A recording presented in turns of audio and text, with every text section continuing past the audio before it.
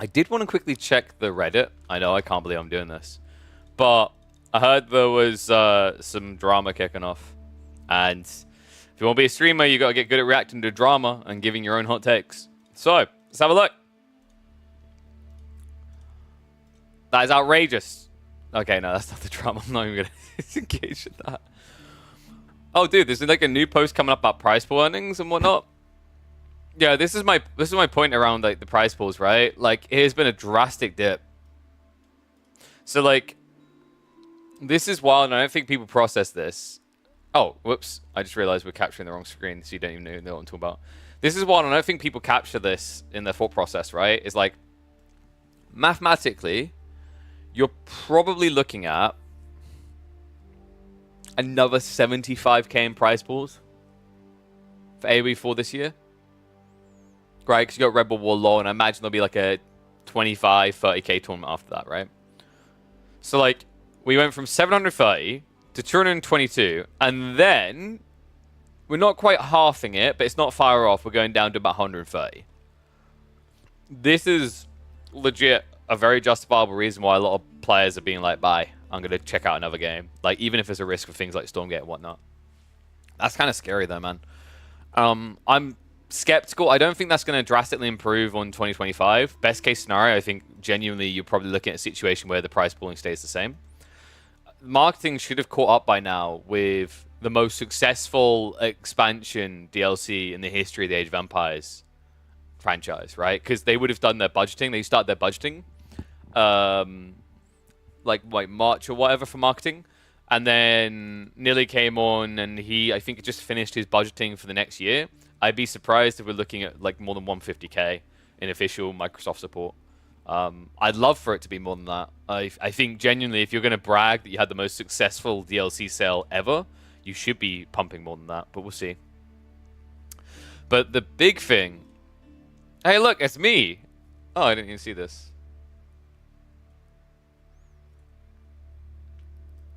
Oh, this is about all the loss of players. I mean, there's a lot of them gone, right? It's kind of wild. I think like Don was. I think I glanced something down when I scrolled. Yeah, Don. I'm so much higher on the list than I thought it was. God damn Donati, not even bothering and still being top 25. But I did read. I listened to this. Did you guys see this one video? So Beastie done his own take on the situation, which we can probably find here on the reconnect. On the not reconnect. Sorry. Yeah, so on this, so I disconnected. I think it was 11:50 that I disconnected, and they gave me a loss. I was told that he's ahead economically, army-wise, and map control. Army-wise, he is ahead. Yep. Economically, I literally have more income right now. Okay. And I'm about to age up. Okay. So, one thing that was thought about, and we didn't have it, like, just to highlight, EDC, me, casters, we had nothing to do with the decision. We were not even in the thought process. But our thoughts on this when we looked at the game, legit was like, where are you getting food? Because, like, if you can't get this, you've got nothing. You've got 3 farms, and you're about to run out of berries, right? And he has no sheep. So, like, we'll continue on, and I'll give my thoughts at the end. I mean, maybe I should give them now, and then we'll see if it lines. My feeling is that Wham, I put 70-30 or 80-20, which is a substantial advantage. I think, like, Beastie has no food. And he can try to farm transition, but against the Delhi, while they're scaling more army, like, dude, if you're farm transitioning instead of adding units, you're in trouble, right? And, like, you can maybe play for Mango play, but that's expensive, that takes time, and it's not reliable without a defense. My feeling on this is, like, legit. While it wasn't impossible for a comeback to occur, there was a pretty substantial lead at this point. So that's not true at all. And at the time, I was like, he doesn't have sacred sites. But I was like, maybe I'm crazy. Maybe. He but I feel like have if he goes it. sacred sites, he's behind, right? Like, so he needs to tap. I was told he has sacred sites. And he needs to doesn't. go. I'm 6 workers ahead. I killed 3 workers. And Stop like a. he can push from here on out right? He can make a ram. This is gonna take a while to take down because he needs to make a ram. Then I'll just Where do I run put my away. chat? Put it here. I already started transitioning to farms. I don't have food, which is important to note, right? This is my food source, and my food is about to run out here. Yep. So you don't have food. Where are you getting food? But I did start making farms, and I can make 5, 6 more. That's not a lot of food. I have 4 stacks of Kremlin, which once I age up, the Kremlins are going to be pretty strong. Do I have an They are advantage? strong, but you're also pushing them into mass spam and archers, right? So, like, you probably dent and kill 3 spears and then lose your militia. Here? No, I don't. Not at all. I think overall, looking at this, I would favor him. Yes. That's fair. Right? Agreed. Favor him. Is this situation you're seeing right now 100% win rate for him? No, not at all. No, I'd put I it don't know 80. what I'd percentage put it it is, 80. and I'm not gonna play the numbers, right? I'm not gonna be like, well, it's. I mean, I'll do it. I'll 70, play the 30, or numbers. whatever. 80. It's 80%. This is far from a definitive win. I would also I have point one out that game this is a player that genuinely believes against in the top 1% play- comeback really hard. So like he'll be right that he probably is perceiving all the out routes, but like just because there's an out route, dude, like statistically, like there is a very small probability that I could bed and marry Margot Robbie. Okay? Now it's like 0.0000000000001%, but there's a chance, right? So like you got to keep that in mind, like the mentality of the player. He's very much a believer in comebacks in absurd situations. Players in finals where I was like 50 workers versus 100. So I don't see why I couldn't win this with a age up advantage and Kremlin and 2 town centers with more workers. But okay. You can't like afford all that, right? So like if you keep producing villages as you age up, that is a cost of 300 food a minute. He just said he could add 6 more farms in. Farms at this stage with the ecotech buff are going to probably bring you about let's say roughly 50 food a minute per villager. So you're going to have like what? You're saying you have 9 farms, 50 food. I mean, like simple math logic, like 2/3 of your farms are already being used just to produce villages continuously, right? So it's not a lot of food. He also has to add in like racks at that point because he didn't have. Sorry, he's got 1 racks, right? He's got Spimmer somewhere. But like, I'm noticing would Wham die of 2 TC Gremlin and his units he's produced? Dude, he doesn't need to. He just needs to starve resources and then build rams, which you can see like just behind the chat. You see that? He's got siege engineering coming. So like, it's very clear what Wham's intent is next. And you can tell his clear intent because if he was going to not try to ram, he would prioritize getting the extra melee defense instead of siege engineering. Okay. Again, he has the advantage. Is it a definitive win? It is not. I'm sorry, but it is not. No, I agree. The word definitive win is probably strong. But is it a big enough advantage? So the question shouldn't be, is it a definitive win? The question should be, is it a big enough advantage to give a default win? And with all the details in mind, I'm inclined to lean yes. But we'll see what his argument is. And maybe that's unfair. It sounds like I've got a confirmation bias, but it's not. It's like based on the info I've seen, my lean is yes. So let's see if you can convince me the other way. Let me give you some context. So the moment the game ended, Wham immediately wanted a win because, in his words, this was unlosable situation, and he never lost the game from this point on, which I found pretty disingenuous. What I will say about that, by the way, to that point. Sorry, I realized I'm blocking BC's head, but I can't be asked to move my camera. To that point, good on Wham for actually standing up for himself. I've seen admin decisions go to a remake in not just this game but other games because a player basically got pressured into it. And I have afterwards told those players in question, don't be a pussy. And I mean it in the kindest way because I learned in the very early days I have a lot of love for PPD from Dota 2 because he was a hard ass. If you were out of pause time, he would immediately call for the game to be unpaused. And some people might not like that, and it's bad sportsmanship, but what it was is him accepting the rules for what it was, and that goes both ways. It would come back to bite him, but like that, he was fine with that line. Too often I see like players, especially when they're young and they're impressionable, they get shy or whatever, and like it's brutal when you're in a situation as a player where you're literally like you're part of the decision. You shouldn't be, right? Like I hate it when orgs are like, "Are you both okay with a remake?" Because it's like, No. If the guy was going to get a win, of course he's not okay with a remake. It's very rare he'll ever be okay with a remake, right? So, good on him for standing up for himself. It was the right decision, but I understand that BC just wants just because he had to remake in winning positions a lot. He just... Okay, so, I don't know what the full statistics are, and I cannot be asked to go and drag up every single Beastie DC or, his opponent DCs for the last 3 years. But I would say... I remember I heard a piece where he was like, they always do remakes against me. It's like, has it ever gone the other way, though? Right? Because I'd say our memory is very... he's played a lot of games, and there has to have been a lot of remakes in that time, right? And our mindset is always to go towards the where we got outrageously screwed versus, the back and forth. So, I'm not saying he's wrong that he's had brutal remakes, but I wonder if that has gone both ways. Yes, because... there are 16 civilizations. How many times did he actually play Delhi versus Rus in this exact situation, right? Where he has the fishing, Rus is on 2TC on this map. Now, that is a fair point. Both details there can be true. Wham's statement that he has never lost from this position can be true because he's every single scrim, every single situation he's played this, he's won from. And Beastie's point that they have not played that many permutations can also be true. That's important to keep in mind. One thing I did highlight when I was talking about it with the production casters afterwards, and once again, reminder, they don't have any say in it. I don't have any say in it. It was not on our side at all. We did not decide this. I pointed out I would be unbelievably tilted if I was Wham, and this had to be a remake. Because what this is an ambush strategy.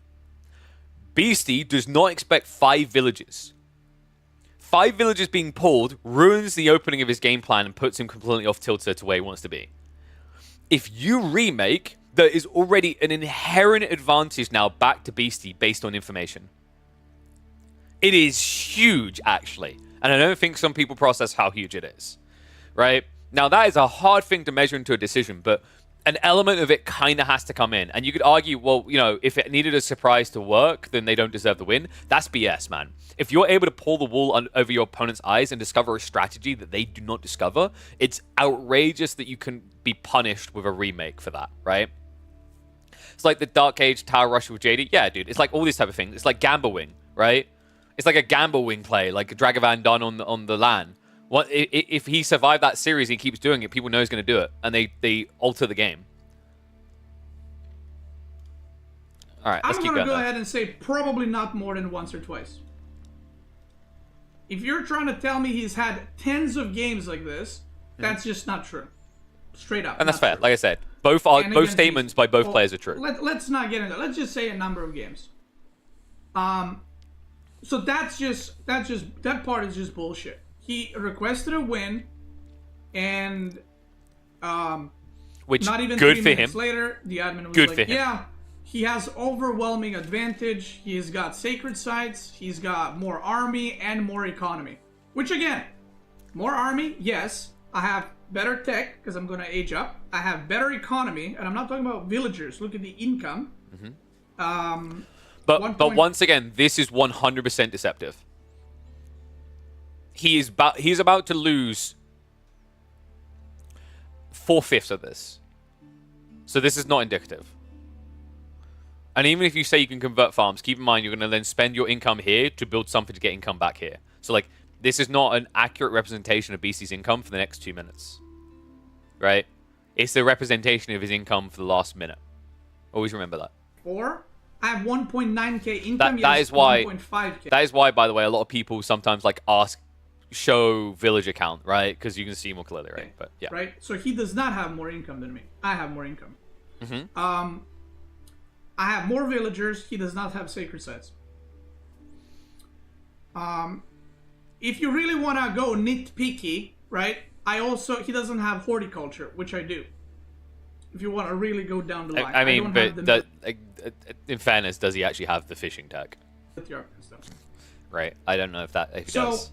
Yeah, just 3 minutes later, it's like, yeah, this is good. This is a loss. There's no remake. And I was like, also, he has what? survival techniques coming. And yeah, I was like, yeah, no remake. Go next game. So let me tell you why I was furious and why I was pissed off.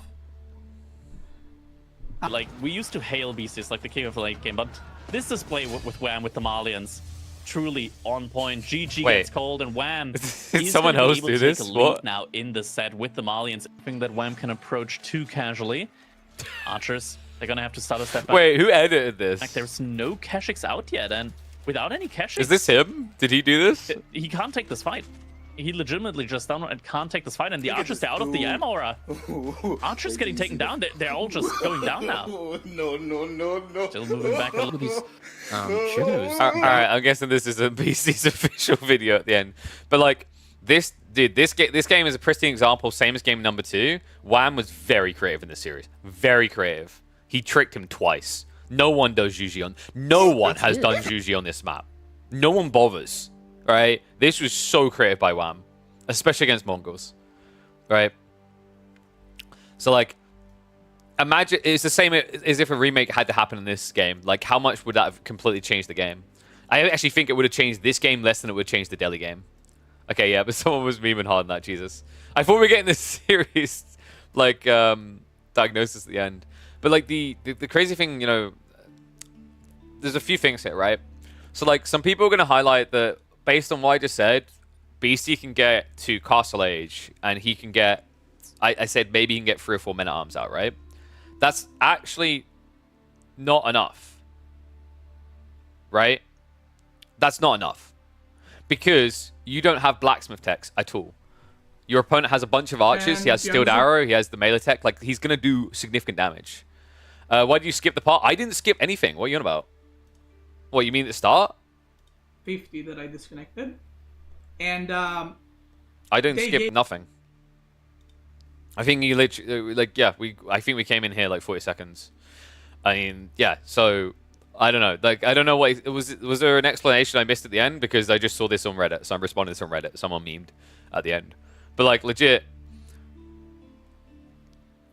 he will go Archers and Castle Age. Dude, your opponent's got Ghazi, though, right? I mean, he'll go Archers because he has to go Archers, because he has nothing else, because he hasn't got the money. And, like, I remember I've talked to multiple players about this. Is like, it's weird. You'd think veteran Archers just win, but they don't. If your opponent has more Archers and they're a feudal, they still win. Because you overkill. You both overkill, right? I remember, like, Recon was really smart on, like, clocking me on this. Like, I didn't really think about it. He's like, if I could have 1.3 times more Archers versus, like, vet Archers, I'll take it. Because it's like, I can kill them. And it's fair. So, like, add in the fact that you've got that, you've got Ghazi, like, you know. Dude, it's like, you have so many boxes to tick. And the militia detail only saves you from one shove. It resets your opponent. But, like, I think you have to rush out a militia so quickly or you lose this outpost, right? That they die first to the archers, and then you've just got whatever you follow up with.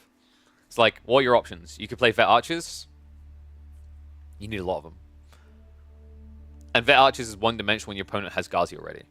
It's like, once again, while this isn't a completely done game and a done deal, it is a... I would not say it's a definitive. I think it's overwhelming, though. It's huge, right? From this position, when you take in mind what you can do in the next 2 minutes as Beastie versus Wham, that's what matters. You can't use the income you see now. Like, the income you see now is BS, right? Because, like, here's another thing. This whole logic of, like, yeah, but he can afford to, like, transition farms while teching up. No, he can't. Because he's going to tech up with, what, 10 to 12 villages? Probably more than that, because there's a panic tech to get your upgrades quick enough. So this income is going to plummet even further than you originally realize, right? I wouldn't say overwhelming. It depends how you define 80-20. I think it's 80-20, right? And, you know, you can meme that I'm not a pro player or whatever, but I literally watch more games than, like, anyone else in the entire ecosystem. And we can find out if Wham agrees. In fact, I'm glancing at 90-10 there, so Jesus, you know, right? You think 85-15? What's up, Sassy? Let me have a good day, bud. All right. So we're going to now look at Wham's take, which, oh, a little bit longer. He actually done a YouTube video. I'm assuming BC can have one later, but here we go. Hey guys, gonna make a small video, bit of an update on my channel, I guess. Still, obviously, my age is 4. But if you've been following esports or RedBull tournament in general, you would know that there's That's some esports with a Z. controversy around this game in particular. Because this game was PC crashed in this game. And by the way, And props obviously to that Wham sucks. for going and making a video and having a YouTube channel that you guys should all subscribe to. Because, oh my god, one, dude, like, stop being just a player, be a content creator. Two, like, you're going to have to address this. Because if we're being totally real, BC's definitely going to address it. And then I like that Wham has actually prepped his side of the story. I think that's very important because the reality is when you go up against someone who's a good player but also a big content creator and it's a dramatic moment, they're going to talk about it. It's content if nothing else, but it's also something they want to vent about. And like you potentially are going to get a lot of hate if you remain silent, unfortunately. So props to him for like being prepped for this. Anytime somebody crashes in, you know, a tournament, that is very, very sad. And the game should Definitely. you should be able to reconnect to the game. But And that should be the biggest takeaway here. Not, I hate Wham or I hate Beastie or this person's right or that person's right. There needs to be a pause function. It is unacceptable to the highest order that Age of Mythology Remastered is going to have a pause function, I believe. It's going to have a reconnect function. It's going to have all the crap, right? Previous games have had it. Other games have had it for years, right? This game is marketed esports first, if we're being totally real, because the only marketing done around Age of Empires 4 is esports. Full stop. The closest you get outside that is an Age of Empires live stream that is clearly meant to be about Age of Empires 2, a myth, where they say you're going to get a shiny new logo and this DLC was the best song ever. That is the closest you get to marketing outside of the esports scene. So the esports scene is your lead de facto marketing tool, and you don't even have the basic equipment to enable it. Not even just pausing. Capture Age is still broken. Do you know how many times when I'm casting on this channel or I'm hosting on EGC, I have to remind people that Japanese do not show their eco-text. Not just the food, wood doesn't show. Mining doesn't show. I have to defend players and highlight, no. Killjuddy is not a noob. He does have lumber tech too. Right? Anyway, I digress. The be-all end-all there. Add a freaking pause. Add a reconnect. Do these things. Or add a, like, rollback. Do something, though.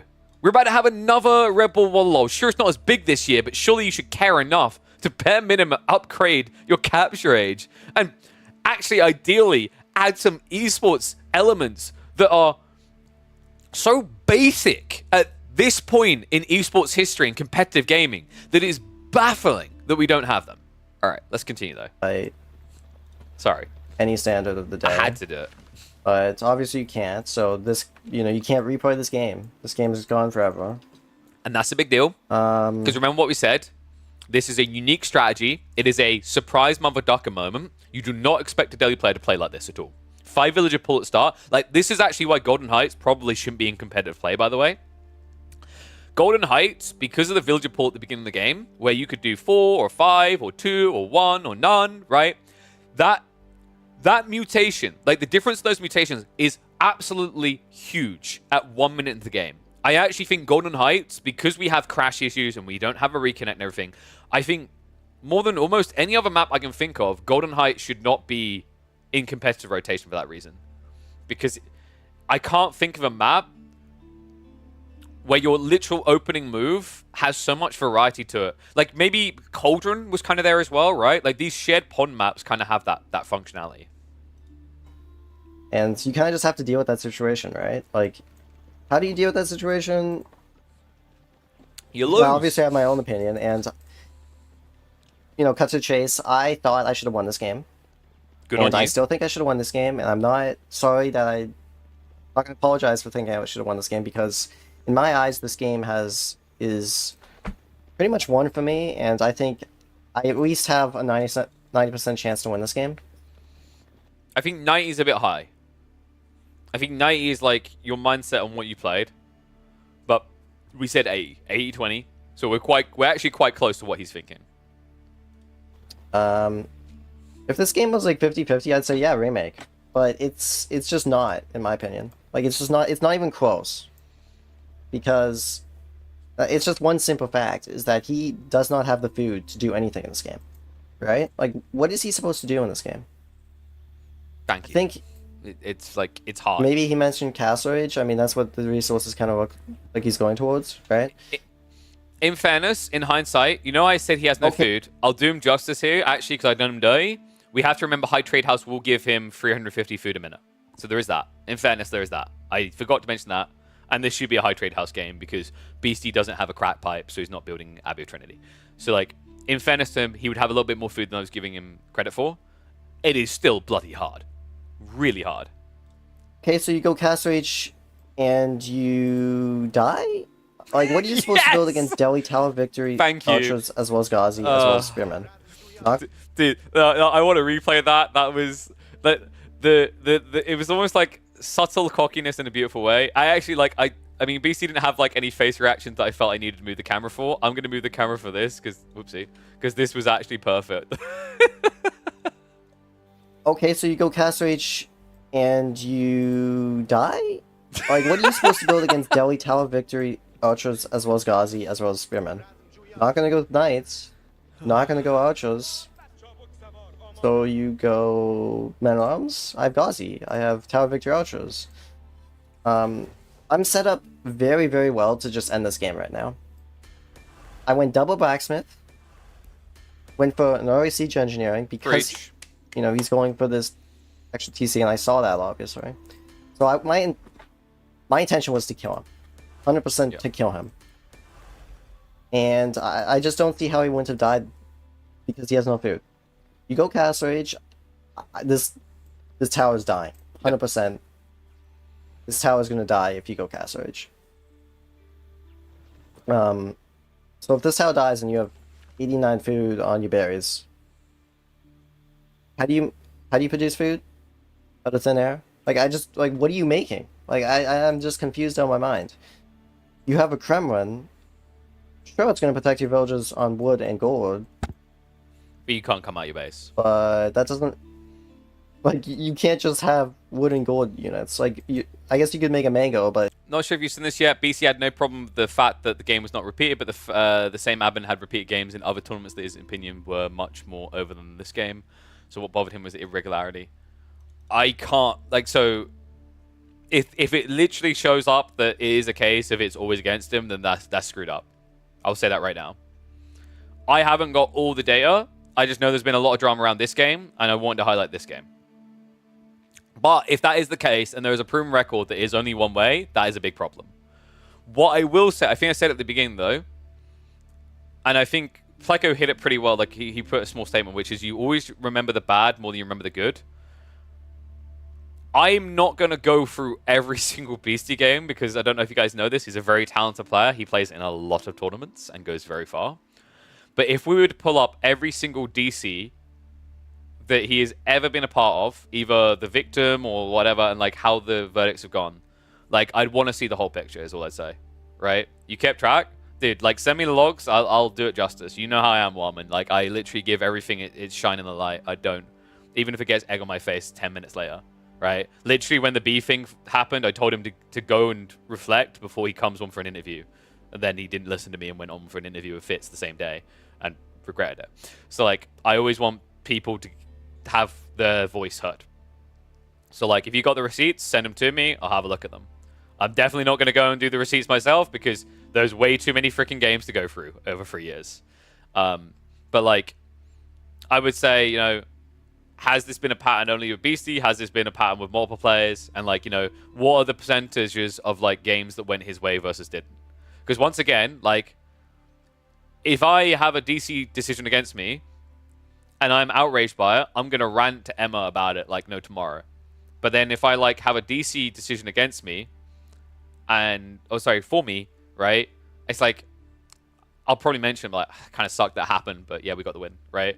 So it's like, it is the versus both ways. So I'd want to see the data. But please, if you do have the data, if someone has the data, send it to me. I don't know if he wants to fuel the fire. He might address it himself. I thought he already did. But, okay. I thought that was kind of the addressing, but maybe he's going to address it more. But once again, can we just applaud Wham for making content on this? And also, like, not just being silent? Because let's be totally real. I love Alex, but he's the biggest content creator, and it can be a little bit intimidating to have to like voice your side of things. And actually, so far, big freaking applause for him just being like, I deserve the win. I freaking deserve the win, because I respect that. It's not easy to do. Like I said, I'm not saying Alex is a bully or like he's gonna beat you up, but it's like he's a huge content creator, right? So like even doing this type of video is scary for any player, right? Oh yeah, I'm not saying his beef is with him, Warman. My point is like as a person in the situation though, right? It's like But Mango's it's not generally need to be easy supported by to at go least do some this. units, like some spearmen at minimum. Yeah. Yeah, I just don't get it. Like, I'm gonna start building rams in Which he's 35 prepped seconds. for. This TC is gonna be first to go down. This TC will be next, and if he expands somehow out into this deer or this deer, that's gonna be the first thing to go down as well. So he's really isolated to this part of the map, which has no food. Which we were saying, right? It's not like he can even. It's not like there's some deer over here that he can sneak out of either. That's just how Golden Heights is, right? Like, if he had deer here, I would have been attacking here. Yeah. So That's actually a really fair point. We didn't even flag that, but like we said, the food is locked away. But he's fair. Like you don't have versatility. Like yeah, and a dry Arabia type map, you could come back from this because you're like, I've got food here and here, right? But like Golden Heights, often will just shove you like this. Like you need to go right. If you can't go right, I you just lose. want to make this video to give you guys my point of view because I And did applause for doing ask it. to win this game. Make I'm more content, not man. sorry for it because I think this game has been won on my side. So I yeah. respect that, man. Obviously, I don't make the final decision anyway. It's the admins who make the final decision, but He's still saying sorry. Yeah, but in fairness, he's averaging about 4 sorries every 30 seconds, which is quite low for a Canadian, so you can tell he's serious. I would have been mad if this game was a remake. I'll just be honest, because I really don't see how he wins this game. And if Beastie thinks he can win this game, I really want to know how. Like, what are you supposed to do in this situation? Like, let's just be honest. You don't have any food, so I don't.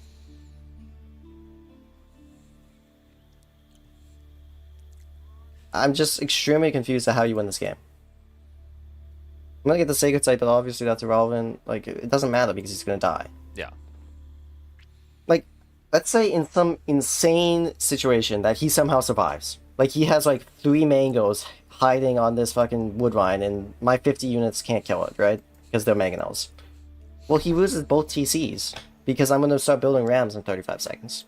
Yeah, and He like, loses by both the TC. way, like Wham has the prepped eco for that. He's got 908. Like, if we're going with speculative income, remember, like Beastie's gonna run out of food, but like Wham is always gonna have wood coming like that, right?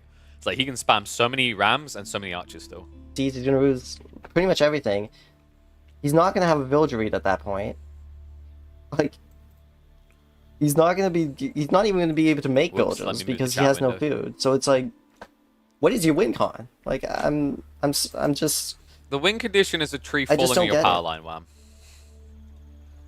Got him. No, but seriously, you know, I Anyway, think this isn't like a video to give any hate or anything. It's just because people need to understand my point of view as well. and I think So, that's important, by the way. Like, people wouldn't have looked at it this way It is. otherwise, necessarily, right? I think, okay, it looks like he's Around in that particular angle, so it's not like I have experience to draw on this. wait, what was that? Notably, Sorry, what's It's good- been, he kind of is I've paused. never crashed, and I think that's just because I don't move my mouse around in that particular angle. So it's not like I have experience to draw on this. Oh, this was the argument about the crash, right? Because basically, if those don't know, there's some that can force a crash to do with like part of the UI and hovering on it or moving your mouse a certain way, which is unfortunate. But Well, actually, I've crashed sometimes, but that's because of my internet, and that's I've because always nature, man. That's accepted literal that as a nature. loss. But not because of the game, right? Game is a different situation than your internet, so yeah. I'm just trying to skip along because like Wham, I love him, but like he's not media trained. He's not consistent. He's like on the talk, Anyway, right? it just sucks, man. I think he's just frustrated at this point in the I video. wish they would have a reconnect from game You can- function. And there it is, right? Because Yeah, like I'll show you what happens in the rest of this game because it's irrelevant, right? yeah, But- it doesn't matter. But like so let's hit on that because that's really important. A reconnect function is what is needed in this game. It really always comes back to that. Just check BC might go back game by game. That's what I mean, right? Like all I'm saying there one was like it's a serious accusation, and if there's truth behind it, it's screwed. But like obviously you got to provide the receipts, which I think you'd agree on, right? So like if it's true, like you know how I am, I'll back it up when it comes out. Yeah, that's screwed up. But like legit, the reality of the situation is this: neither player nor admin should be put in a position where they ever have to make this call. This should be the equivalent of a blood moon rarity, right? It should never happen. The fact it happens so frequently, actually, is freaking absurd. There's so many games where this happens that you don't even see live on the broadcast because they're on different series, right? It just doesn't get seen. But this does happen on a ridiculously regular interval for, like, what it is. And the reality is that this should have been an alarm bell 2+ years ago. This should have been the highest order of priority coming in from Microsoft to get this funded, to get this fixed. But it wasn't. And do you know why I'm yelling so loud and I'm so frustrated? Frustrated for the players, frustrated for the admins, because genuinely, once again, like we had this kind of situation on King of the North, and I can tell you, you do not want to be an admin making that decision either. No one wants to have to make that decision. That's painful. On top of that, I'm more frustrated by the fact that I can tell you that genuinely it's clear we're not going to get a pause function anytime soon. We haven't had any engine improvements really for a very long time, guys. And we've got Relic basically, I don't know, switching its daddy every week, right? So we don't know like what's going on there. I can guarantee you there's going to be some sort of contractual renewal requirement to even get that. And they're the tech spec guys. They're the ones that made the engine. So like I'm so vexed by this because this kind of crap is probably going to keep happening. And it shouldn't have to ever be a situation where an admin has to make the call or a player has to make a call. Right? But, by the way, one thing I'll say on the admin decision I just don't like, and some people are going to disagree with me, is I genuinely think you go and, like, so you go and do all the work before you even talk to the players. And what I mean by that, you can ask them the side of the story, but when you're asking them all the details, never, ever, from your lips should the words come, are you okay with just doing a remake? And here's why. Because players will feel pressured. There are a lot of wholesome guys. There are a lot of ones that are unsure, whatever else. I've seen it, where they're like, I guess. And what they really mean is, I don't want to. I really don't want to, but I feel pressured. So, like, I know every single different scene does this, where they ask the players, and they shouldn't. They should do their research. They should do their thoughts. Be careful about using external parties like pro players. The problem with that is they might have biases one way or the other, and they have different perspectives on the game. What people don't usually process is, although the pro players know the game better than the majority of us, they also still have their own POVs. For the love of God, do I need to remind you, some people put Order of the Dragon S tier, even if it was a meme. Like, we literally just had Marine telling us Delhi sucks, and other players are still saying it's really good, right? So, like, yes, Marine Lord's the best, but at the same time, doesn't mean he can't miss. Doesn't mean everyone can't miss. So, like, you need to go through all the details, you need to come to the conclusion, and then you go to the players and go, are you okay with a remake? And you take that into consideration after the fact. Because the problem is, the moment you already start going in with, like, are you okay with a remake? And if they both go, okay, I guess, you're already leaning towards just doing a remake anyway, right? I think that's part of it. There is no... I don't think there is any clean, methodical process for admin remake decisions that exist in any scene that I've seen reliably. But that's because, in fairness, most serious esports scenes have a reconnect function, a pause function, these things that are like basic logic for the last 10 years in esports. But here we are in 2024, we still don't have it for AoE4.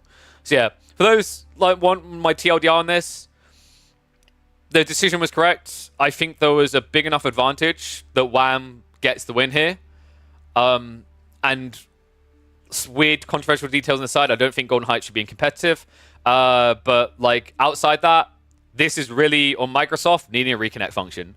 And for the love of God, you can't brag that we are the best-selling DLC in the history of Age of Empires and then not even basic things like fix capture age, let alone add in a reconnect pause function that has been asked for since the dawn of Age of Empires. Or fix the issues with ladder play that has been this is the dawn of Age of Empires. Like, there's so many underlying issues of Age of Empires that is stopping it. The core gameplay is almost just really where it needs to be. There's a small few issues, like, for example, I'd say Imperial isn't great. And I'd say Dark Age still a lot of time because it feels like a eh. But outside that, AoE 4 gameplay-wise is in a fantastic position. But all the tech spec around it and the marketing sucks. And that's what's hurting us. And that's what will continue to hurt us. Right? Prize pools shrinking aside, how can you, as a pro player, an aspiring pro player who potentially has options, maybe it's Stormgate, maybe it's like, you know, going all the way to AoE 2, maybe it's your Red Alert 2, whatever delusion you may take with you, that's going to be a big esports scene, whatever. Wherever you're thinking of going, right? Things like this are actually added to the list. It's not just prize pool. It's like, how often am I going to get screwed by tech? Because it matters, right? And the reality is, sadly, because of like how exploitable crashes are as well, I think there needs to be a bias by admins to lean more towards a default win than a remake, especially when the game is beyond 10 minutes. And that's not to say Beastie forced his PC to crash or anything, but I'm saying, like, when you're considering these things, it's an option. All right, it's on the menu. And you have to, like, as an admin, as anyone making that decision, you have to have it in your mindset. It's like, we could just keep remaking for an hour.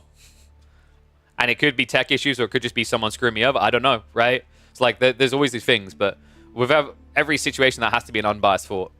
But you know what? I'll probably upload this on YouTube. People love their drama, so subscribe if you haven't already. Drop your comments, let me know what you think. I just think it's heartbreaking that on the biggest tournament of the year, this happened. But I think it's more heartbreaking that it can happen. And that should be the biggest takeaway people have from this video. All right. Twitch side, let me catch up in chat, and we will get ready for the first series of the day. Line queue, for the love of God, I don't know why we don't have it.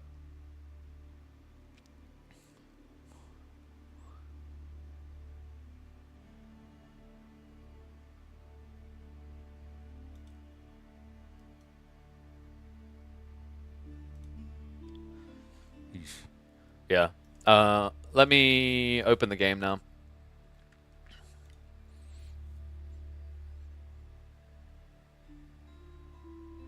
Yeah, it was. So it sounds like Beastie isn't disagreeing that the game was over upon like retrospect from what other people are saying, and I think that's kind of what Juan was saying as well. Like, it was a very, very big lead. Like, there's a small percent chance, right? But as I said a little bit earlier, there is a 0.0000001% chance that I could marry Margot Robbie. But there's a chance, right? Like, you know, it's like, we're being realistic. You were very surprised it wasn't a remake? Based on what? Position in game or history of remakes, Giljadi? Because I think we'll have very different discussions depending on that. This chance is always 50-50, right? Both? I think position-wise, Wham's pretty far ahead. Like, yeah, if it's like 50-50, like my personal take, I felt like it was 80-20, and I wasn't alone in that. Once again, this is from me and other people who aren't in the admin decision. I just need to really emphasize that. No one at EGC has anything to do with that decision. I don't have anything to do with that decision. We're not even in the process. Head, sure, game over. Yeah, dude, but like no game is... Kiljadi, dude, you're a guy who stays in a 36-minute game until you got 6 villages. Like... of course the game is not over. There's always a chance, right? But like, reasonability there, I'd say. To overdive under 2 TCs, I'd agree with like Delhi play a lot, but if you just play Rams and sit behind them and hit the TCs, right? Right? Like, to your speculation of he could overdive, I could just argue, well, he could not overdive. And I don't know, like, with that format of TCs, I don't... And the Kremlin placement as well, I don't think it's easy to overdive, per se. I'd agree with where you're coming from if the Kremlin was towards where Wham's attacking from. Then it's, like, messy, right? You lose that kind of position quite often versus Beastie. You are a very aggressive player, though, Kiljadi. No, I agree that it's not easy. Overdiving in English? Dude, don't. I'm going to have a heart attack. Alright, should we update? So let's get ready to go, because we have got a series. lost the final to Marino because his spin bugged under TC. I mean, like, so that is unfortunate, but I would also point out there's so many bugs that everyone has been screwed over with. It's like, once again, there's a case of like, why... In the history of this game, there's been lots of weird bugs, right? And I think there are still some stupid bugs. I'm still calling that someone is going to be in a knockout game, and they're going to lose a game because of the wall bug that we currently have. But like, do you guys remember when Dimu was in a Mirror versus Wham, and he had to GG out because he got 5 sheep, and that was it? Right? It's like, you say it's not a bug, but dude, I feel like the spawns were bugged there, right? So it's like, I'm not saying, oh, it's not bad for Beastie, but I'm saying genuinely so many people have been screwed over in so many situations by the game, or whether it's to do with reconnect, pause, spawns, whatever. There's so many things that have happened like that.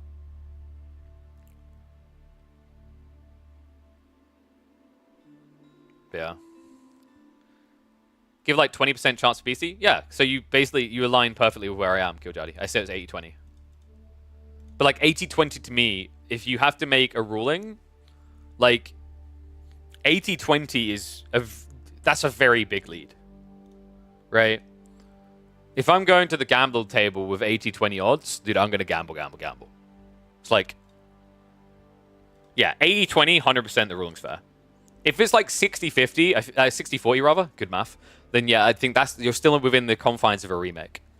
But like once you're getting 75% plus, it has to be a default.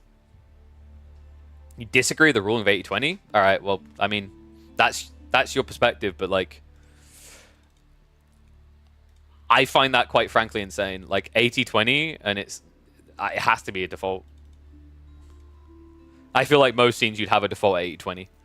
But it's funny Killjardy is here actually, because we've got one of his series we're checking out. We're checking out the CSO series. In fact, wait, UI bogged? Huh? What happened? That's a horrible series? Nah, dude. We're 2 games in. I love it. Game 1 was messy as all hell. Game 2 was spicy. Played all games on USA West. So you both had ping. I had close to 300 ping there. That's true. But Marine Lord did tell me about your water gameplay already. I mean, dude, I think I said it in the cast for the first game. That first game was so messy. The war play was kind of so messy on both sides, it actually made it really good. Because like it kind of emphasized how not easy playing water is. Like I feel like Holy Island is the best water map in the game. Just because I think it has a lot of skill expression because of the way you can play land as well. Oh yeah, dude, guys, Marineland wasn't just shit-talking his water on the official EGC cast. Was it Friday when I last streamed? Yeah, so it was Friday, Thursday. He was doing it there as well, in the Louis versus Killjardy game. He was just flat out like, yeah, both of these guys suck on water. I'm like, Marine Lord, dude. Please tell me you're going to be tame on the broadcast. Oh, dude. Yeah, he done you dirty. You gotta fire back at some point, Killjardy. Pick China, beat him. That's the ultimate flex you'll have. You'll be like, I never play China, and then you just beat Marine Lord with it. All right, let me just get the game ready. So we already had, between Killjardy and CSO, we had Holy Island. If I can find it, because I'm blind. There we go, Holy Island. We just saw Dry Arabia yesterday, which was Arbidjon. That was a wacky game. Gorge is up next, Delhi versus Roos.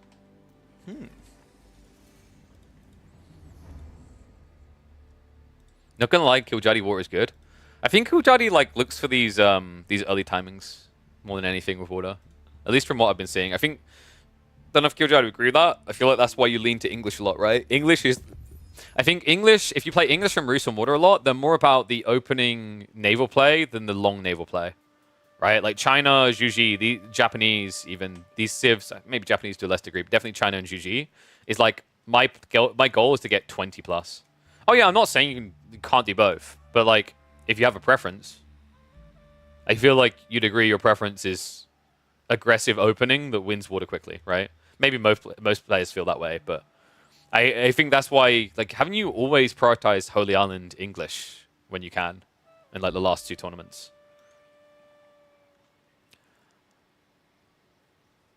I feel like you have, at least from what I can remember. But yeah, drama done. I guess everyone doesn't care anymore. Well, you better. We're going to get some AoE4 going. Just recently learned how to play them. Yeah, like I saw you done it at King of the North, right? And then you've done it here in Wololo. It's pretty intriguing. It does, like, it actually seems really broken, to be honest. I think they might need to move Admiralty to Castle. But it's like, it's kind of tough, right?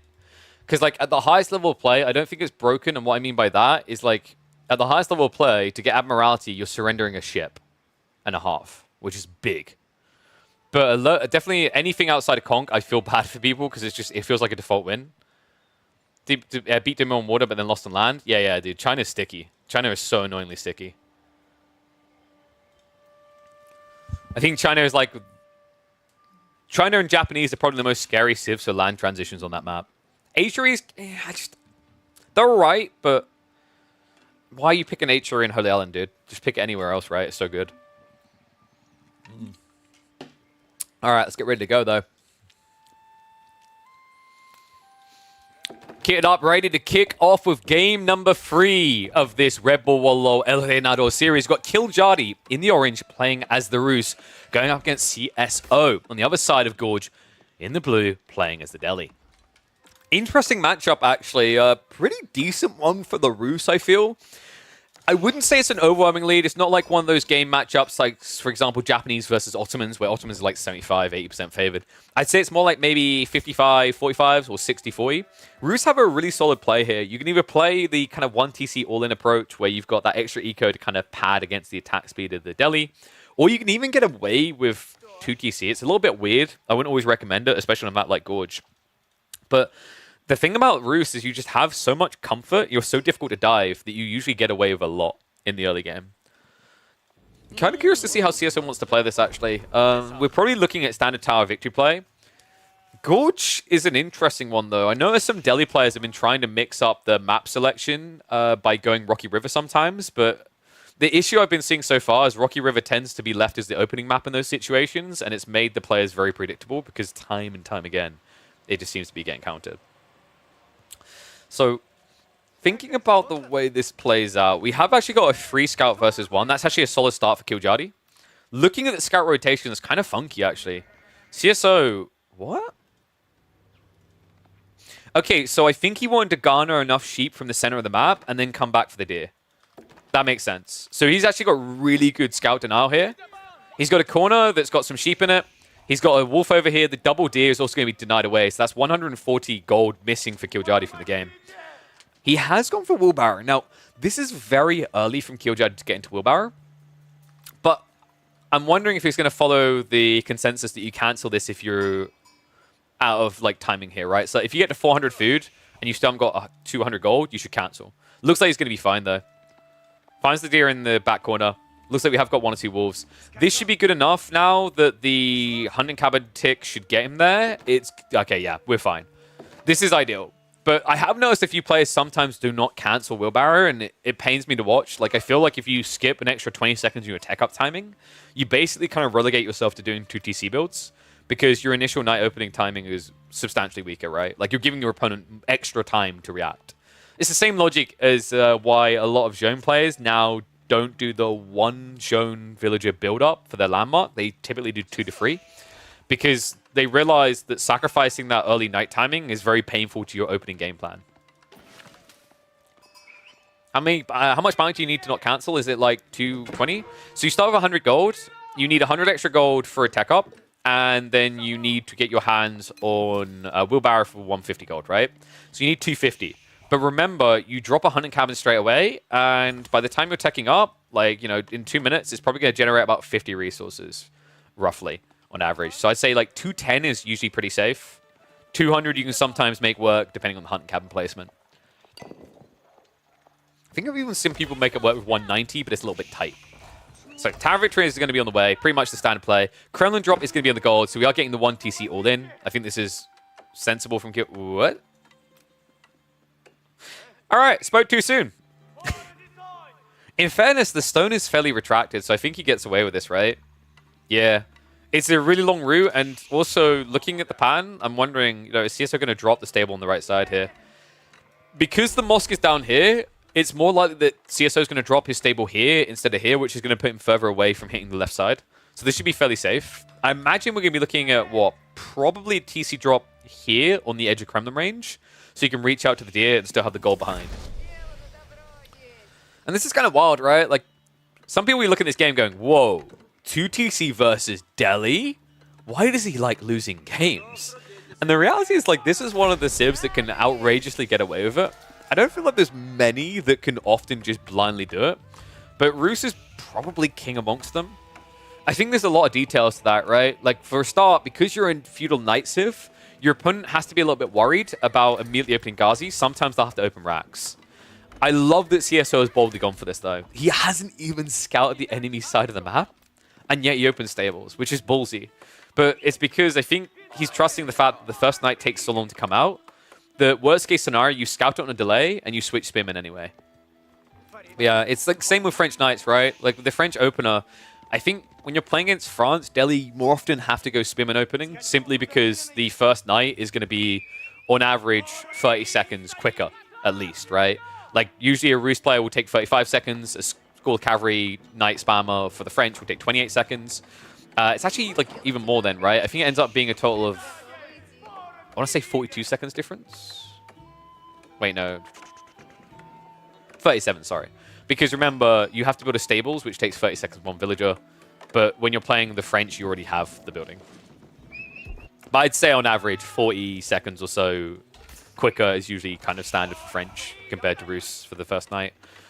So TC Drop's going to be a bit more defensive. A little bit surprised. I thought he might go for the forward, but I think his worry here is that if the Delhi get enough torches, they'll just come in. Because if you drop the TC here, the Kremlin just got a range nerf, right? So if they stand here and burn, the Kremlin can't actually help you at all, and you just lose the town center. This way, if he wants to take out this TC, he's fully in range the whole time. It's also pretty nice when you get a TC this close to home, because now the militia pull is much closer to you, which means you'll get more sustain out of them in a fight, right? Like, they'll last longer for the engagement. Archer range coming in behind, so it's going to be archers opening, which is kind of wild, right? Like, when you see Ghazi on the other side here to open archers, is most people would probably think that, like, you go spearmen or you go knights. I think it's fine here. Realistically, you haven't got a great amount of food, right? Like, long term at least. You've got 16 sheep, which is great for now. You've got the berries, but afterwards you have to come out. This allows you to get a bulk backline together, cost efficiency there, right? Because you've got plenty of wood. And then I think you could probably follow up spearmen here, which is kind of funky. It depends, right? I think he's got scouting vision, and I think what Killjadi's waiting for is the move out of the base. So when he sees the Delhi move for the deer or the berries on the packs on the flank, you'll probably see a stable drop come in. For now, though, just going to be mass archers. Undermesh is already being prepped, so Killjadi's going to want to be aware of that timing. CSO, the goal here should just be to kind of suffocate, and I love the way he's approaching this, like just checking the pocket of resources on the flanks, because we've seen a lot of players try to sneak these corners and wall them off. You don't want to let the Roost get to that point, because with the 4-5 palisades, they'll be fully protected. And while that's happening, we've now also got Sacred Sites getting locked in. So yeah, considering how wild the first 2 games of this series was, so far, this is pretty standard from both players. Maybe you could argue the Archer detail is a little bit funky. An early blacksmith makes a lot of sense.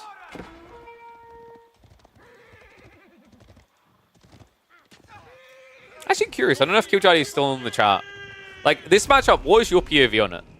Like, taking yourself out of the picture, taking CSO out of the picture, statistically, do you think it's right that Roos are like 60% favored here? Or do you think it's like a true 50-50?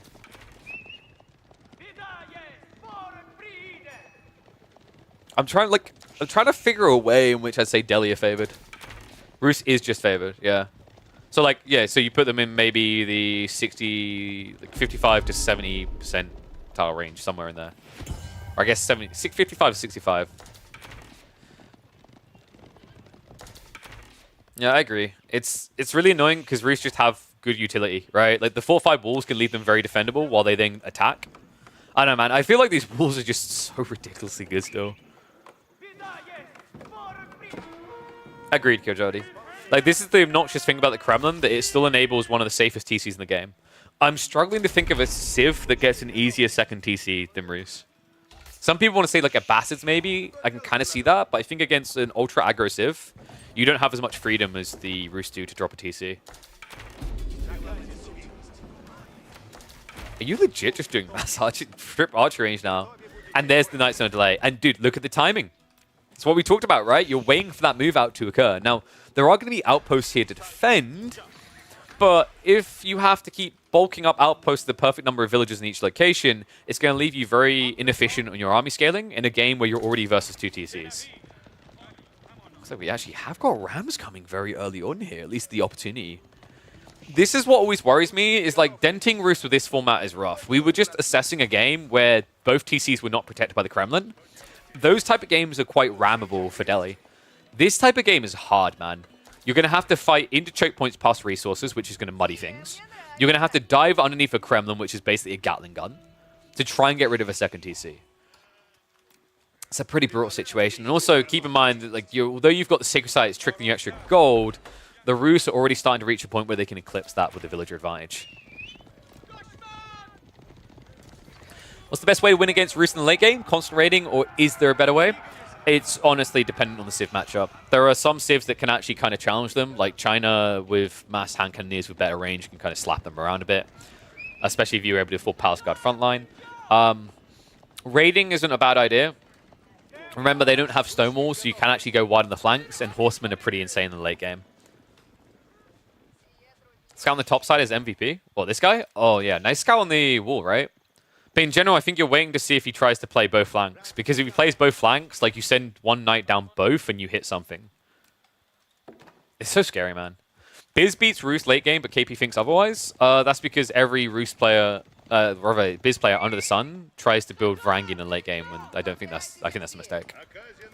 Varangian against Roost in late game is like the quickest way to lose your economy. Keep an eye if you can. Wait, is he gonna... What are you up to, Killjadi? You suspicious man. What are you doing? Wait. No, he'll see him, right? Like, at a glance, he actually might not see him at all, actually. That is... Okay, can I get some KP cabos in chat? Because that is appropriate right there. I know it's orange on yellow, but that's actually really obnoxious to see when you're glancing. And it looks like we've got a fast castle transition coming. Check. What? 6 scholars queued up. I'm not sure of this approach by CSO versus committing everything to defending sacred sites. Actually, no, this is wild, dude. This is actually really, really greedy. CSO is scaling mass scholars while building rams for an attack. Is he planning to use the scholars to heal? I really hope not. It's kind of underwhelming. Okay, so he's trying to be cost efficient, I guess, with the garrisons, right? Because remember, you can double production, and because you're getting gold here, you're just converting it directly into new buildings for the same price, which is efficient because buying resources with the gold becomes worse and worse as the game goes on, right? So it's kind of more cost efficient, this approach. But it is wild to see a player going 8 scholars and all in feudal. This play is usually indicative of a fast castle build.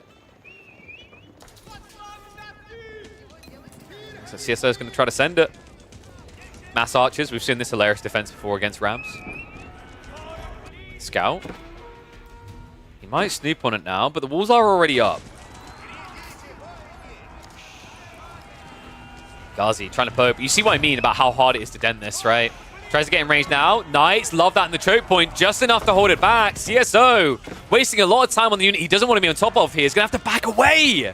Good hold here. TC not taking too much damage. Harshimas simply already getting too big. I don't know what happened to the scout now. Oh, he gets the decap! No. The timing on this. CSO's on the east side. There's no way. This is going to be tight. Ghazi's coming. This should be in time? This has to be in time, right? No, he's fine. It's going to keep it locked. Wait, no. What? Oh, CSO, no. Killjadi. I don't know if that was auto or intentional, but he walks the scout over to the edge. The Ghazi was on an 8-click move. He doesn't stop the decap. unbelievable. I mean, either way you were going to break through, right? There's a march on the south side now as well. But what a way to lose your win condition. Kiljadi, you cocky son of a gun. Wait. No, we got to humble you. What was that right click on the wall? Well, this is going to be a pushback, but guys, keep in mind behind this now, the win condition is clear. Kiljadi is getting ready for a tech up. The Delhi don't have the ticking time bomb. They don't have cast stage on the way. This is going to get rough. And thank you for the gifted sub, Fat Blob, you absolute legend. 65 gifted subs. Anyone want to challenge that? Okay, so CSO kind of has to go now, right? And this is where the game gets scary. It's like your opponent already has what he needs to attack up, which means he can put additional resources into a replacement army. He's not got any gremlins to pull here, but he has got the Kremlin defense. And I think like one thing that's kind of underrated here is garrisoning that Kremlin instead of the TC. The TC has decent arrow fire rate, but the Kremlin is a Gatling gun with higher damage and castle turrets, right? So you'd get better DPS output hopping aside the Kremlin. Tech up comes in.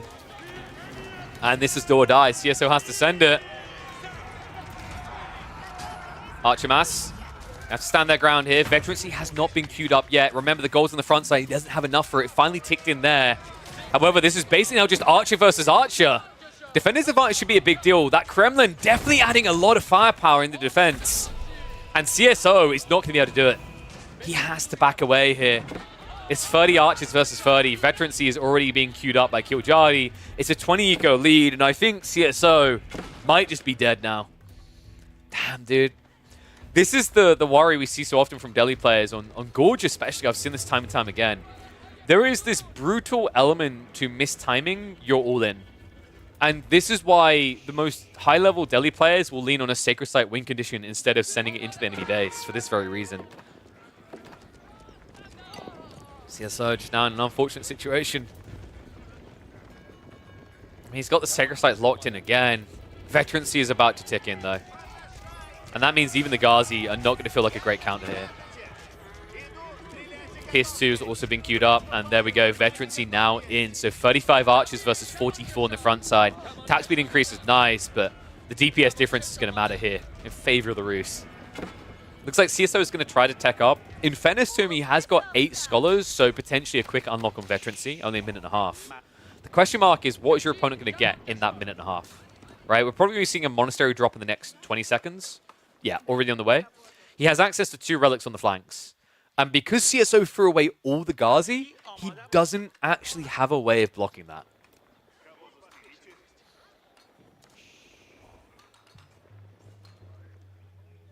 Yeah, true. You can say you're a fan of someone, as long as you don't ask for their babies, you should be fine. It's especially weird if they already have a kid and you're asking for their babies, because then you're basically proposing a kidnapping, so chill. But Veterancy now on the way with the Knights, and Compound Defender is kind of rough at this stage, right? You don't have enough eco to just switch onto stone without sacrificing substantial production. Usually, I feel like Delhi players are most comfortable when they're around like 65, 70 villages to pull maybe 8 to stone, because then you can keep pumping an army still. We're not quite there yet, though. It almost feels like this is a tad bit too early for CSO to have that comfortable transition. Knights now marching out. That's 12 villages. Those are Vet Knights as well. Oh, boy. 24 damage per strike. Won't be an insta-kill, but we'll club a few down and force them back here. An awkward situation now, right? Because CSO, he's almost out of food. I think he's got the deer pack down here. He's got about, what, 800 food left here. And then this is about to exhaust. So it's all going to be into one corner. Deer near his base look to be low. I think he's got about 700 there. Remember, behind this, Kiljadi can keep pumping. He's already pretty deep on the farm transition. We're talking about 19 farms already online.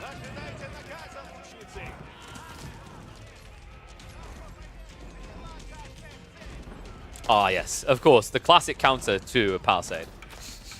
Mass archers. I love the logic of shooting so much wood at wood that it has a wood crisis and sets on fire. Like, I'm pretty sure at that point it's just friction. Either way it works. Decap now coming in. CSO yet to start stockpiling stone as well, so no keep defense to hold his base. Men-at-Arms are being queued up, as are the crossbows, but the archer mass is insanely large here.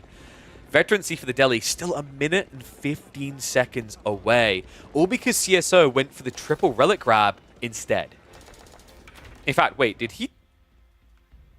He actually took one of the relics from Killjadi's side of the map. Alright, Killjadi's got to punish that. Movement in now. Archers. Looking to breach. Now I'm starting front line. Knights are now going to arrive here. Crossbow count isn't insanely high either. Keep that in mind. Good initial trace of CSO. It's going to be a retreat for Killjadi. I think he misread the timing here. Was trying to punish before the tech up came in. He's going to force the lance commitment now. And the disengage means not all these archers are attacking in the retreat. Looks like he's going to wipe out the first wave. Numbers kept low. Knights in the meantime do pull off. They go south side. Killjadi now looking for scalps. And this might be the perfect location. It's already a 30 eco lead, but it's about to get bigger. Army still engaged on the front side. Killjadi pretty much getting wiped here. But the eco lead continues to build. Man, CSO, good hold, but he needs to move now. A keep in the center would really stabilize him, but the problem is when you're this far behind on eco, with compound defenders getting you village fortresses on the horizon, right? You don't want to drop a keep in the center. You want to drop on resources, and I think this can be a negative for this particular map with Delhi, with the keep drops. If you're not playing for Sacred Site victory, but for eco recovery, these are all terrible options for castles. Like, I guess you could go here and gather more stone. It's not too bad. But there's no secure for food or secure for gold, right? They're all on the flanks. It looks like we have got a crossbow switch up coming in. Mangoes as well. Killjadi, it was a terrible fight before, right? I think he just wanted to try and get raiders in. And I think CSO done a good job of holding here. However, the Mango detail is something right now he is simply not prepped for. Mango about to reveal itself in the best possible way. Shot comes out. Okay, not the best possible way. I think this guy needs to go to aim labs, mate. Killjadi, you need to load your mangoes in aim labs. You should probably ask Baltoon about how to flick those shots. Because this guy, whoever's manning your siege weapons, doesn't understand. CSO. Just trying to split up the archers now to minimize any damage done. Just gonna start moving in now. Creates the concave. Knights are gonna mirror the lancers though and keep them away. This mango is a big problem. Good hit going in. It's kind of deceptive when you're aiming towards troops that are on a slope. Gives a good strike in. CSO not trading as well as he once was either. Archers with the Saint's Blessing definitely getting a substantial damage buff here. The Mango will push him back, so Archer count heavily reduced for CSO now. Food income also a little bit of a problem. Farms have started to be added in with 21 deep, but on the other side, Killjadi now up to 36. Yeah, the Mangoes are just not being answered right now. I think right now CSO needs a lot more people on gold. When he lost those villagers on the raid before, I don't think he recalibrated his economy, so he doesn't have enough gold to afford anti-siege now. This is a really big problem. Oh, man. The other problem is, like, the people that would have been getting you the gold for the siege are now on the stone.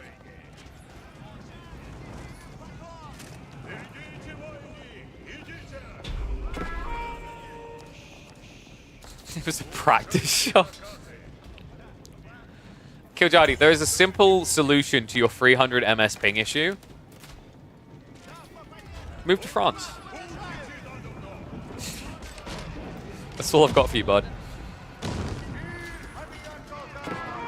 Double Mango now in position. Oh, CSO? Doesn't react. Oh, that's broken the clump. Archer count not looking good. Apparently he is calibrated. Calibrated to get on the verge of match point here. Killjadi now leading the set 2-1. And it's all thanks to that one little scout. You know what I'm going to say, guys? Roost Scout's OP. Another reason why added to the list. Yeah, just relocate, dude. It's easy. Let's get Mr. Killjadi a point on the board there. That's one of those great ones. Game decided by a single scout.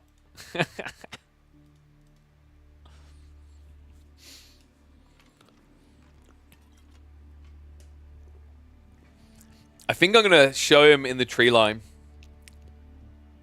Oh, that's the best type of thumbnail, because people are like, oh, did he scout and move on to the boar? But they're like, wait, he can't get boar.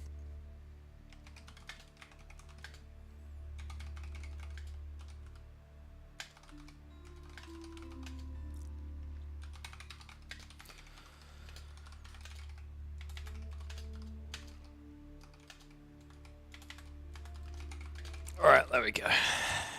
So let's get the next game ready here. Cool start to the day with that. Got an idea about game mode where cost of age up goes down the longer the game goes. Why? I don't know about that. I guess you're trying to keep them in feudal longer, but like we're in a good position with feudal. I don't know. So I'd always say like those type of things. I'd rather people just get more creative and outward thinking with like custom game modes. I've said this before. Like Empire Wars, the reason why Empire Wars just doesn't work is actually just too similar to AoE 4. It changes a lot while being too similar. If that makes sense, right? Like it is basically the game accelerated to a faster beginning point that also then makes the game very confusing. I want to see more mods that just drastically change things. Like, look how insanely different the whole kill bounty system was, where when you kill units, you get the resources they cost, right? Or how different the whole, if you don't kill, you get eliminated things are. Like, legit, that's what I want to see. I think that's actually the most helpful thing on the modding side, is just completely wacky ideas.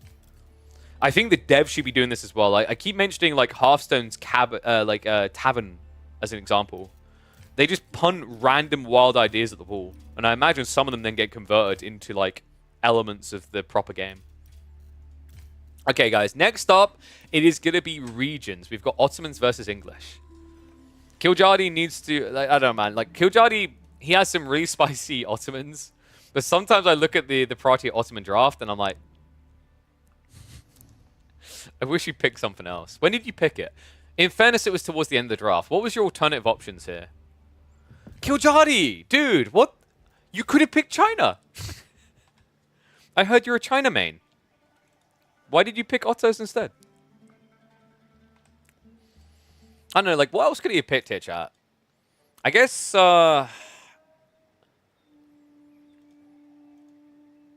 saving it for the finals. I mean, you could have maybe picked... Japan was taken... What was your map pool again? Order of the Dragon probably doesn't have any place, right? I will say Kiljadi has some of the coolest Order of the Dragon builds I've seen. You could have had French, mate. What else am I missing, chat, that you could have picked? I think there's one or two other picks. Ottoman is good. I'm just going to pull up the win rate, mate. A 35% win rate with 17 games may disagree. I don't know, dog. I'm not convinced. You're undervaluing them? I think Sapahi has a lot of value. I definitely think you are partially onto something, and what I mean by that is that Ottomans Sapahi are really strong, and you're one of the few players that actually shows it quite well. Because a lot of players, I think, when they use Sapahi, they're scared of losing them. Because it's very risky. They're slow-moving horsemen. They're more expensive. But, like, Sapahi are ridiculously strong. It's just difficult to scale in the early game. Wait, did he not pick Zhone? I think CSO took Zhone, right? Yeah, CSO took Zhone in the same phase. What I think you should start... Like, what I think people should start doing is actually trying to get, like, Ottos against Japanese, though. Ottos against Japanese is really good. The problem is right now Japan's being picked on water maps. And you have to be, like, I don't know, a little bit insane to try and pick Ottomans on a water map. Unless it's like shared pond, and then you have to do that cheesy spearman opening. Alright, let's get ready to go.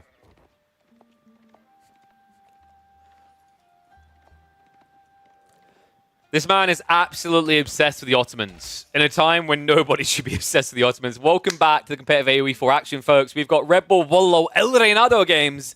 Game number 4 of this series between Kiljadi in the orange on the Ottomans going up against CSO on the English in the red. We are on regions. A pretty cool map, actually. One that I've seen a few players lean towards Ottomans. It's kind of a cool pick on this particular map because of the feudal landmark that gives you gold. On a map where getting gold access is pretty brutal, it's very powerful. And when your spawns are brutal like this, you're going to need it. Wow. You'd think having deer, double gold, and wood on one screen would be a good thing, but that's a forward spawn resources up against the English. This could be brutal. Like, this is actually a council hall type game. I'm wondering if CSO is going to identify it. A lot of players are still going towards Abbey of Kings, but I really like council here for a quick ending to the game. And Kiljadi opens with a spear from the military school. Okay, so like I love it when we've got the players in chat because we can talk to Kiljadi about this. What's the mentality with the military school opening? Is this just a deer shove? Because I'm a fan of it if it's deer shoving. I hate it if it's attacking the enemy. I think like Crackety kind of flagged this in a cast recently. I'm inclined to agree. I feel like a lot of the time the military school kind of feels like a miss in the Dark Age, unless you want a deer shove, right? Because especially in this matchup, like your opponent's gonna have Lombos, so you'll be counted there anyway. Maybe Kiljadi's worried about the Abbey of Kings, but I feel like in general just a faster tech timing is quite good. It's against King. Okay, but what if he goes Council Hall now? Okay, it doesn't matter.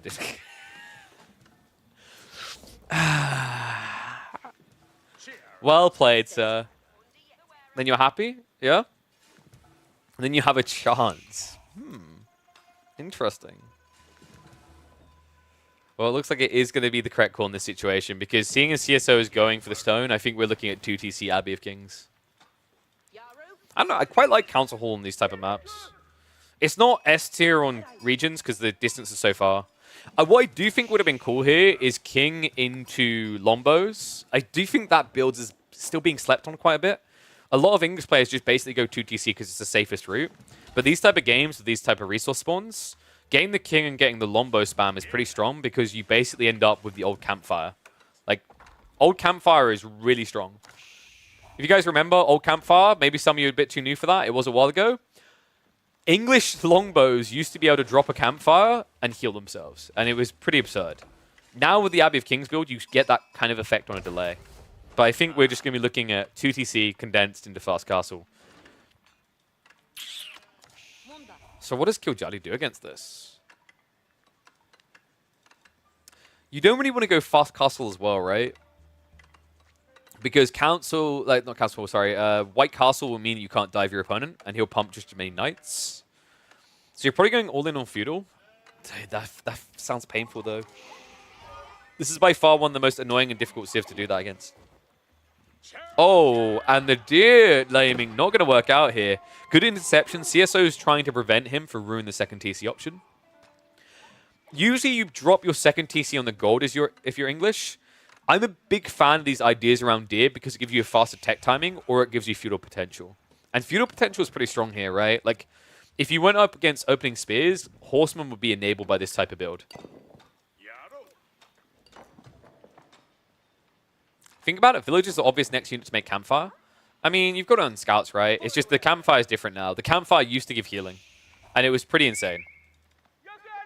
I'm kind of glad they removed that version, but I do think the King is just basically a new form of that. A more powerful form, actually. You think Sultani's not the play when you want to feudal pressure? I feel like Sultani, I have talked about this the way it locks you more into fast castling, whereas Madrissa gives you options. I'm kind of surprised, actually, that I'm seeing a decent amount of Sultani trade network still. It did get buffed, but with the nerf to sheep, it kind of feels like that made Madrissa better. So you have food for longer, right? And the cool thing about Madrissa is you get an enabling between the idea of fast castling or playing feudal. The benefit of Sultani Trade Network, the #1 benefit, is meant to be that you can gather gold without exposing yourself. So I think that's the logic for Kiljadi, is with limited spears, he could like bring them home and defend the berries. And then he doesn't need to necessarily gather gold because he's going to be trickling it from the trade network.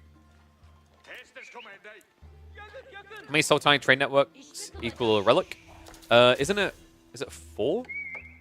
I'm trying to remember if it's 4. Is it 40? Is it 48 gold or 72 with 3? I think it might be 72. So it's like it's basically freeing it a little bit to get the effect. King now already on the way. And TC is going to be dropped on the gold. Yeah, it's like the deer interference wasn't really necessary. I don't know what that was really about. I don't know, man. That to me felt weird. I think CSO was baiting him, guys. Like, there's no other reason you'd pull villagers to snipe the deer because it's just wasted effort, right? The amount of time he spent walking out to attack these, he could have been gathering additional stone for a faster tech timing and TC timing. So I think he was just kind of baiting Kiljadi to look there while he dropped the TC on the gold, which is kind of sick, actually. In the meantime, King is going to march across. Now, remember, all the spears went over because it looks like Kiljadi anticipated the TC drop there and didn't keep any spears at home for this. So, we'll be a shift away from the gold. This hurts because look at what Kiljadi's doing. It is the fast castle build. There we go. And yeah, it's 24 gold. I was right. 72. So it's basically like a relic for your first free. Spearmen have arrived now. This is where CSO should be having alarm bells going off. They should understand what the play is coming now. The rough part is like you can't necessarily aggro this so early. I think you have to now just hunker down and go castle as well. I would love to see the Vizier point here. It's a little bit risky because the king is out, but if you kind of mirror him and see his moves, you can pivot in the opposite direction to pick up relics.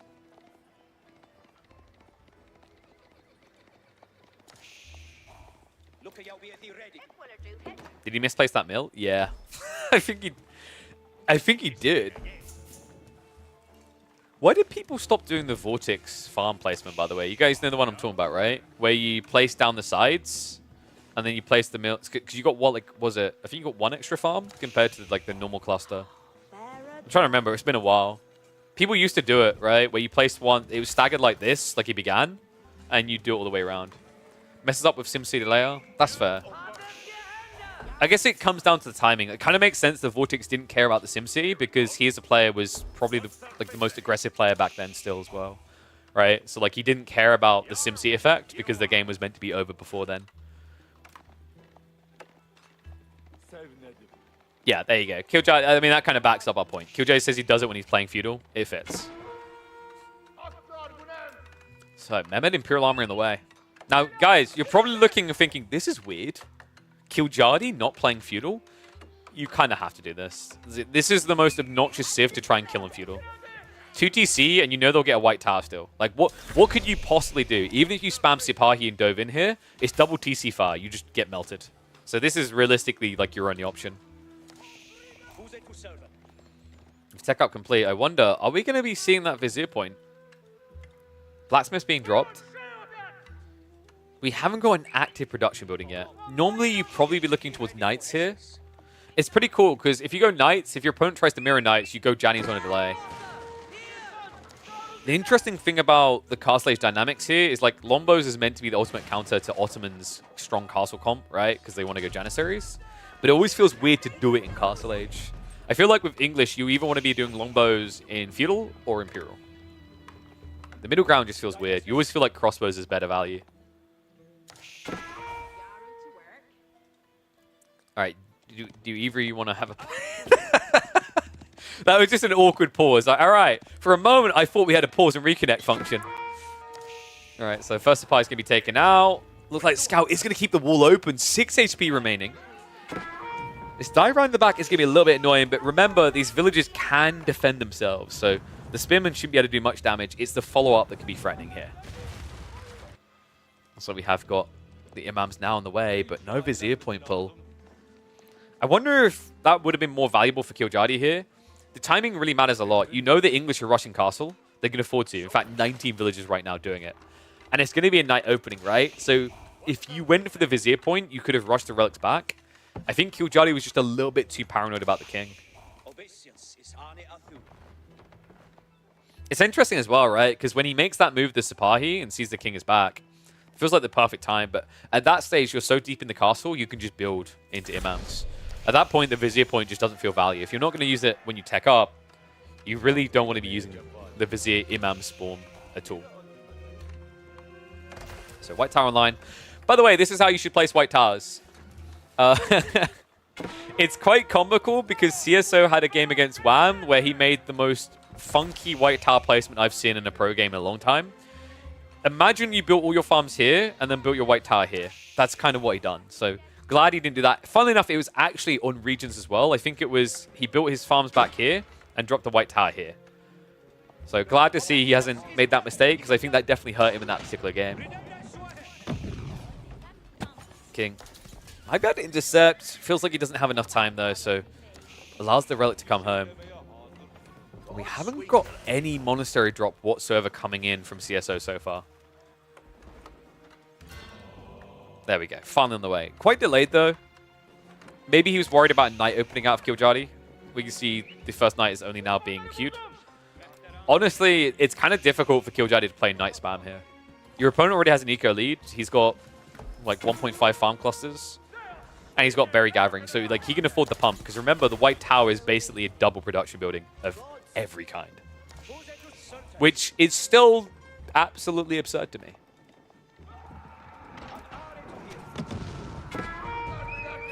You could snipe that Mango. Yeah, I think he sees it as well. Ooh, meta gets in the way though. CSO goes in for the clubbing. As long as the king doesn't die, this is really good.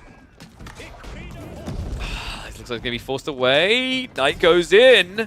CSO has to commit it. He doesn't even get the kill. That's an expensive loss. Almost 500 resources down the drain.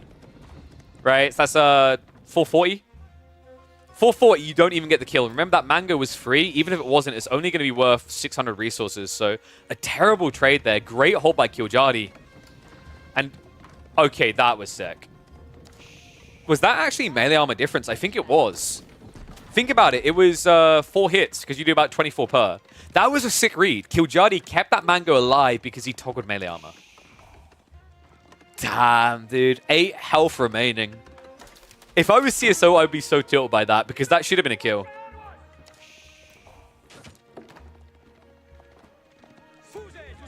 So CSO. Gonna have to reset. Wait. There's no way he's... No. This would be a very early point to go for fast M. And actually, yes, you're correct. In fairness, it's not double production anymore. It's like 1.5. It's still ridiculously good, though.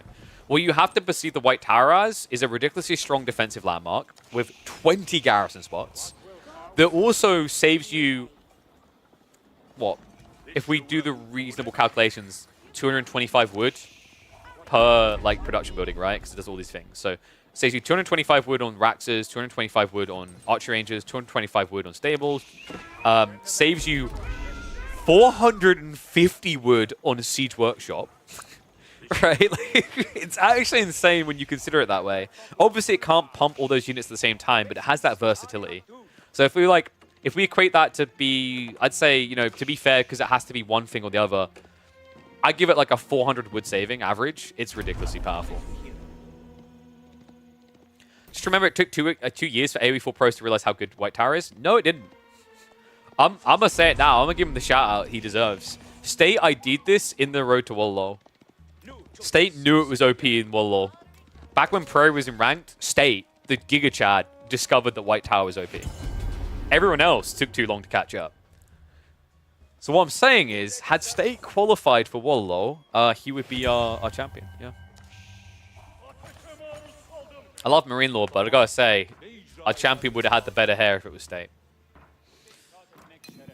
So 2 TC on a delay, by the way. I quite like that. It's really smart. You can't just rush 2 TC when you're up against the King threat. But this makes sure that the lead doesn't get out of control. Map control is really good, by the way. Killjardy has 2 Sacred Sites locked in, 4 relics. With passive production as well, he's ahead.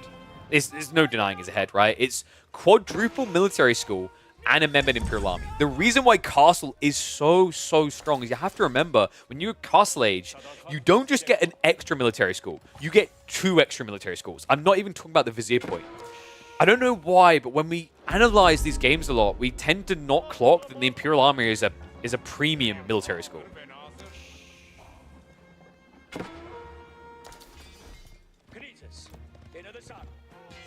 Oh no, you guys are talking like 2 TC White Tower. The State build was 1 TC, go on the Deer, and rush White Tower. It was broken. I remember watching an H3 English game where I've never seen an H3 player look so sad. Men at arms spam now coming from CSO though. Killjardy. I mean, realistically, going for a Sacred Site victory is not very feasible here. I gotta say, like, that's one of the weird things with regions, is actually the gold is a clearer win condition than the Sacred Sites. At least they're a mid-map. I cannot stand map designs where Sacred Sites are near the enemy base.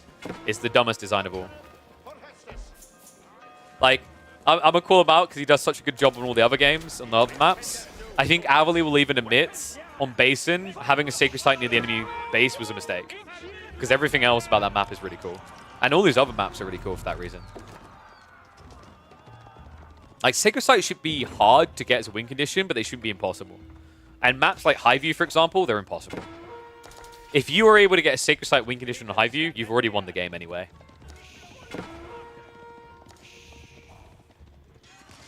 Flash in the back. Looks like Men at Arms have cut off the cavalry raid here. Okay, CSO's like not in a bad position, right? It's interesting because you'd think Ottomans would just be favored if this goes imp, but I think timing matters a lot. With Wingard, the English actually have a window in the beginning of Imperial Age. Deep imp, I would favor Ottomans. They feel very good with the Great Bombards, right? It's just ridiculous.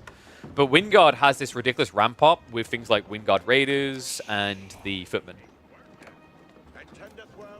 So keep an eye out for that timing, because realistically, this pacing, you could see the English tech up first. Keep drop though. Oh boy, we've got a big one here. The gold isn't looking great for CSO. If he doesn't go for imp in the next 5 minutes, I think he's dead. He has no gold access right now. So he either needs to win a fight for the big veins, or he needs to tech up into enclosures.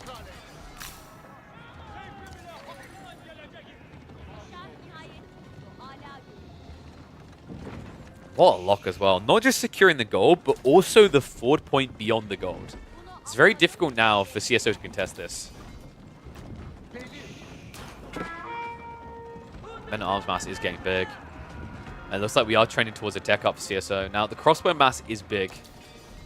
Men-at-Arms will take a while to upgrade, right? He has got the armor clad at least, but no blacksmith techs. I always find this is baffling. When people try to rush tech, it doesn't seem like a big deal to skip beastmiths, but it can be here. Now, even just a melee tech advantage for 175 resources for 43 of these guys is kind of wild. But, oh, no. Wait, he cancelled it? There's still hope. He still has to go for it. Dive coming in from Kiljadi, and CSO forced into the defensive landmark.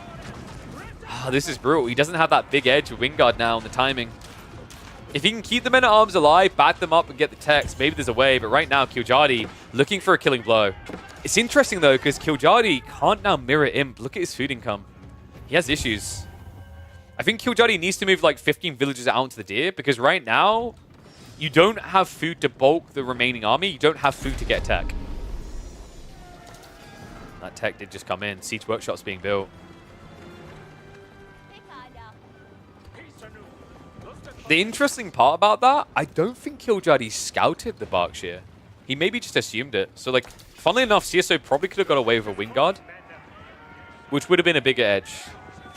That being said, I guess you can make the argument that by going Berkshire, I mean, you already had it in the White Tower, but, like, you can basically ramp your production. You can also get network of citadels, cannon emplacements, boiling all at the same time.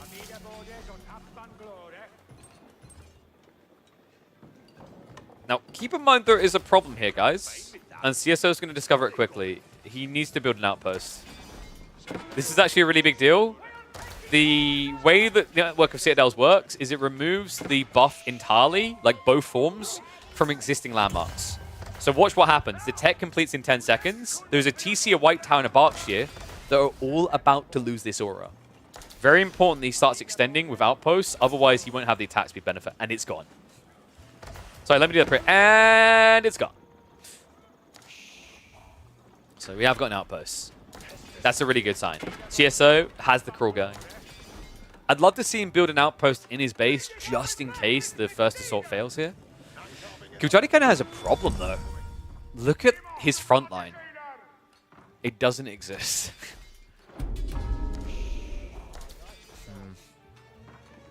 The question mark is going to be whether Men-at-Arms on their own are good enough. Elite Tech is now coming in. Walls are going up. Looks like we have got Stonewalls coming in. So Kiljadi is looking for a win condition in 10 minutes. Classic elements. He's going to have a hard fight ahead of him in the next two. Keep drop now coming in. It looks like there's a play for gold here. And keep in mind, the right side is the one exposed point. This castle doesn't protect it. Istanbul Observatory is now on the way up from Kiljadi. But he still needs to get the tech upgrades before a fight happens, preferably. The castle is online, so strong point defense here. Men-at-Arms ignore it, though. They go around on the flank. The army tactics has also been queued up. This is a big deal, guys. If CSO waits for the MAA to get the elite army tactics for the main fight, he can actually beat crossbows here. It's kind of wild, but the extra health, the armor clad, all of it adds up. The lack of blacksmiths is still tilting me. Like, once you start getting EAT, blacksmith melee techs get more value, right? Because it's not just one that extra damage now, it's 1.2 per level. Istanbul Observatory, though. Has been scouted. He's going to go deeper. Guys, this is just wave 1. Oh,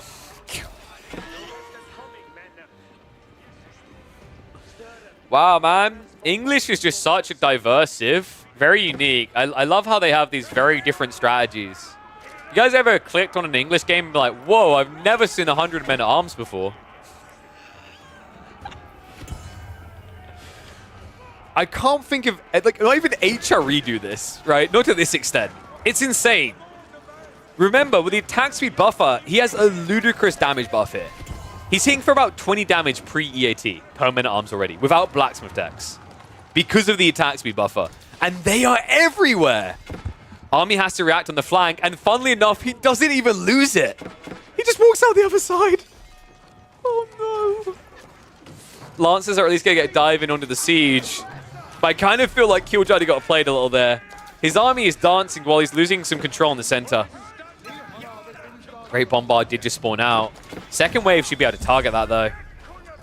Trevor, in the meantime... Oh, you've got to be kidding me. It's down to 2 HP. Blacksmith's also being targeted to prevent the Great Bombard surge. Smart choice there. Springald isn't going to be quick enough to stop this. Trebuchet should be able to get the final hit out. Enclosure's now also on the way for CSO, and access to the gold. Surely it should here. Great Bombard has something to say about it, though. Keep now being assaulted. Those men at arms, oh my god. They actually went back in. The EAT came through. The Golden Hat crossbows trying to hold, but the countdown to 25. Surely this is over. Killjoy with just 400 food income. I know Istanbul Observatory is seen as OP, but it has its limitations, and I think it's meta in the form of CSO. What a move. Ottoman's Imp OP if you can get the fight, but that was so fantastically threaded by CSO. Baiting the rotation of the army round the back, waiting for elite army tactics before the recommitment is what gets him the win with the English in Imperial Age against the Otto Kings. Damn. That was cool. That was actually a really cool build. So that means we get a game 5 between these two. It's really cool, actually. Like, I wonder... Yeah, you're showing no walls, but Julie, like... I guess you could have committed the stone there instead in the corners, but, you know, you don't usually think to stone wall that early, and Palisades wouldn't change anything. It's 80 men at arms. Do you want to know how long a Palisade lasts against 80 men at arms?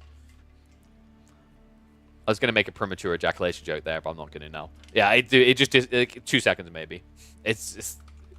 You don't save yourself at all with that play. Ottoman 2024 is depressing. Good. 2023 was too good for them. They had a good run last year, okay? Let's be fair.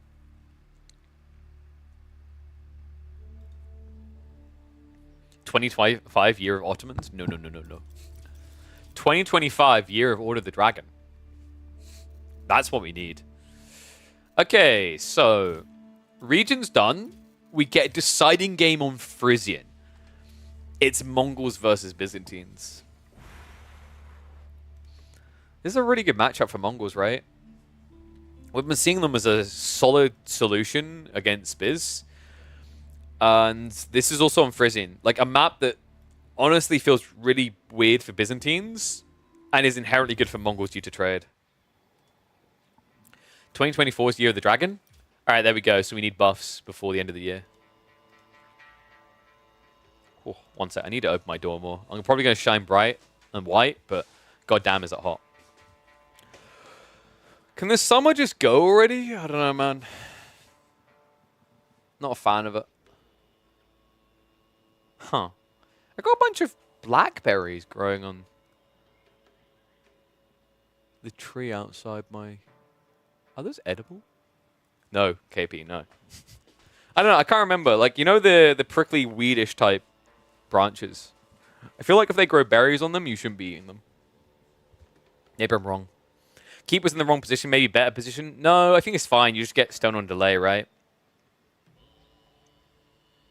Edible if they haven't been sprayed. It's like, you know the prickly, like, branches? It's those. So I'm not sure if that's like, uh-oh. We're safe. Make some blackberry jam. The funny thing is, like, they're a weed. They keep growing everywhere. Like, I need to find the original root because they actually grow into my, They've been trying to grow into my garage.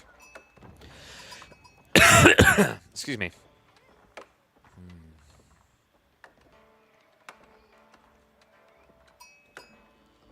Alright, sorry, just checking some messages.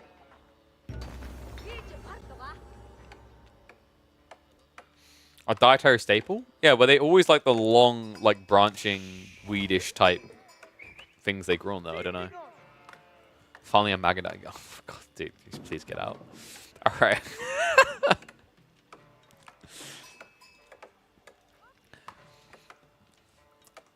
The person asking for Magadai in my chat is about to be disappointed because Killjadi likes winning. Welcome back to the RedBull Wololo El Reinado action, folks.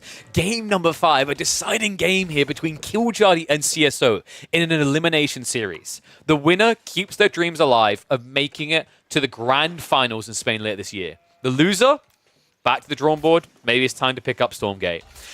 And this is a brutal one. We've got Mongols versus Byzantines. It's already a Mongol-favored matchup, but even more when you consider the map. We're in Frisian Marshes, a fantastic map for Silvertree, and a ginormous question mark to a Byzantine pick.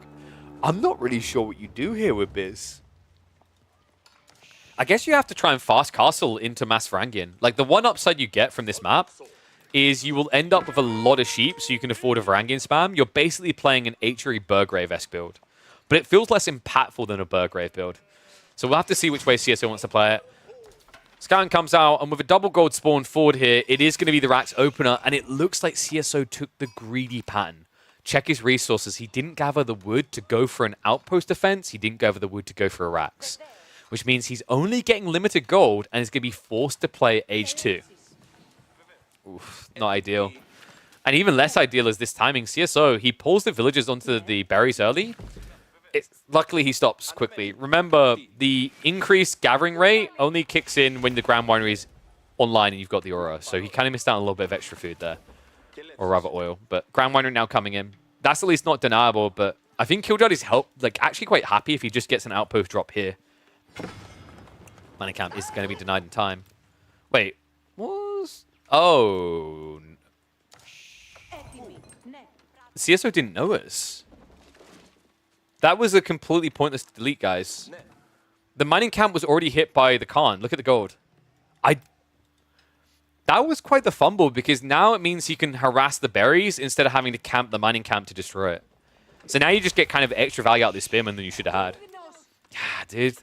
Not the kind of mistakes you want to have in the deciding game here. It seems small and petty, but small details make the difference in these type of games. An outpost drop now going to be prioritized on the berries. Well, he saw it, right? But you can't pull villagers here. I guess you could go for the Akratoy defense, but it's only 30 seconds. Fair to say that this is a pretty bad situation. Killjadi being allowed to get the deeper outpost means he can build a second one on the retreat on the gold if he chooses. He kind of has all the options here. Maybe the idea is to pull the villagers towards the end of the build, but I think that's way too risky. It just seems like CSO is forfeiting his berries. This is pretty brutal, guys. With the gold being forward spawning, you can't now just go into gold and get blacksmith techs into siege to clear it. So he's going to have to go Limitane opening, right? And considering Killjadi's timing is pretty good to go for a tech up, I think he misread the gold situation. Like, he didn't need this many people on it. It might be that he's thinking about immediate Silvertree trade. I feel like if you keep 3 people on gold here, you should be immediately opening with a trader or 2. I wonder if going blacksmith tech feels a little bit better fast, but I think actually the best play would probably be to get your hands on the double broadaxe and start pumping archers, because you should know your opponent is going to try to go Limitane at some point. Weirdly enough, though, it's actually going to be an archer opening from CSO. So I guess this is to defend the gold and stop a second outpost from occurring. However, it does feel a little bit weird with an outpost already being here and your berries being blocked for you to not open Limitane. Yeah, this kind of reeks of CSO trying to get one step ahead, but doing so early that Killjadi now has a natural transition. He's on a map with a good trade route. He's gone Silvertree. These are the type of games where you can just easily go into Keshiks. And when your opponent opens archers like this, you're duly inclined to do so.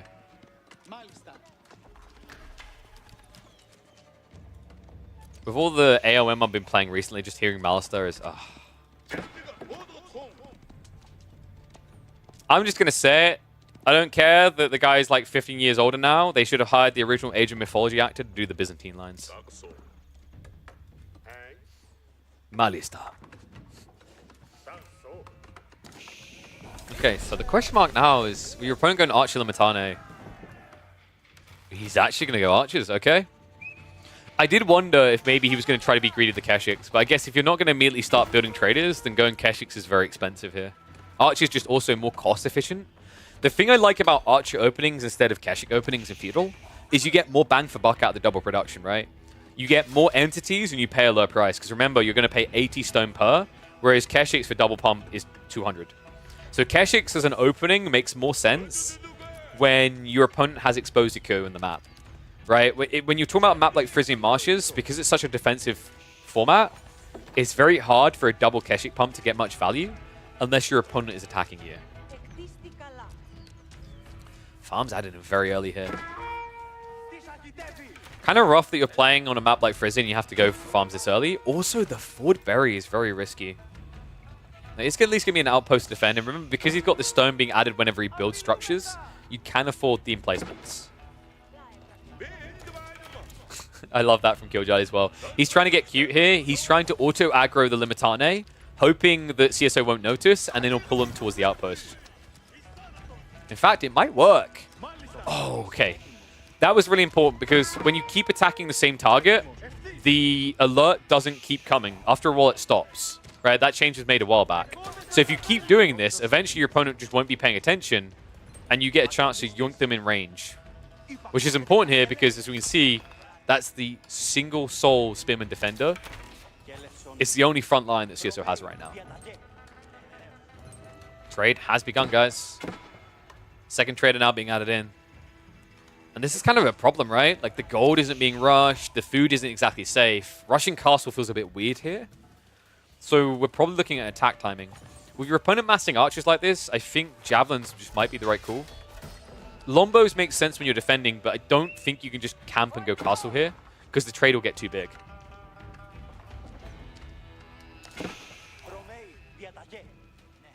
The truth is at least approaching. Depressingly slowly, by the way. Remember, usually the thing that makes Byzantines look really broken is their timing on their first and second contract pull of mercs, because the Grand Winery gets them there so quick, right? But because he was forced off of that, he's only getting the 50% rate, which is still really bloody good. But compared to, was it, I think it ends up being like 84%, 86%, 82%, I think it was. Yeah, it's ridiculous how much quicker. Like, for every, so you're missing out an extra free for every drop-off, right? Extra free olive oil for every drop-off. Adds up fast when you got like 10 villagers doing it, right? So pretty late timing in mind here. Oh, he actually went Western. Okay, so he's just defending then. I don't think you come out of the base with Western contract. I get what CSO is trying to do here. This was a really popular strat against like Delhi players, where you would frontline archers and build lombos behind. The logic being your archers are a pseudo frontline, right? I just don't think that works very well against archers into the late Keshik. You need to add Limitane as well.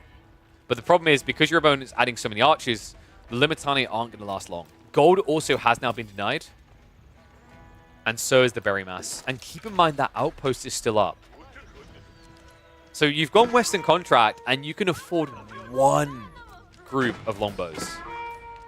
Not ideal. Archers now begin to dive in. Attack speed arrow was already activated. And Blacksmith Tech's on the way in. Steeled arrow is coming in soon. Difficult situation here for CSO, and kind of on the clock, right? Silver Tree trade is escalating. We're up to 4 now. Another one will start to get those extra layers in, those extra incomes. Outpost also now on the way on the front side as Kiljadi pulls the village across map. And keep in mind, although you've got emplacements here, the Spearman numbers are starting to escalate. It looks like he spotted the stables.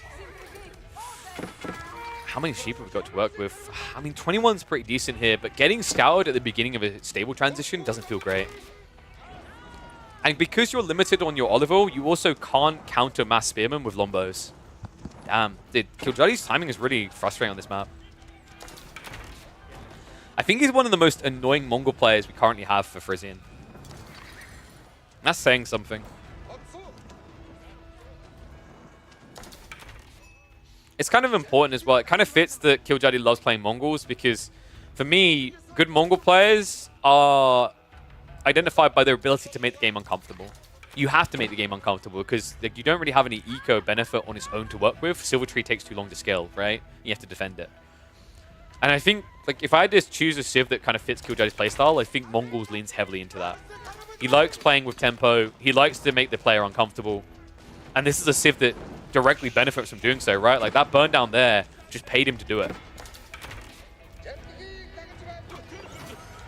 March now coming in. Nice use of the movement speed arrow. Gets him in the gap close on top of the Lombos. And keep in mind that those are fragile and also limited. Only 3 of them remaining. Spearman able to push the Horseman away. And a big issue right now. I'm not sure why, but we haven't got a Blacksmith drop coming yet. Even though it's 20 archers and you see that you're up against the Steeled Arrow. That feels like a little bit of a blunder. CSO's in a panic mode, right? Just trying to add in more units. But he's forgetting that Blacksmiths has a very high value point here. And you haven't got anything else to do with this resource, right? Like, bare minimum, you'd expect it to at least be double Broadaxe. I feel like what happened here is CSO had a plan for Castle Age and got caught in the middle of it. And now he's trying to change the strategy. And it's a big deal in this situation, right? Like, you could have actually got more archers than your opponent with Broadaxe, because your opponent doesn't have it, right? And wood is definitely worth investing in, because it's the one safe resource you have in this game. It accelerates your archer count, it accelerates your olive grove count, it does everything for you in this game, but it just feels like CSO whiffed a little with that detail. And I'm worried, like, usually with these type of things, the longer you don't notice it, the less likely you are to notice it. Especially in a game where he's been gold starved. By the time he gets back on gold, like, say 3 minutes from now, that's like, what, 6 minutes missed on Ecotech. It definitely would have returned its value, especially when you consider you've got like 20 on wood, 20 on gold, 20 on food, rather. Blacksmiths really paying off here. Killjoy has everything he needs. Siege also able to deal with the outposts. I don't know, man. I haven't seen a single move from CSO that convinces me he has control of this game, or even hope for it. Outpost blocker is pretty cool from Killjoy, just to make sure his opponent stays honest and stays in his base. That's a big deal as well. Like, this is very tempting to come out to, and it's kind of connectable for a system play.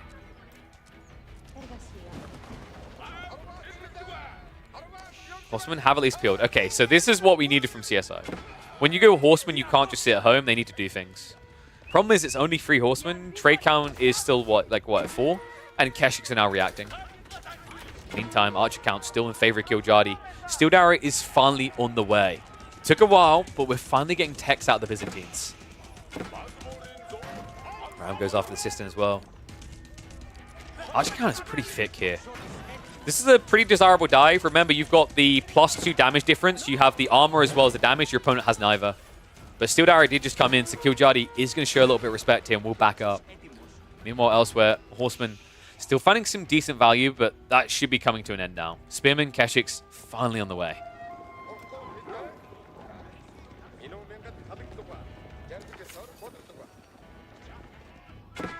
Don't know what this guy's planning to do. Ooh, attack speed arrow gets activated. CSO doesn't pull back. Big mistake made. Hangs around for the fight, feeling like he had control. Killjoy getting the archer edge on the offensive again, pushes him back off the gold at a critical point there. Yeah, I think CSO was too romanticized to the idea of getting his hands on extra gold there. Cost him dearly. That's another mining camp that's just going to be payday, right? Killjoy once again getting paid to destroy these buildings. Double damage on the foundations as well. Archer trade out comes in again. At least don't have to worry about the attack speed arrow. They both do have their blacksmith attacks, but at this stage, look at the numbers. 27 versus 30.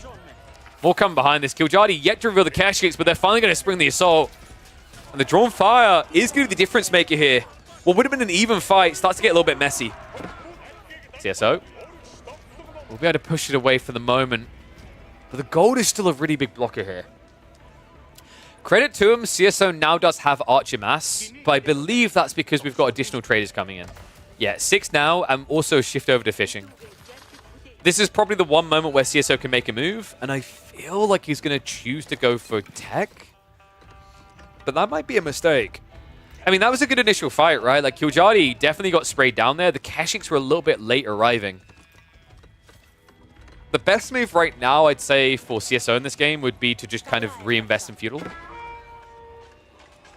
I'm hoping this gold secure is simply to get the techs, because if we do see him... No, not this again. If we do see him going for castle, I think he'll just die.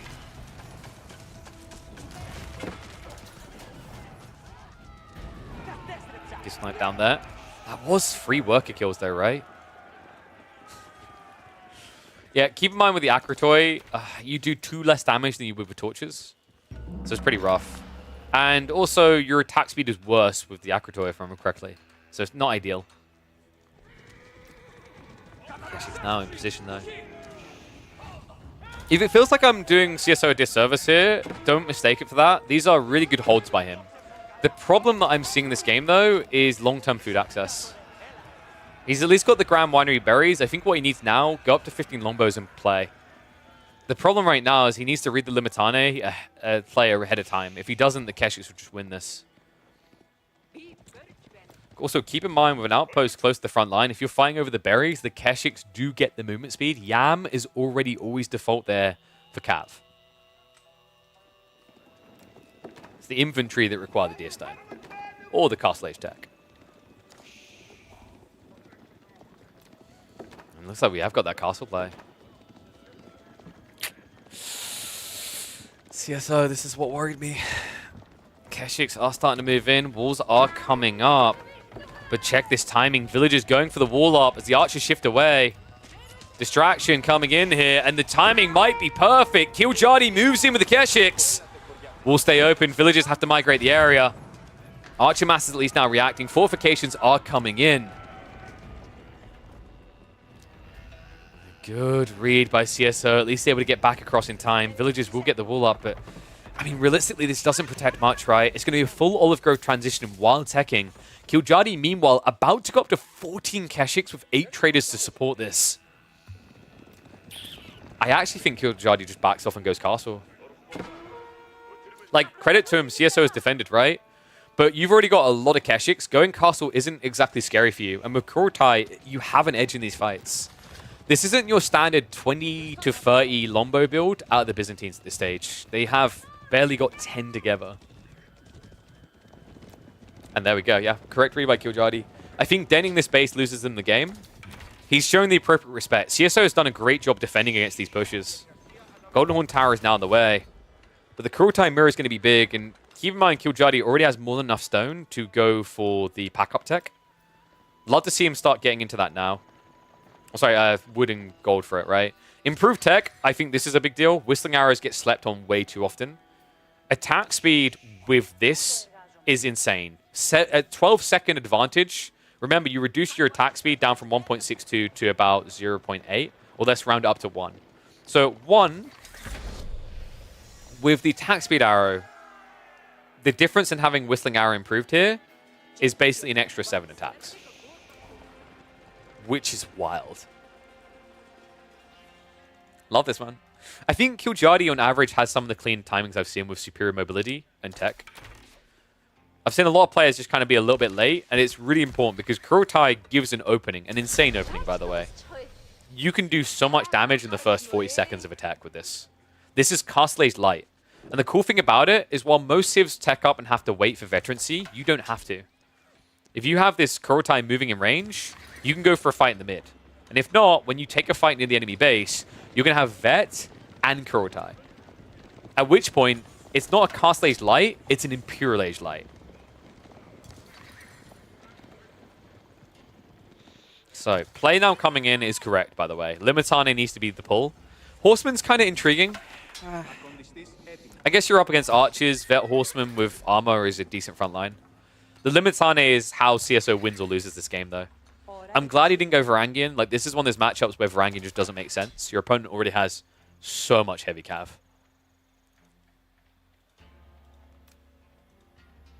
And there we go. My boy. Kiljardi knows where it's at.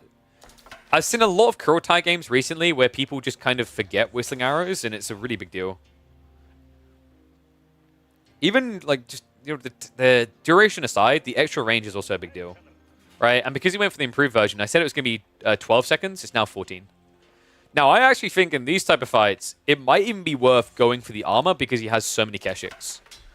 Remember, it's pretty powerful what you get out of the Khan. It's a +2 armor arrow on a unit that already now has 5 ranged armor, which means these Lombos and Archers will be doing 1 damage. Where is the Khan hiding? There he is. He's getting snug. Okay, look at that.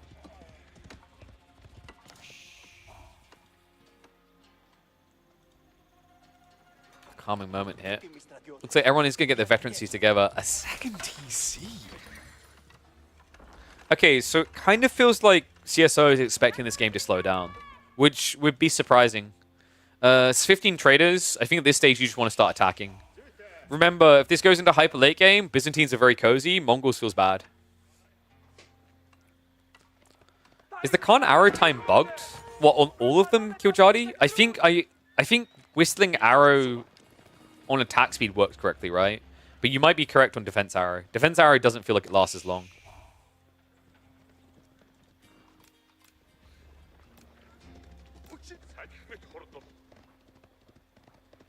I think it's all. It does extend it though, right? It just doesn't. Do you? I'd have to test this. The duration is definitely longer. You might be right. It often doesn't feel like 14 seconds. Maybe it's 12. Maybe the improve doesn't work correctly. Surprised neither are going for the relics. I don't know if Kiljadi really needs it. Not even close to 14.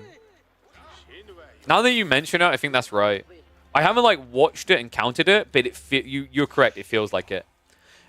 It's interesting the way that kind of detail comes. Is like quite often you don't count it, you feel it, right? Like I think we were talking the other day about French Knights versus Mounted Samurai. Is something felt off, and Lucifron highlighted the other day that Mounted Samurai, when the deflective armor takes the charge from French Knights don't get the damage buff. And then, as soon as I heard that, it's like, now it makes even more sense why this felt off. So I think you're right. We'll have to see. Is this going to be counting with Pigeon? Probably. Love this. Yam coming in. And a forward outpost is going to enable it, so you can have double aura on the edge of your opponent's base. The reason why Kiljadi isn't rushing is because CSO has to come out soon. He doesn't have long-term gold access, right? As has been mentioned, the relics aren't being played for. He hasn't got gold to work with in the corner. Remember, the way that Frisian's designed, you kind of get pushed out your base quickly. And here's a double gold spawn. So, like, realistically, Kiljadi could look to start fighting over this. And with Mangoes, he could even wallop the first villagers to arrive. I do think Kiljadi would benefit from going monks now, and it's not even about the relics, it's about the sacred sites. You want to panic CSO a little bit. You don't even want to give him the rope to hide in the corner. These outposts. Man, this is suffocating. You actually can't make a move in this game as CSO without being seen.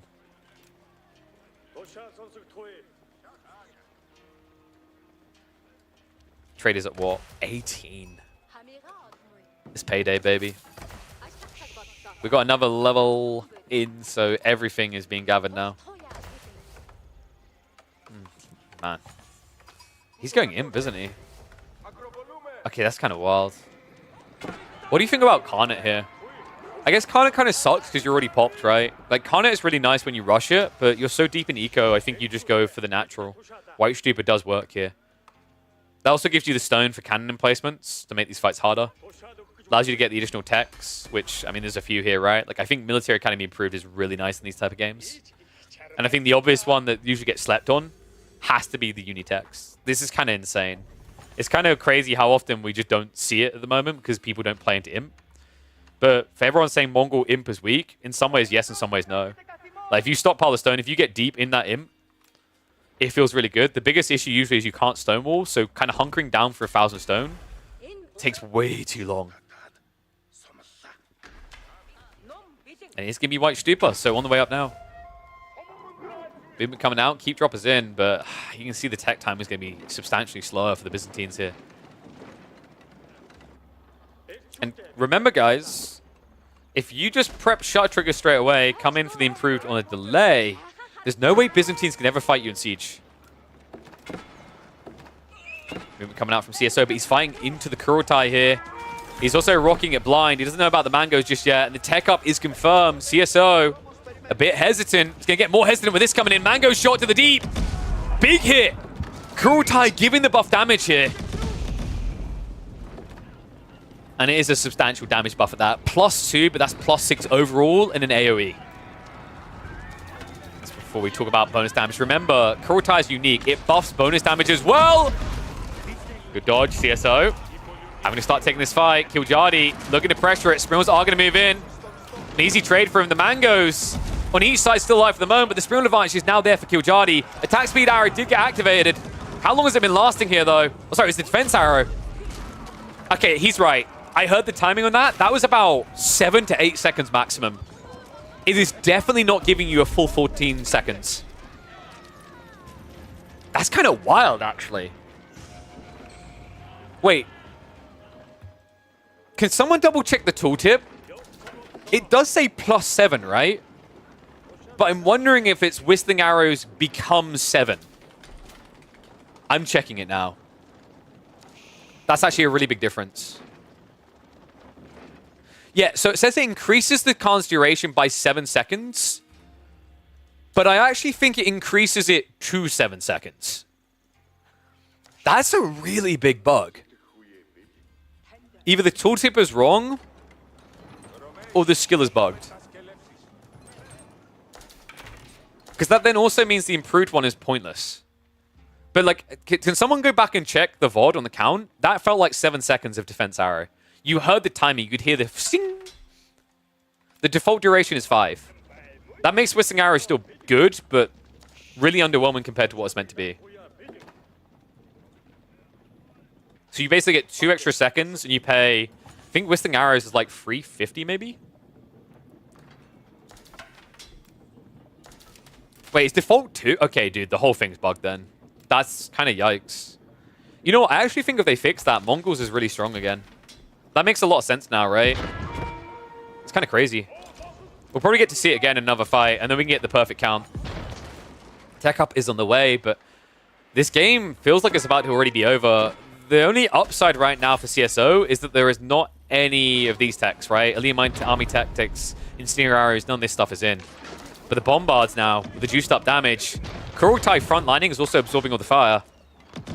That's not dying anytime soon. Foreign Engineering Company, not likely to change too much. Remember, Nesta Bees isn't going to feel great here with Springles already to counter. And the count should be pretty damn good, right? We're going up to 5 Springles. He has already got the shutter triggers. The Byzantines do not have the gold to get all their techs either. They need this gold right here. Hence why Killjadi's pushing it. Tech up now complete. Killjadi pulls the villagers for repair. Not really that necessary. Castle goes down, and this game, moments from being over here because CSO has no gold. He's not getting any anytime soon. Keshiks are blocking a rotation out on the west side, keeping him pinned in. Coming in. Khan. I'm a 450 health unit. Fight me. Okay, chill. You guys got bows. Moves in with the Kurultai. Defense arrow gets activated. So this has been... I want to say that's 7 seconds so far. 8, 9. I think it's 8 or 9 seconds total. Yeah, okay. So I think Killjadi's right. If the default is lasting 2 seconds, it's increasing by the correct amount. But the base is wrong, and the base is gone here, man. Bugs aside, Killjadi showing you why his Mongols is such an overwhelming threat here. He takes the set 3-2. He boots CSO out of RedBull Wololo. Now, as we know, unfortunately, deeper in the tournament did not go well for Killjadi, but I think everyone can agree he should be proud of a top 6 finish, his best performance in the end in any S-tier event in Age of Empires 4, and I'm sure plenty more to come. Looks like it's quite a while. Yeah, so I think based on what I just saw there, it is 2 seconds default, and it's adding the correct amount. That's not true. For an S-tier event, that is your best result, no? Oh, sorry, yeah, but I'm saying you went out in top 6. Killjadi. I'm highlighting that we know your run ends. It doesn't run in the next series, but it ends in top 6, which is your best performance. See? Of S tier events, it is by far your best, right? Wait, why is this an S tier event? What? Oh, it's AoE free. You play. Wait. Oh, sorry. Age of Myth. Wait, what? It says AoE free though.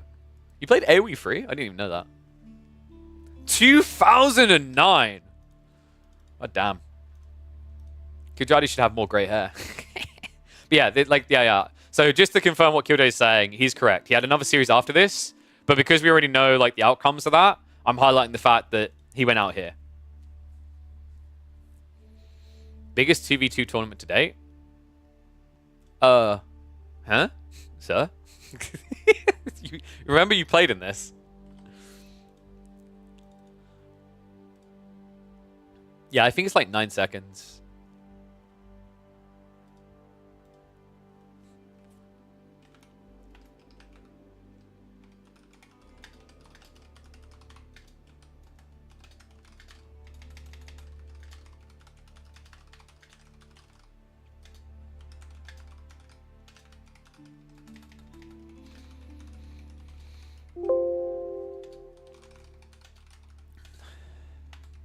Show signal arrow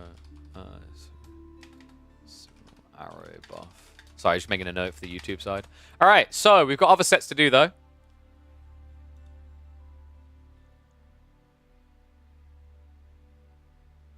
Yeah, I see you won it, Killjoy. I'm saying that you're saying the biggest event. I guess you mean biggest for you. I'm saying like I thought you made it sound like you're saying biggest 2v2 tournament so far. For you, yes. But the biggest 2v2 tournament, is it Africa? Has Africa been the biggest 2v2 tournament format we've had in terms of prize pool? I think so, right? Yeah, I didn't realize Giljadi played AoE free. That's sick. Sup, Harrison? How's it going, bud?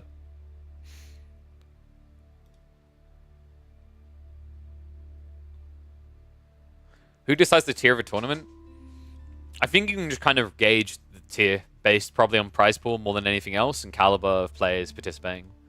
But like, yeah, there you go. Offer an outstanding prize pool and feature the best players in the world. It's like, it's a bit subjective, but most of the time it's accurate. Like, for example, there is no, like, and Cal won't argue this, there's no way you could consider King of the North to be an S tier event because it's actually regionally locked. So it's an A tier event. Maybe B, depending on like that's like a little bit more subjective, but it's land, so probably it's like it could be B because you have some big names for sure, but it's like it's very limited in who can attend, right? Like I don't wait, why is it? There it is, yeah. So it went B, which I think is fitting. The reason it's fitting is yes, the prize pool is small, but also it's a limited area. So like for example, if you were to do a LAN where it's all of Europe, you could make it A. You might even be able to make it S actually because the majority of the top players are in Europe. But like S is global, best players, big prize pool. A is regional, mid prize pool. B would be like very specific, lower prize pool. King of Rockies should 100% be a B tier. If someone's put an A tier, they're wrong. Yeah, I don't think this should be an A tier. It's like whoever's like on Liquipedia decide this is A tier, they've basically gone based on the prize pool. But I'd argue based on the fact that this is literally just one specific region. Oh, sorry, I just realized I pulled down the thingy. Yeah, so they put it as A tier. I think this is a B tier event. And the reason it's a B tier event is because if you look at the caliber of players, no offense, I love a lot of these guys, but like you've got 2 of the top players. These guys are not top 16 players at all. Right? I'd say they're not top 20. And I don't think any of them would take issue with that. Philosberto is now going to go on a rant and try and defend himself in chat. But like, I can't even click on his profile to show you his performances in S tier tournaments, right? Give you anxiety is kind of fallen off as well. He just doesn't have as much time. It's like this should really be a B tier event. The only reason it's been given an A tier classification is its prize pool. But like to me, because it's regional, it should inherently be B. It's like it's NA region, right? But like statistically, if you look at the top players, you know, it's like what 50% plus is Europe. It's like if you've done a Europe-wide LAN, you can make it A tier, but an NA-wide LAN is like, I'd say it's B. But yeah, like once again, this is like, it's just semantics, whatever. It's just a fluffy thing next to it, right? is like the way you classify A, S, B tier is just all arbitrary anyway. You could like make an argument for anything. There you go. Kiljadi is offended. How? Because NA got more money. Kiljadi. Whoop whoop. You know what? Like, so here's the thing. Ben didn't take us out to buy, all of us anyway, to buy drinks after he won the LAN. Whoever wins this is going to be able to because they got they're getting $3,000. Whoop whoop. All right, so let's get ready for the next set. We've still got more to cast, guys. Gun Kiljadi versus CSO. We've got Louis MT versus Vortex and Baltine versus Zone. We're going to do Louis MT versus Vortex. Hell yeah. All right, so let me get the draft for that ready.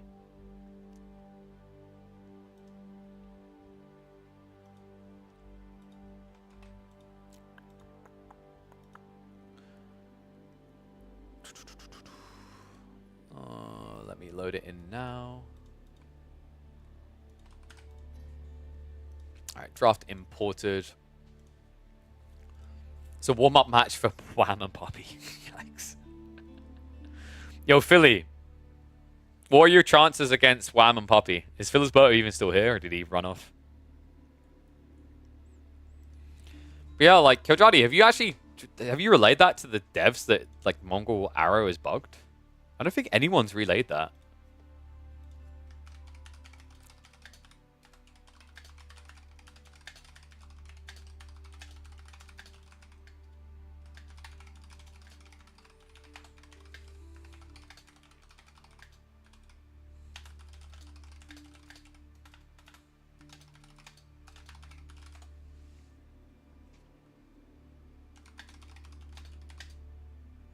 Improved signal arrow reset should be 14. I haven't thought everyone did always assume people do. Even if they do know, like the thing that people always forget is the devs might not know. So always remind them. I've just typed it out to them though. We'll see if we can get that fixed. That's actually a big deal.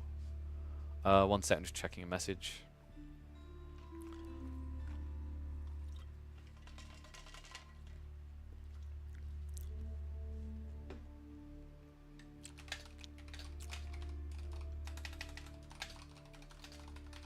Trying to get Gamba sponsors in AoE. We'll see. As good as it is, just the tooltip should be fixed. Yeah. Maybe like 1 or 2 of the forms could be longer. You know what I mean? Like defense arrow or attack speed arrow lasting that long seems maybe a bit OP. I think attack speed should be 5 seconds by default. That's kind of reasonable. I think move speed could probably be that long. Defense arrow definitely is okay at its current duration in both forms. Alright, let's get ready to go though. So I'm switching over now. We got Vortex versus Louis M2.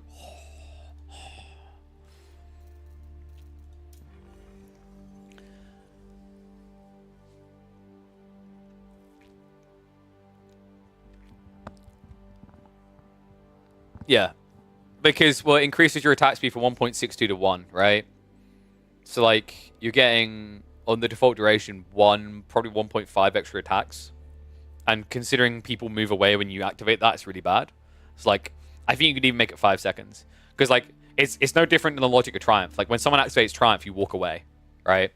But the difference is, like, it's harder to walk away from Triumph because it's Horseman.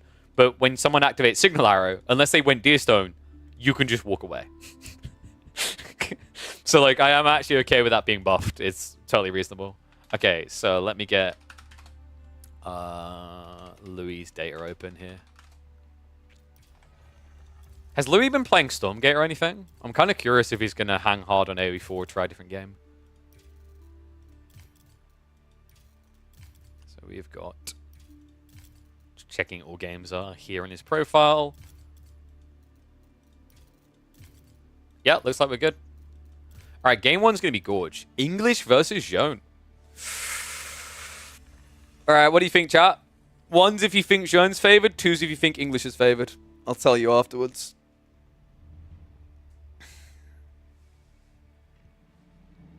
We historical here. Jean getting wrecked by Le Anglais.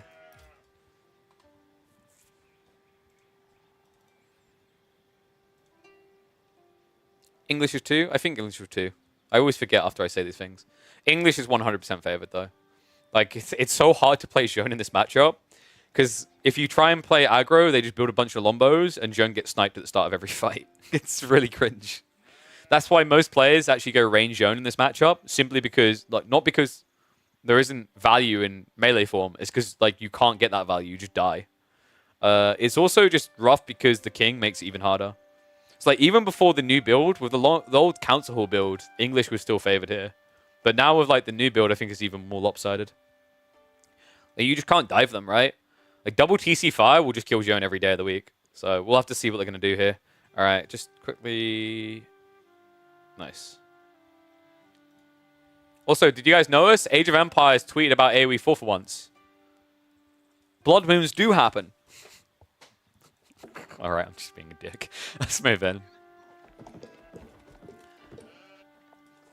Top tier RedBull Wololo action coming your way. Welcome one and all back for more elimination series here. The S tier event, the pinnacle event that everyone wants to be going to the grand finals of, but only one player can, and we're already going to have to say farewell to one of these two. Will it be Vortex? Will it be Louis MT? Let's find out in this best of 5 as we kick off with Louis MT having the favorable matchup. English going up against Zhone Dark in the hands of Vortex. This is a brutal matchup, man. Like, I'm not sure still what Zhone's solution in this matchup is meant to be. I feel like you just have to try and go castle as quickly as possible. I'm just not sure if you can go 2 TC into castle. And I don't like the idea, really, of rushing castle Zhone. I don't think anyone does. Just feels like this hero really is relying on the idea of the extra resource being XP. And going fast castle only gets you extra XP on the sacred sites. But the XP trickle isn't good enough to get a quick level 3 anyway. So, curious to see what Vortex's golden solution to this is going to be. I wonder... Ooh, I'm looking at the drafts now, and this makes sense. It's what I want to check for. I think what happened here is that Vortex... Did he maybe suspect it was going to be a Byzantine opener? Yeah, I think he was suspecting Byzantine opener here. Wait, no, sorry, he's got Byzantines. I'm looking at... So, Louis had Japanese, Rus, Delhi, Mongols, Malians, English. I think he suspected Louis was going to go Delhi. So, yeah, Delhi throwing a curve... Like, Delhi not being here, it's Louis throwing a curveball in this opening game. Remember, in the Zhone versus Delhi matchup, Zhone's like 65-70% favored. I think most players would agree. There are ways you can play it as Delhi, but it's very uncomfortable. But this is the other way around. So, really crafty begin this series. I love to see this. I always say, when you're playing a competitive series, in the best of 5, there are 2 points in the series that are best to throw curveball off picks and try to trick your opponent. And that's game 1 and when you have a 2-game lead. Right? So when you have a 2-game lead, you can gamble a little bit to ruin the game plan. Game 1 is just every civ. There's just so many, right? There's 6 civs to pick from. And on a map like Gorge, there's multiple options. So just great read by Louis to get the edge. Let's see what Vortex can do to bite back. Abbey of Kings is going to be on the way. Villagers are already shifting across onto the stone, so it's going to be a 2 TC build from the English. Yeah, pretty standard so far, right? Like, nothing unorthodox, but I think that's to be expected.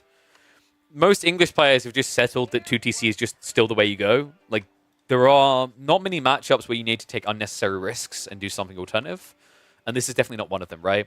Like, if you went, for example, Mass Horseman played on the map, it would seem good at first, but, you know, you're risking giving Zhone XP. When you play Hunker Down like this, Zhone can't dive you, right? If she goes melee form, she just dies to all the static defenses and potential lombos. If she goes range form, it's very difficult to get snipe-ins without taking too much damage.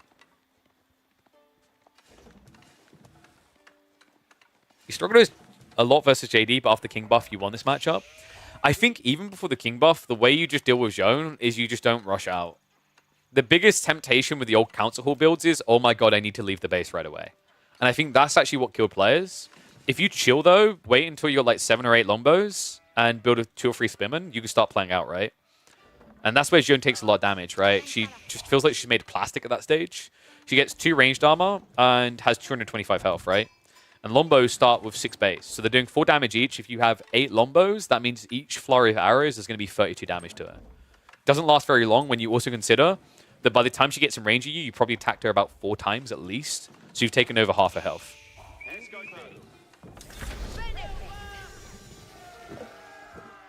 complete. Notice that that was done with extra, right? Like, nowadays, people just don't do the one villager tech up with Zhone. It does get you level 2 Zhone, perfectly timed, but the issue is you miss out on your opening night. And he needs that opening night to try and block the TC placement. This TC probably, what, going to be dropped on the wood line? You can drop on the gold. Most players will drop on the gold so you can secure Castle Age here. Because if you drop on the tree line, your opponent can just camp here. And you just don't have a way out of the age. So yeah. Timing is going to have to be quick here, though. I feel like Louis is maybe a tad bit slow with this. Maybe you could have done with one villager left on, less on food here. I think there is allowance for that. He's going to have to be fast about it, though. And instead, he's going to back up. Okay, so respect being given here. I think realistically, this timing is difficult to achieve either way. Maybe with the old King timing, where you had to wait 35 seconds, you can kind of flirt the idea, but waiting an extra 15 seconds here just kills the timing. So Louis is going to have to play Age 2 a bit. Not the worst case scenario though, right? Like, you just kind of scale Spearman, and then you can secure the gold. Meanwhile, Vortex has moved across the mill, and we'll get the tech up. There we go. So Age 2, level 2 Zhone now in, and it is going to be the range form. Makes sense for multiple reasons. We already mentioned that like melee form just gets disintegrated by English. But this also now gives you a blocker to Louis opening spears, which is, funnily enough, one of the most popular ways for English to play this matchup right now. Because when you play 2TC and go fast castle, you simply just want something to defend with. It's no different than an HRE player opening spears, so you can't push him. I feel like you're more mutually inclined to do this as well because you already have the hardened status, right? So you're already saving 50 resources there to go spears. Kind of crazy to think how different this opening would have to be and how bad the situation would be for Louis if he didn't start with hardened spearmen, because he wouldn't have enough gold, right? So he'd kind of be suffocated at this stage. First mill placement now coming in. Second one could easily go down here. I'd love to see Louis eventually just wall this backside with a short wall here, because then you've got double farm cluster and there's nothing your opponent can do. And then you can white tower here afterwards, which then protects the gold and also gets you up to 4 farm clusters protected.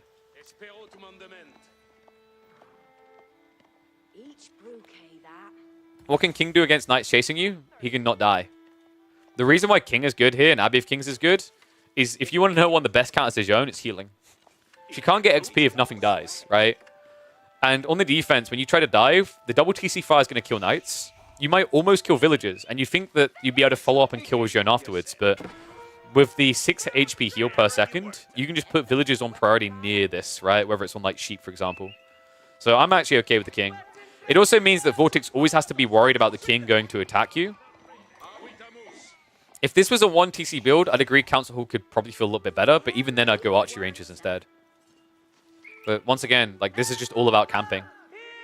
And because your opponent can now see spears and counter with archers, when he has to dive you, that's difficult, right? If he doesn't kill a spearman, it's just going to heal. It's like when you're up against a Delhi player, and you go in on Ghazi, and you almost kill them, and then they pull them back and heal them. It's very tilting. It's kind of funny, actually, because you think for that reason Delhi would do better against Zhone. But weirdly not. Vortex, he is going for that fast castle build. Okay, so for this to work out, Vortex basically needs to rush relics. His eco is weak. Look at it already. It's 35 to 28. And remember, English is setting up these cheap farms that are really good for gathering already, right? He's got a 20% buff to his gathering rate. That is 1 eco tech plus some.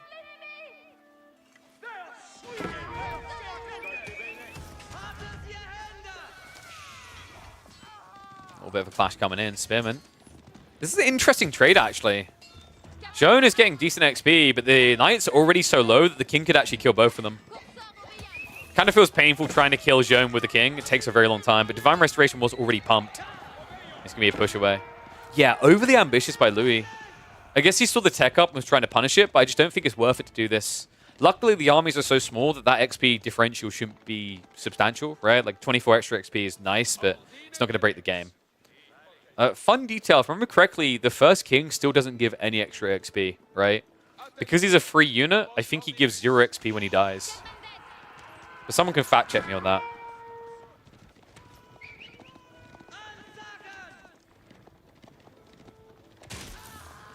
That's coming in. King. Starting to get shown low. And she's got half cooldown and Divine Restoration. Nice idle time. Looks like it's going to be a defense strat here. As villagers get the shivs out. Joan is being brought low, but I feel like this is overly ambitious. Louis, he does at least get the knight in the exchange, so not too bad there. But Joan always a weird target to try and take down. And good pull away. Remember, she's got the Divine Arrow to smite you at the end, so you have to pull away earlier. This is kind of unhinged, though. The amount of spearmen he's building. With tech up complete, I think this is where he needs to stop. King. Yay! 0 XP! My memory is great, and that seems so dumb still. Okay, I'm just going to... hot take. Joan mirrors, Joan dying should give whatever a buyback is in XP. And in English games like this, that should be 20 XP. It's so dumb that you get nothing for that. Yeah, kind of unnecessary what we're seeing there from Louis. I guess he was paranoid that knights were going to block his white tower placement. So he just kind of wanted to keep Vortex in the base. Eco lead is pretty big at this stage though, folks. And it was Rax opening, no monastery yet. In fact, Vortex is just sending it. This is kind of scary, no? Right? Like Louis could actually prep white tower and start pumping men-at-arms while he's teching. Spearman. It would be a little bit of a nuisance in the meantime. King has been queued up again. One thing I don't like with the King change, I don't think that replacing the King should take 50 seconds. I think that's a bit too harsh. It's a good unit, sure, but like you already have to repay 200 to get it again. I respect the initial spawn taking 50 seconds. I'm just not sure about respawn taking 50 while also costing 200. That's like doubly punishing. What I would be a bigger fan of with the English is maybe if Mills by default didn't have the influence, but that was like a 150 resource tech. Because that has an interesting ramification, right? Like the reason why Louis is so content in this game is because he gets his eco-tech, his horticulture, without getting horticulture, right, on these farms. And he was starved on gold. But yeah, he's so fun on food because of that detail. It's kind of crazy how much of a difference that would make if you had to pay 100 gold and 50 wood for that tech as well. Shown going down. Nice snipe there. White tower being rushed up by 28. No way Vortex can stop that. So we are entering a castle on castle affair where Louis now has a 20 villager lead. Not just that, he's about to get idled on the food. March around the side from Louis. Crossbow's now being queued up. Vortex is in trouble here. His eco is spread wide and he doesn't really have much working for him right now. Also, keep in mind with the white tower, this could easily turn into knights after the opening crossbows. Oi, oi, oi. Two villagers going down here. Looks like he actually might minimize it to one. But we still don't have any relic play here. Vortex... Wait, is he trying to rush Imp? I mean, he's definitely not anymore with the idol and the food. I think he's waiting to see what Louis' choice is before making his own. Right, so he's probably now going to go Arbitrary because he's seeing crossbows and his can be better. Plus men-at-arms follow up. Like, Arbitrary just makes a lot of sense. It's kind of intriguing that Vortex hasn't started switching already, though. On the other side, those walls did go up in a different way, and they are proving quite annoying. Wait, what? Oh, no. Oh, he thought he had a way in past that wall. That's such a bait, man. The double mini wall actually just cost him all the men-at-arms. Other side of this, King is still being a nuisance. Guys, Vortex is legit rushing him. This is one of the weirdest Joan Dark builds I've seen in a while, man. I guess he just feels like Castle is pointless here, right? But like, your opponent has a 26 villager lead. I'm not sure what Red Palace does to fix anything here. So maybe, like, what, 2 TC... yeah, I think he's going to do the Mister build, right? Multi-TC with Red Palace. This feels weird, though. If Louis notices it and just attacks, Vortex will die before he gets the age up. I mean, Louis kind of has agency here, right? He could even just rush Imp himself. This is like the freest Wingard game you could ask for. He's now playing towards the relics, and considering he has map control, like the fact that Vortex is now trying to mirror with relics himself may be a little bit too late.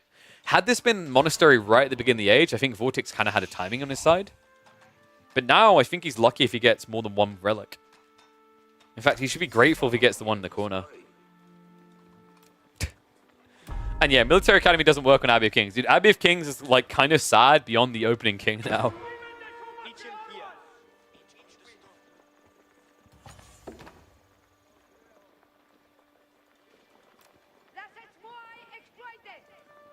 Oy, oy. It's kind of depressing when like you're thinking about Imperial Age and you still have level 2 shown. He has queued up Veteran Sea Horseman. Okay, so second TC coming in. We are going to get a commitment to the age. Problem is your opponent does already have men-at-arms scaling. I mean, the Horsemen are nice to counter the crossbows, but you have nothing for MAA right now. King's going to force some idle time, which is going to be problematic when you're trying to get additional production buildings up.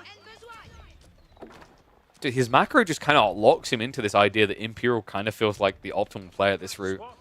At this rate, rather. But Arbitrary do finally get queued up. Behind this, it's 4 farm clusters now, so this is the point where Louis can afford to just spam men-at-arms.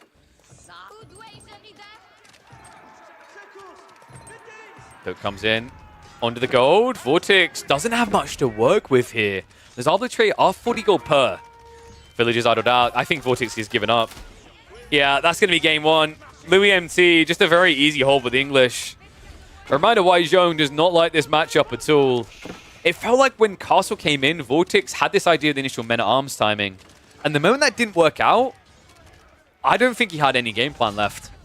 GG comes in. English OP. Alright, yeah. I don't think there's too much to dissect with that game. It's pretty standard. Like, it's just... English are really tilting right now, especially for Zhone. This new build is, like, I don't know what Zhone is ever meant to do against that. I mean, you could go 2 TC yourself, but you know your second TC has to be worse than the English one. Because then you're not aggroing them, right? So they get a greedy TC, and yours gets blocked because of the king. So it just kind of sucks. I guess you could get the TC down. The problem is then the king will harass you. So if you have more than 8 villages there, you're just losing eco. It's not a great situation. All right, let's get ready for game number 2. Let me pull it up now.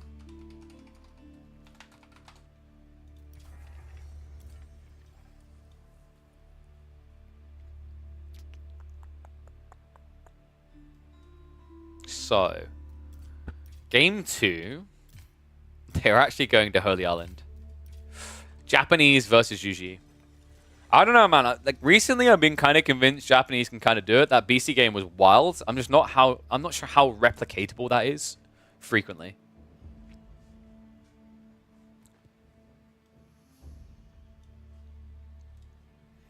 Abbey should be monastery. It's a religious landmark.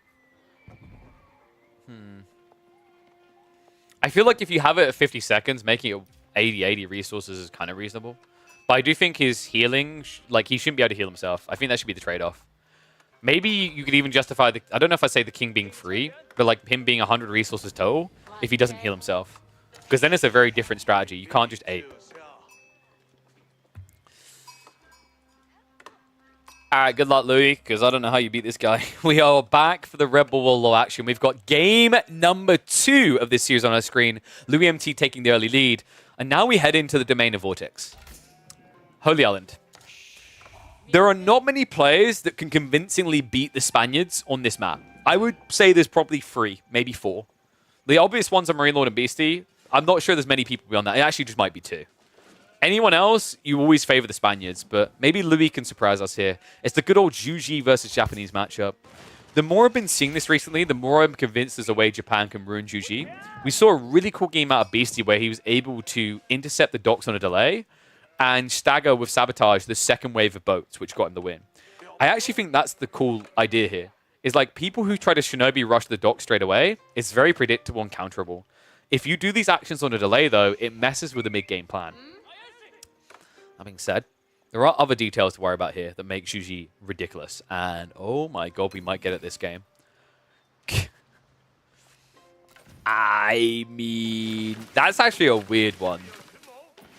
So that's not an 8 stack. What? That's a 7 stack. I haven't seen that before. Remember, you usually get 6 stack berries or 8 stack berries, but that's a 7 stack. So he could get 78 food and 25 gold here. We're probably going to see him go for, what, the 48 food plus the 50 stone, though. Zhuji love stone passively because it allows him to get emplacements on land and at sea, which makes defending very easy. That's a big part of actually why Zhuji is so popular here. Same with Japan, actually. It's the stone gathering more than anything else. Remember, Japan gets stone by gathering gold, so it allows you to get these emplacements.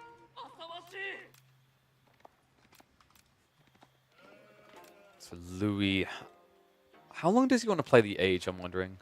Something I have been noticing recently is Japanese players have been delaying their tech ups quite a bit to get really greedy. We're talking like 9 fishing boats plus before teching.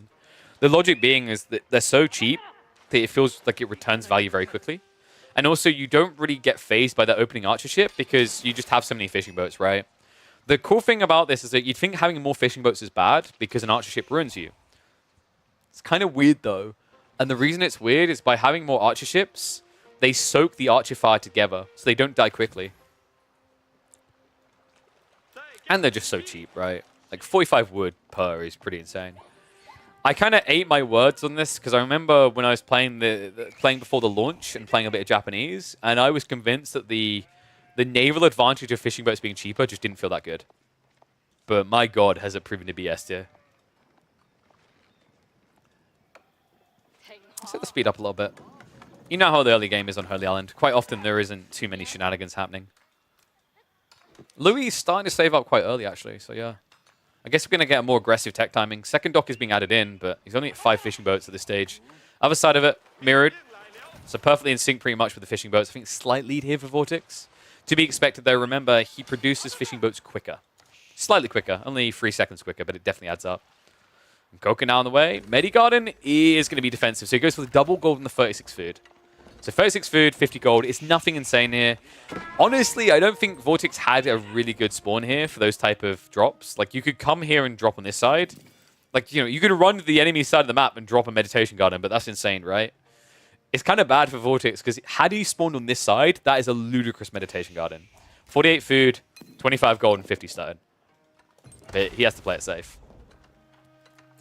And this does mean he gets the aggressive tech timing for the first archer ship. That's really important. It means the Koka Township's less valuable.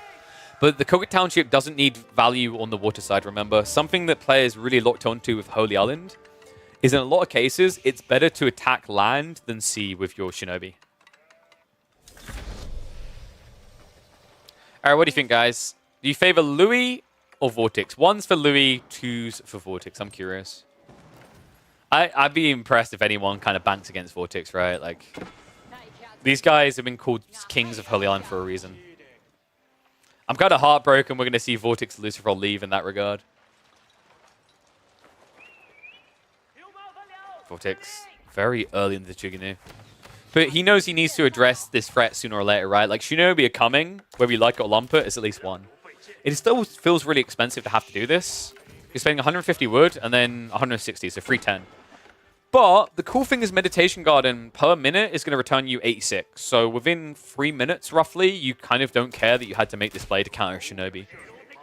It's kind of the wild thing. Like, Louis has an initial edge up until about 8 minutes. And then there's usually feel better about these decisions.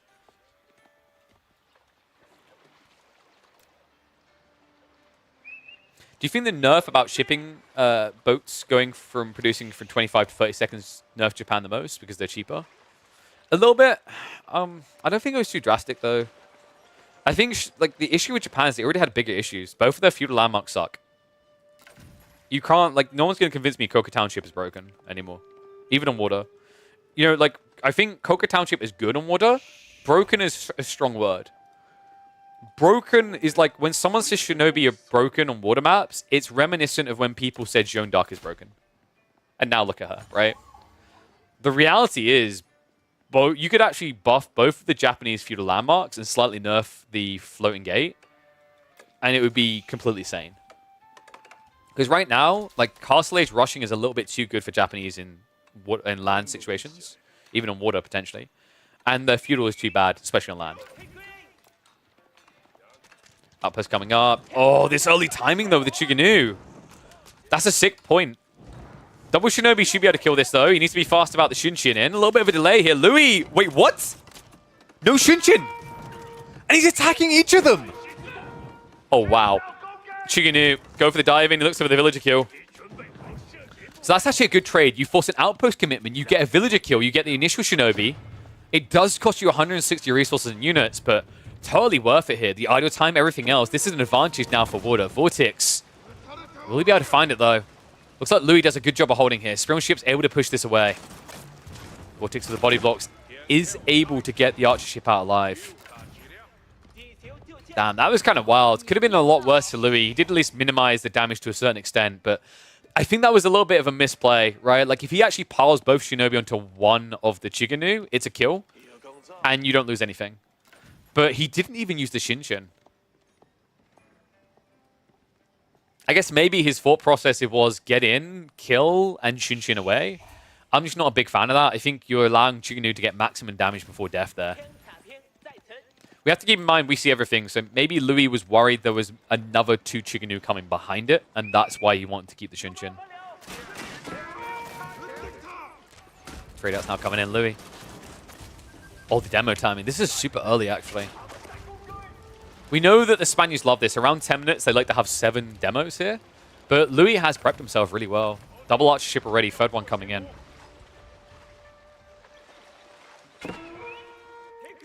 Scout. Vortex, hello. We'll move away. We have got more Chiganu, though. So Vortex, pretty much able to lock the Shinobi in now. And Louis doesn't want to commit more onto the land right now. He needs to deal with the sea. Archer ships. Able to contest on both sides. Demos start to clip, though. Louis a little bit slow on the pull away. He's going to get punished for it. In fact, Archer ship's already gone. Oh, this timing. Vortex moving in now. Double demo to follow this up, and no Archer ships to defend for Louis. He's in trouble. Demo peels off, gets a sinker. Fishing is in trouble. Archer ships start to spray onto it. That's going to force a little bit of panic here. Louis losing another Spring ship. Archer ship not quite able to get rid of Louis' demo here, but good stutter there by the Springles. Vortex able to back away before demos become a threat here. Louis able to hold on, but definitely taking a lot of damage out of that. And good micro so far. Vortex basically defending without an Archer ship against double demo is not easy here. I think Louis got a bit desperate. If he held the second demo back, waited for the third, he could have pinched 4 Springles there and forced a split. But Vortex didn't give him an opportunity. Now, slight lead is starting to build for Vortex. You can see it in the Springle count, the demo count, mirrors, and Archer ship as well. The Chiganu can still be a threat on land here, by the way. Seems like Vortex is opting to defend with them, but I'd love to see him just kind of flank onto the rear here, onto the wood line. Could get a lot of damage done there. And in fairness, he has got the scout to keep an eye on the Shinobi.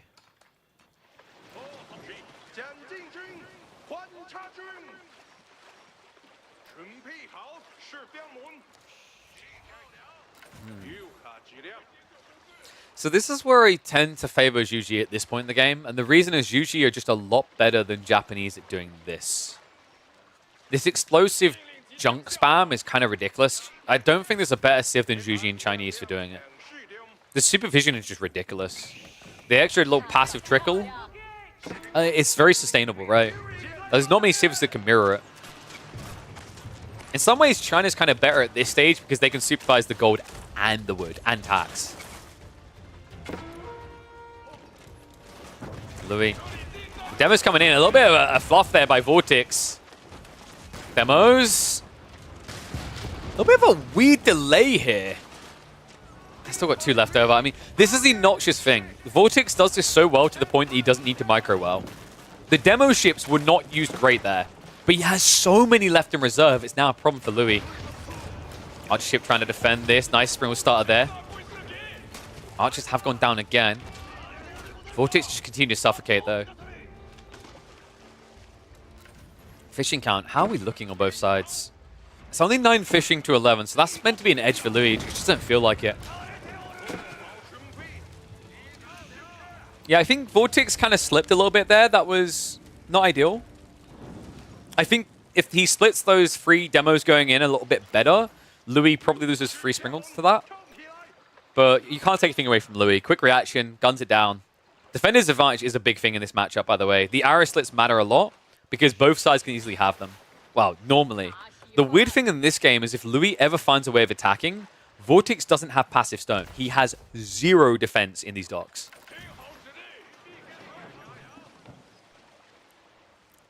It's an unusual game, actually, in that regard. It's not often you see Juji without stone on Holy Island. It forces a different playstyle, though, and Vortex has been skirting this idea for a while. He's looking to crack castle first. Louis may be over-investing into water now. Push comes in. Demo's trying to split through. Nice use of the Spring Ship. Just one shot going in. Counter Demo's now coming on the way in. Archship's held in reserve. But Vortex with enough here to hold. And Louis, this is now a problem. Vortex wasn't forced to reinvest. Shaolin Monastery is now on the way. This game could swiftly be over. Yeah, I don't like what's happening here from Louis. The big issue I'm seeing as well is Louis lost his scout early on. He doesn't have vision on land. His Shinobi hasn't been scouting from either, even though it's got good vision. He has no clue what's happening here, and he's taking bad trades on water. This game should pretty much be unlocked now. I think it's actually impressive the way Vortex played this. A lot of players would have added a lot more Chukunu in, and I think it sacrifices a really strong timing. Now Louis in trouble. He has to attack. The biggest problem Louis has is no mass demos here. When this play happens, you need to go up to like 8 to 10 demos to clear the fleet. Because if you don't, you're at a tech disadvantage. Spring Cruise is already on the way to be a big one. Armored Hull should be very quick behind this. Quite affordable, right? Like Armored Hulls. It's only 500 resources. He's got plenty of gold. Just needs to sort the food a bit. In fact, I think the reason he went Spring Cruise first...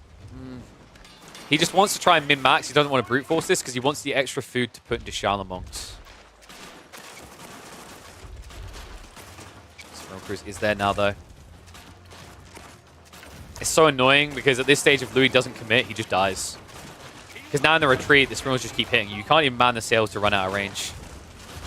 Flash coming in. Louis starting to pump demos, but 2 in reserve isn't good enough. He needs to have like 7 in reserve here. I think he's holding back way too much resource right now. At a time when you can't afford to. Good connection there on 1, but still doesn't feel like enough. Archer ship's also being sunk. Remember, you are also next to a dock that could spawn demos. Second wave is now on the way, but on land, Vortex already has the first Lancer coming out. First Relic already being banked home. Archer ship should able to stand his ground as well. Yeah, I think Louis is in trouble now. By the time he'd be looking for a tech up, that Lancer is going to arrive. He has nothing to defend on land. He also has a disadvantage on water now. Spring will count as even, but the tech is better. Vortex is doubling down. He's looking for the killing blow. So this is actually vile. He can deny the gold on land and the food at sea. I don't see Louis getting castle anymore. It's going to be hard. Lancer arrives. Villagers are going to start seeking shelter, but without gold to get you there, Castle Age is no longer feasible. If this doesn't connect now, Louis toast. Sprung ship. Just the extra range makes this impossible. Our ship's also just being held in reserve. Was it 7 junks versus the 7? The second wave coming in behind this. Armored Hull has finally been queued up. And this is where you have to assess the game on water and go, did Louis do anything to win? No. Like, there's not enough damage here. Hate to burst the bubble, but when you're up against a booster of 20% extra health and 1 extra range, like, this is done. Spearmen are being built up on land. That's taking more away from the water side and away from your tech up. Lancer already done his damage, right? And you can easily follow this up with Shaolin Monks after they get relics to attack land. By the time Louis would now tech up, he will have no fishing. This is so tilting as well. Like, you have to make a stand before you reaches your fishing, but you're seeing what's happening, right? The moment you turn around to fight, Vortex kills a boat for free and backs away. And it really is for free. Like, he'll be caught occasionally by arrow slits like this, but with the extra range, it's just so difficult to do anything as Louis. Demo pump down the way from Vortex, so the Congo line begins. Flowing Gate, now looking to be teched. The new Lancer is on the way. In the meantime, in the water, this is the overwhelming lead that he needs. Louis' fishing is about to die. And the cool thing about this of Vortex, he just needs to go to the back. He doesn't need to dive the dock straight away. Demos are going to move in. Our ships are trying to defend, but it simply is not enough anymore. The dive begins. Fishing is about to become a victim as well. Louis, with only 4 Springles left over, there's no hope of holding this. Water to be forfeited. And without the food behind this, there's no hopes of pumping on land. GG called. Vortex once again reminding why he's king of Holy Island. Yeah, pretty much what we would have expected there. I mean, Louis is good on water. It's just very hard, right? Like, Vortex and Lucifron, almost faultless in their timings. I think there's only been 2 players that have convinced me that they can reliably take Vortex and Lucifron on water regularly. That's Marine Lord, and actually recently Beastie. I said this on the broadcast on Sunday. He doesn't get enough praise for this. Beastie has leveled up his water game phenomenally well. After Archipelago and the necessity to play water very well, you saw what he was able to do against Lucifron, and you saw it against Vortex actually in this tournament as well.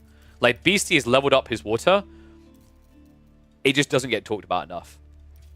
All right, next up we have got Dry Arabia, which is going to be Roost Ibids. I don't know, I'm starting to, the more I watch this, I'm starting to think it's harder for Roost than it used to be.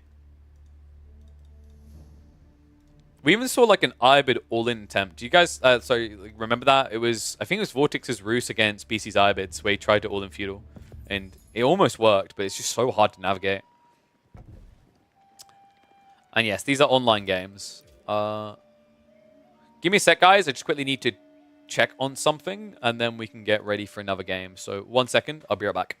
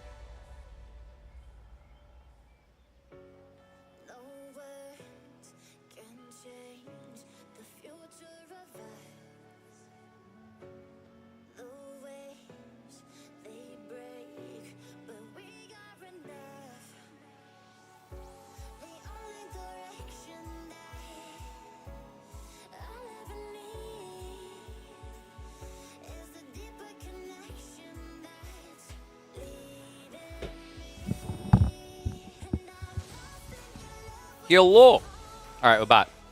Sorry, I just want to check when, plan out when we're going to eat today. It's like, I'll probably have a lunch break more towards 6 p.m. my time, so 3 hours from now. We might come back afterwards. I'm weighing up whether we stay on and try Stormgate today. If not, we'll look to try Stormgate on Thursday. So we'll have the Voldemar Myriad best of 11, and then maybe check Stormgate afterwards. And yes, Vortex is very entertaining. I always love watching the guy. Let's see what we can do in this.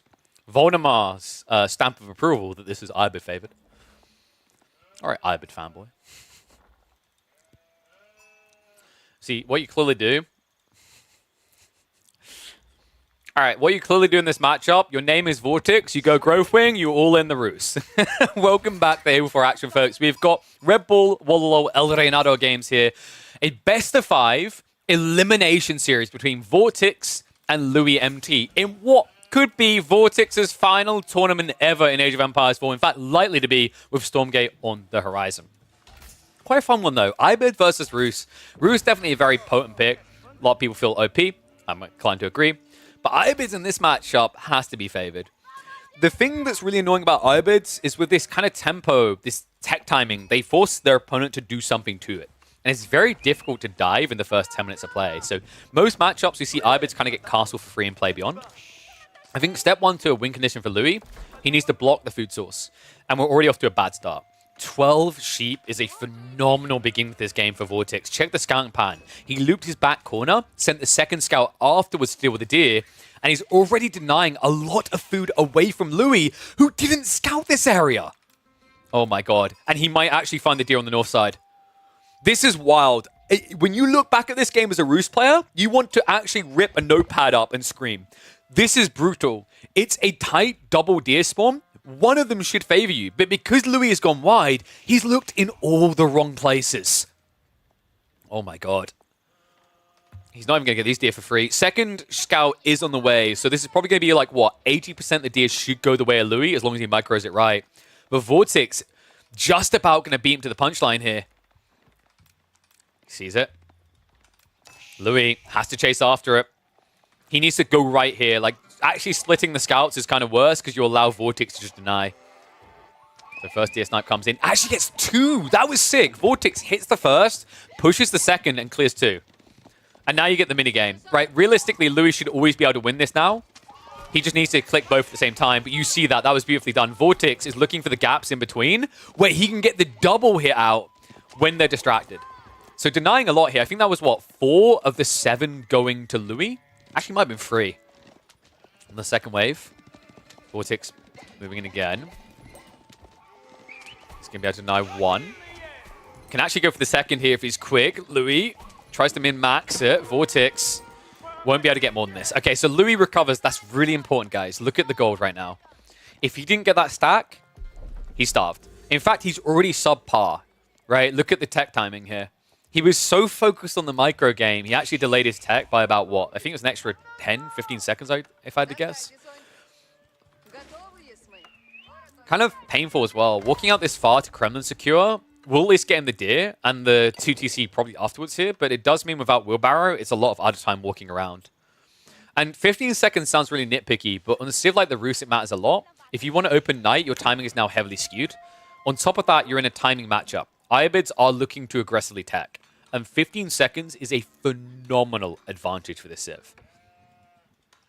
An even bigger one coming. Because in this matchup, if your tech time is delayed, Desert Raider coming out like this, your TC probably has to be a bit more defensive, or it gets blocked. Start this game looking really good for Vortex. That's insane though, man. I always say these type of spawns are weird, because you think it's like a benefit when you're a Roost player, but it's only a benefit if you know, right? Well, you have to realize, if anyone thinks that Louis scouted, like, fluffed his scouting rotation, think about it from his perspective. He's spreading out on the map. It's just unfortunately a gamble that he's not looking in the right area. This is another reason on the long list of why I do not like the bounty game, right? Not only are you forced to play it, but the RNG on it just makes it absurd. Because let's say Louis walked here straight away and walked here straight away. This opening is entirely different. You favor the Roost at that point. But with this timing, with the denial Vortex got, where he immediately found the first deer, and then kind of grief the second, where I think he took away 50 or 60 gold total, it completely ruins the Roost's timings. So we'll at least get some recovery of extra gold here. Wall's being found. I'd love to see a stable opening here just to try and harass, but the problem is with a Desert Raid already being there, you kind of minimize the damage you can do. So it's probably better now for Louis just to kind of focus on apparently 1 TC attacking. I guess you kind of have to. One thing I've been curious to see is if it's feasible to play 2 TC Rush with Roos and just wall the relics, kind of like what you do against HRE. I think the difference between HRE and Ibids, though, is whenever they go for this Desert Raider contract, or Desert Raider wing, they already have a unit to attack your builders, which is a big problem, right? I think if this was a game where, let's say Desert Raiders wasn't the go-to play, let's say for some reason, wacky reason, it was logistics instead, or maybe Atabegs, that's when you could try to wall in relics. But instead, it's going to be the 1TC all-in aggression. And no, we don't know how they're going to redesign the bounty system. I think I've already given my feedback on this. I generally think that the bounty system should be when you gather from hunt, you get some gold trickle. So kind of like how Byzantines get olive oil from food and how Japanese get gold from stone and stone from gold. It's like if you walked out to this hunt and gathered from it, you should get like 10 or 20% of what you gather as gold. And that should tick up a bounty system, which improves your hunting cabins.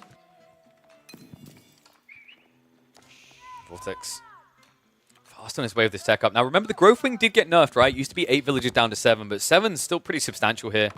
Should kind of mirror the eco count in the end on a normal 2TC build, but as we can see, Louis not doing that, so it's just going to put him behind.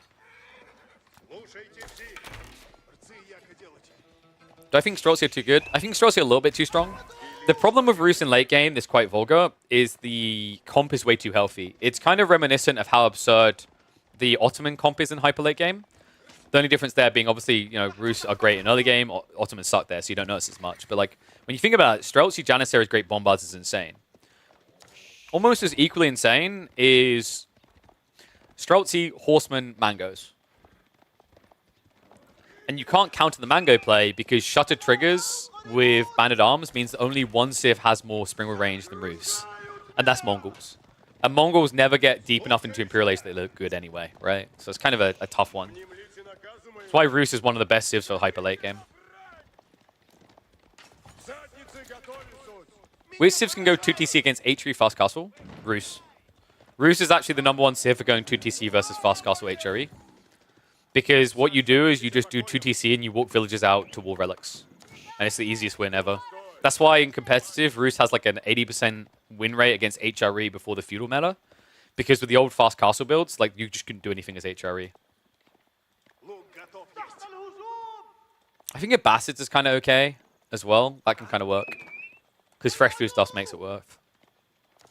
Typically though, like if you're going 2TC against HRE or fast casting civs that are looking for relics, you need to pull villages to block. So Vortex, tech up already on the way. It's going to be Growth Wing. Louis now trying to go all in. The question mark is whether it's going to be too little too late here. Love that. Textiles is kind of sick. It's really expensive because you're already behind on villages because you built a scout out the TC. But I think it's important to have here because you're probably going to have to pull villages to kill the ram. This is a very early dive timing though.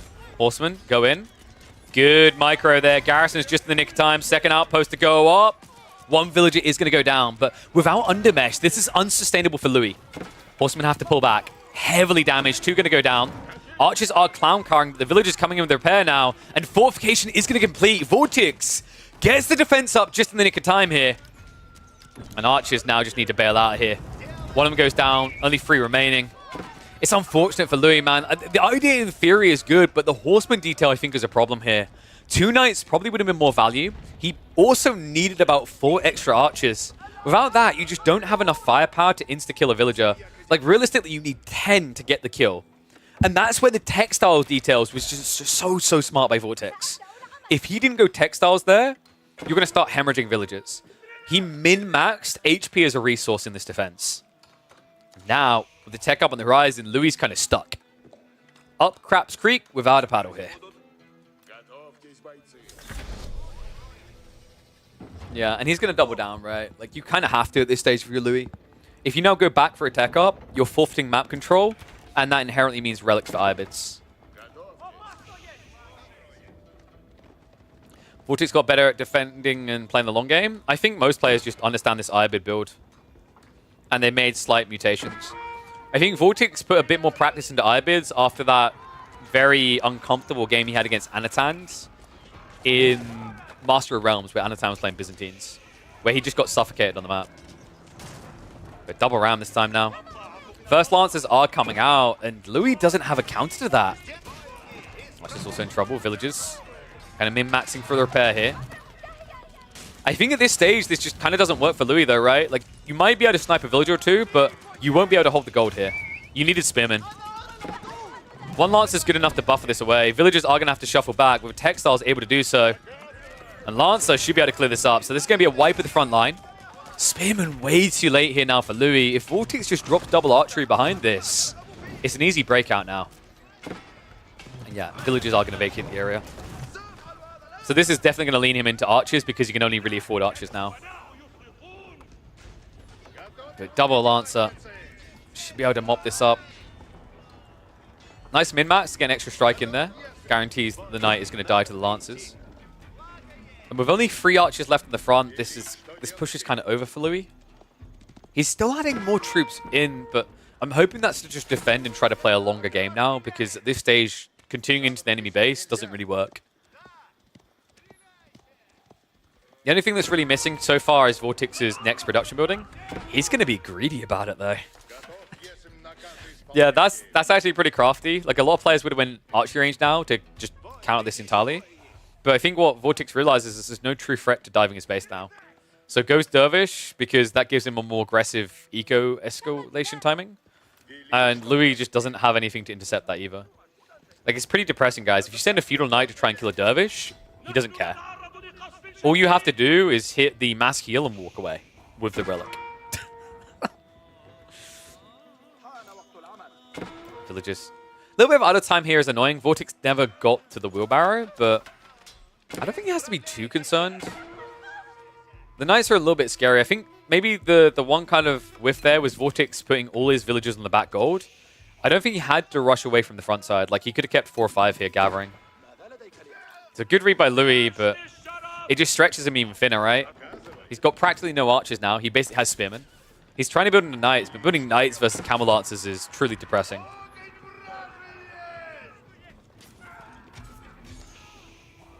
Yeah, you can't even hang around for this fight either. Remember, whenever your spearmen are outnumbered by Camel Lancers, it's just death. The depressing part, though, is when you run away like this, Camel Lancers get a longer charge, and it means they do more damage. He's going to turn for the fight now, but nice peel to the north side. Just wants to clear the spearmen first.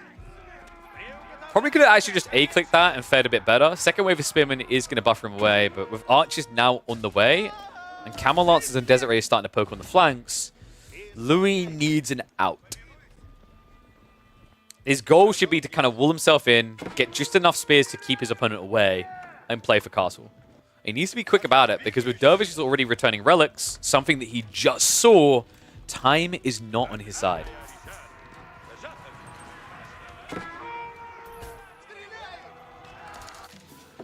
The good news for Louis is this double deer spawn, although it was bad for the bounty, it's great for the food. So you should have enough to kind of protect, but man, I'm seeing a guy who's not teching up.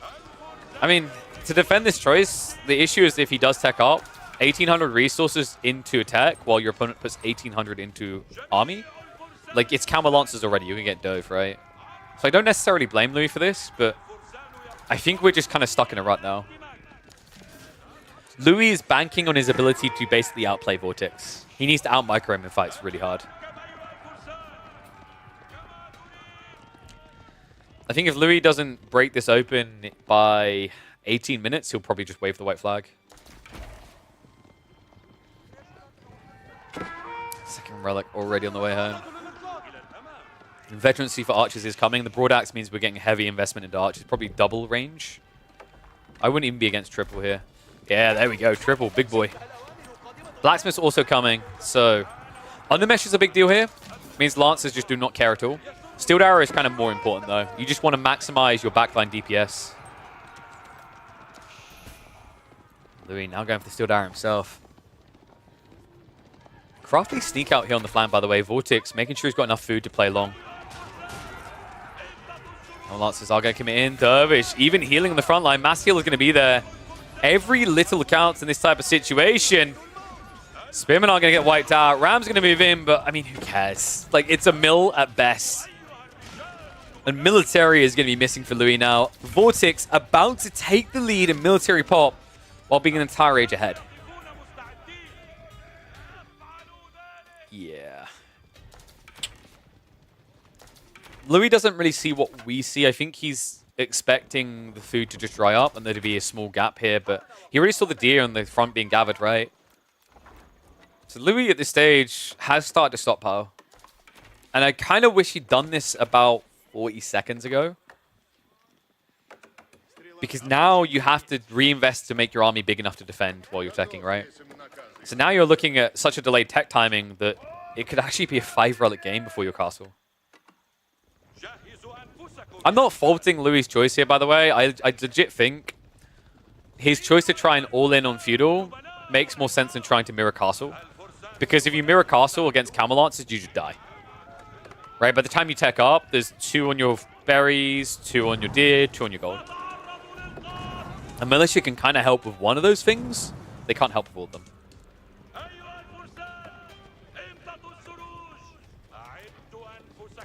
Agreed, Voldemar. No tech makes sense if you can leverage an advantage in the fight very fast.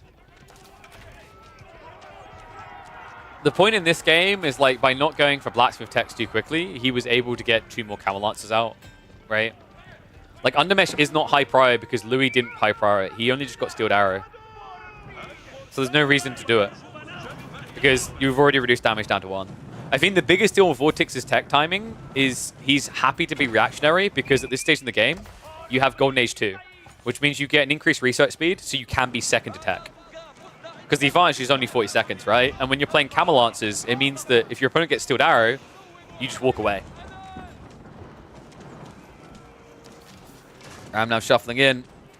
Gonna be a breakthrough. High Trade House is coming. Quick, get your numbers in. I'm not sure this game is going to last long enough. He did play onto the boar, so there should be, what, probably 250 bounty now? A knight is going to raid on the other side, but a cheeky little wall with a gate should allow him to escape this. And I believe a Camel Lancer, yep. In fact, 2 Desert Raiders are already on the way to contest that.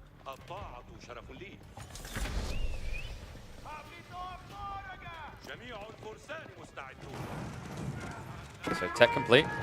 Front production's a problem here, though, right? He's trying to get a men-at-arms defense going. The problem is you can't just spam spears and archers, right? But men-at-arms don't survive Camel Lancers either. And the hunt is on. He's not going to waste time on it. He leaves the ram to deal with the production buildings. Archers in with the dive. Villagers planning to pull back here. Could be a few snipes for free. Seek Shelter will get the rest in safely.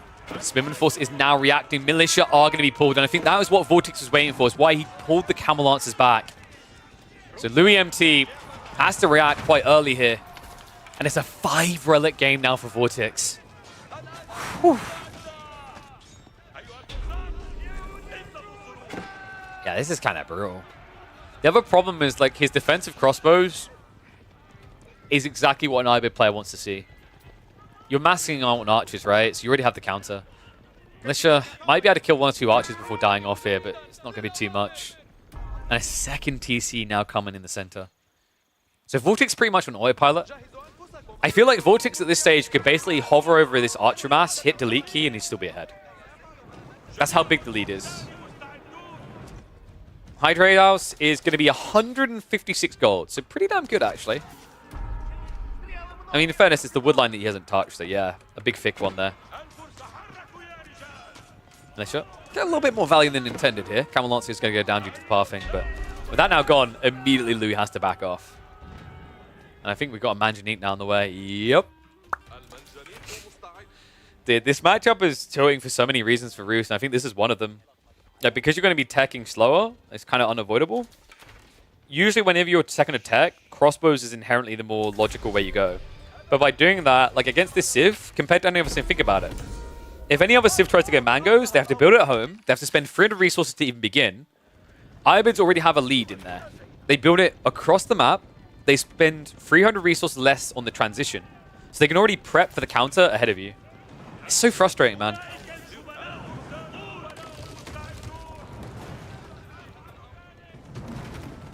Vortex, kind of the perfect Civ for him the more you think about Irobids. Although you have to begin the game defending, it is a timing Civ. It's all about tempoed aggression, and that's exactly what Vortex thrives on. When the fortress goes down, I'm going to start marching in, and he might lose a few villagers. He's not pulling back off the deer here. Luckily, Vortex wasn't looking. Burn through is coming. Louis at least going to get the undermesh for the defense here. But the Manjanique is a sore issue here. I'm not really sure how he's meant to take it out in this type of game. If he had gremlins, he could dive them on and force a retreat, but it's only 4. I believe, have we got Mamluk's Bravery yet? Yeah, that's the only upside, right? No Swans Mamluks means no Snowball. But I don't think you really need it here. 13 Camel Lancers. 32 Archers. And a second Manjanique down the way. And Vortex just paranoid. I love this. 3 Mangoes is just an easy GG against Mass Men Arms. But he's respecting the fact that Louis, in theory, could have Siege coming. Because remember, this is a Civ that gets 20% more wood. They can afford to reach for it. Man, he's really just so succinct on this. He's literally a step ahead. Double Sprinkle to guarantee his defense. And he's going to move in now. So High Trade House being targeted. That's basically 2 relics being removed from the board, right? Without that extra gold trickle, massing Siege to defend isn't even feasible here. Sacred Sight's also locked in, man. Everything is going his way. This is an insane amount of gold, right? He's getting 400 from the relics, 300 from the Sacred Sights. That's 700 passive gold. He can win any Siege war that they contest. He's already proving it. First Sprinkle soon to come out for Louis, but it's triple Sprinkle now for Vortex. High Trade House down. And now it is a true 700 gold passive resource difference between the two. Oh, sorry. 678 passive resource difference. Kremlin also now being dove. Usually a very hard defense to breach, but Vortex just so far ahead. Yeah, really clean execution by Vortex. I think that textile detail was so sick. A lot of players would have been greedy about this. Same way they just don't go wheelbarrow, but textiles actually saved his bacon. The double outpost defense was phenomenal. Completely ruined the one hope Louis had of breaking this, and now the desperation dive comes in. Archer's able to frontline. Mango Sprinkle's behind this. Sprinkle's even sniping out the ranged units on the other side. A nice spread by Louis, but it's not going to be good enough. Sprinkle's at least going to move in now, but Vortex has enough siege not to care here. We'll get the snipe out. Well, that's then to click us across map. Camel Lancer count has at least been reduced down to 8, but the Kremlin's almost dead. And once this goes down, the floodgates open.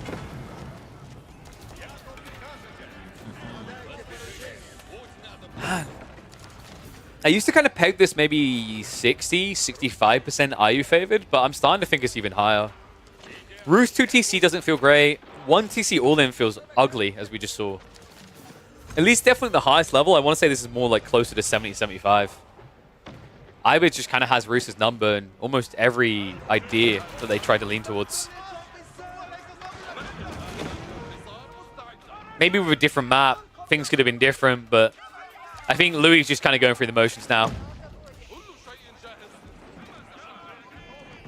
Roost Ibid with 2 TC feudal aggro. Maybe that's the way. I feel like most players are even trying Roost 1 TC, or they're trying 2 TC fast castle, right? Maybe 2 TC full feudal is the best option, but I think that only works if your opponent doesn't have, like, this. If they have any reserve resources or get a good sheep pull, you're screwed.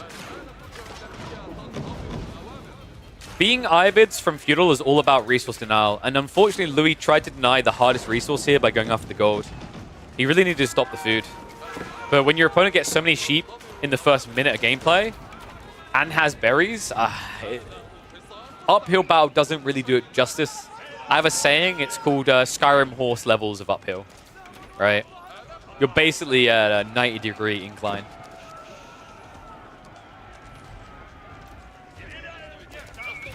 Well, Louis, never one to give up, never one to surrender, but I think he's about to be forced to.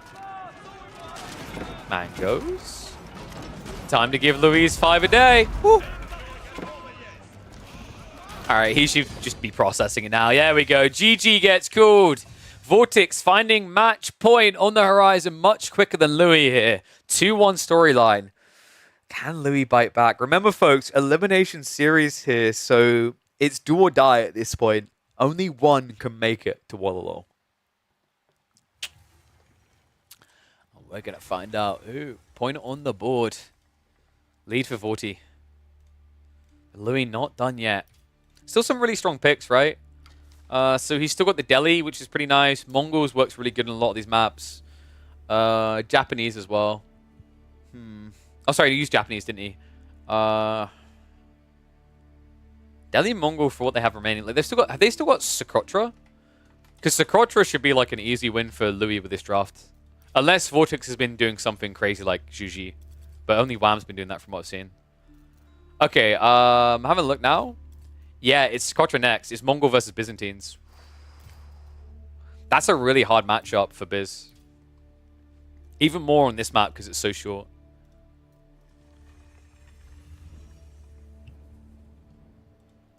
Alright, living the game now.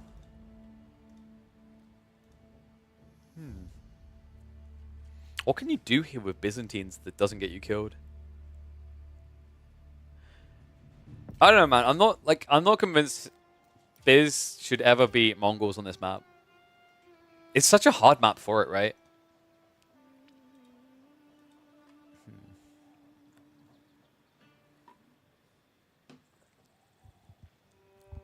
What was I going to call that one?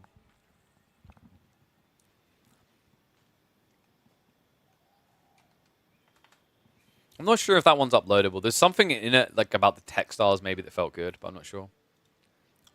Yeah. Draft mistake? From who? Who do you think screwed up the draft? Are you thinking Vortex screwed his draft? I think so too. I think he should have played probably Juji here.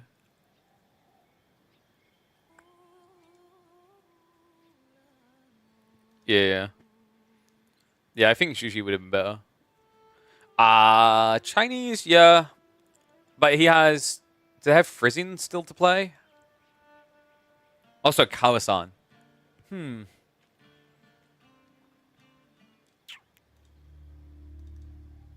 Well, this might be a problem, actually. Now that I'm looking at the draft. Louis, what does he have remaining? He has Malians or Delhi. Oh,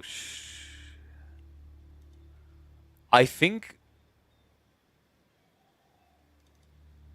No, the final map, dude. I think Louis screwed up. Yeah, I think Louis may have screwed up here. Mongol's definitely a good counter pick to Byzantines, but he's got to go to a potential map 5 on Kawasan, and he basically has Delhi or Malians, which is a big yikes. This is going to be a rough one. At least this one's going to be a rough one for Vortex, but the entire series might end up being a rough one for Louis. Feels like both of them have issues. Vortex in game number 4 here with the draft. Louis likely in game number 5, but focus on the 4 here. Vortex already on match point. They slipped that across to not bait people.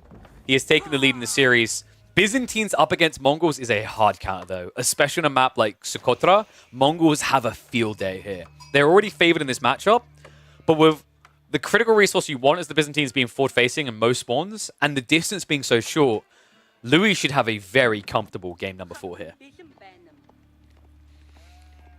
So, like, actually thinking about Vortex's draft, it seems like a mistake, but when you think about what he had remaining, he had Juji, Chinese. Is that right? The silence is damning. Double checking Juji and... Dude, I'm blind. Where is the series? Oh, sorry. No, he played Juji, right? So Chinese or Abbasids. Sorry, I got mixed up. He had he used Juji on Holy Island. So there you go. Yeah. So Chinese or Abbasids for the final map. You can kind of play Byzantines on Kawasan. I think it's underrated, but I'm fine with this. Abbasid's just much better. Like, I think Vortex kind of tricked him. You could probably have done Chinese here, but I guess maybe... I think Vortex is worried that Louis is going to go Malians. Malians versus Chinese is good for Malians, right? Chinese versus Mongols is definitely good for Chinese, though. So there is actually, like, Vortex...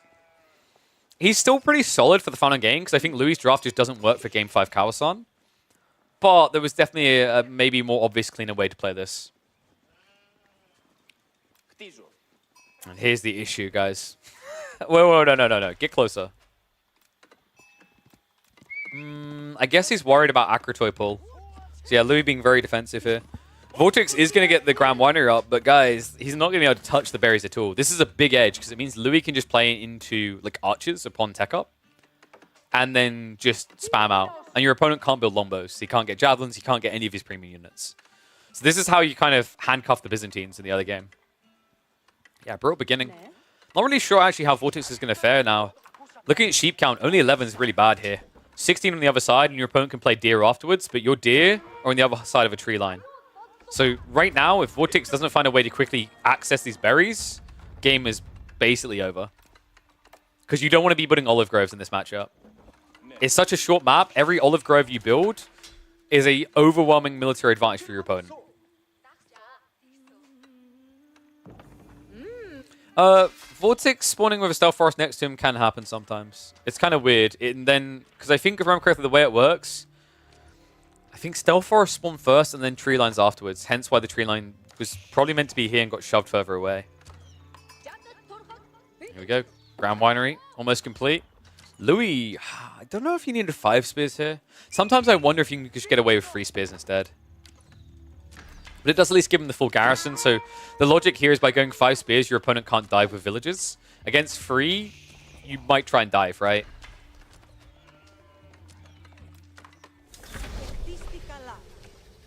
I think the other thing that always makes me kind of weirded out by Byzantine picks here is I find civs that utilize gold in the early age are better on this map because the gold always spawns back, right? So for a map that's always going to spawn your gold in reserve, playing Byzantines feels weird because they have nothing to do with gold beyond techs, right? They haven't got Keshiks, they haven't got men-at-arms. They've got nothing that they can produce in the golden in the feudal age that uses gold. Would Hippodrome be an option in this matchup? I actually hate Hippodrome on this map. Hippodrome requires width and breadth, right? You don't have any. The map is small and claustrophobic. It's not that cavalry can't work, but cavalry as an opener just doesn't have that extra leg up of going wide. So I feel like you only really want to be going cavalry when your opponent gives you a reason to. But if you open Hippodrome, especially against Mongols, they're already building spears, right? So you're just feeding them.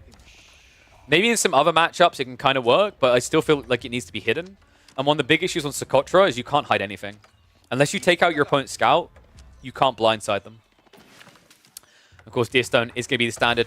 Silvertree doesn't make sense. There's nothing to trade with. On top of that, on a map like this with a forward outpost, this is an insane advantage. Think about this, guys. Between the Deerstone and the outpost, he'll have almost 100% buff on all of his military and eco, no matter where they are on the map. Giving you flashbacks to Puppetball versus Louis.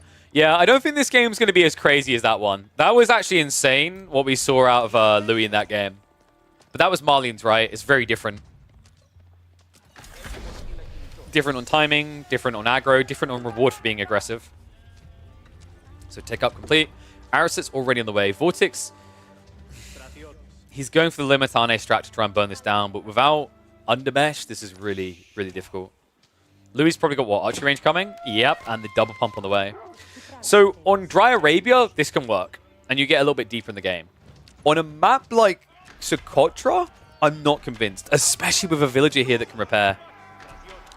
Prepping for the burn down. Aristates does come in. Nice target down there on the Limitane. Now the villager's going to come in for the repair, so Vortex has to dive for this. And because he's got the shield wall up, he's not quick to do so. This is sick. Louis, this one villager can just win the game.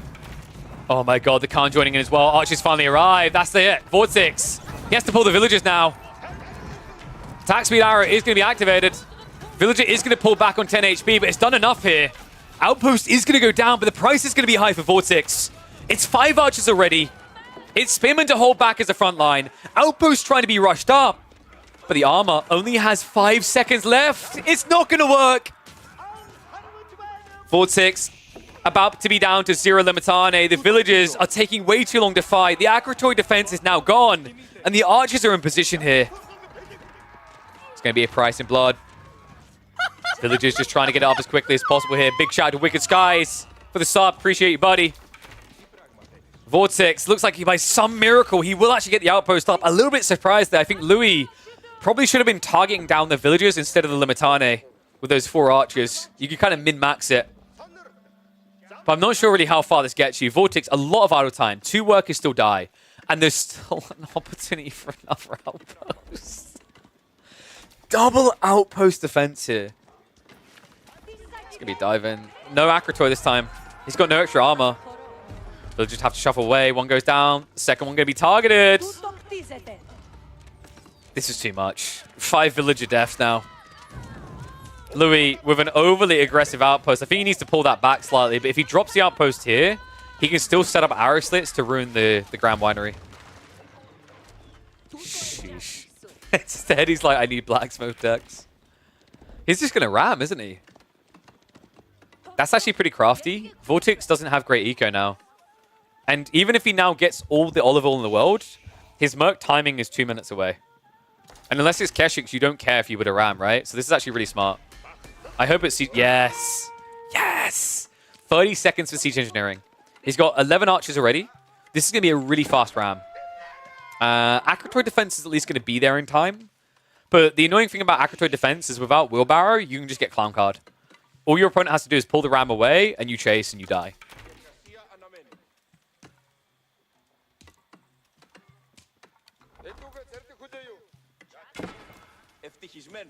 Vortex? Wait, what? What? What? What? What?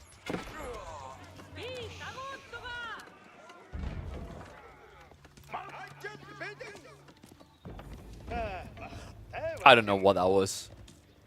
Oh, Guys, if Louis just clown cars, this is GG. Silk Road, he just came in, right? But queuing up those guys, they're not ready yet. He has got enough olive oil. Even then, it's still going to be a minute away. Look at it, 1 minute and 7 seconds. The ram will deal with both outposts by then. You're going to have to defend it with villagers.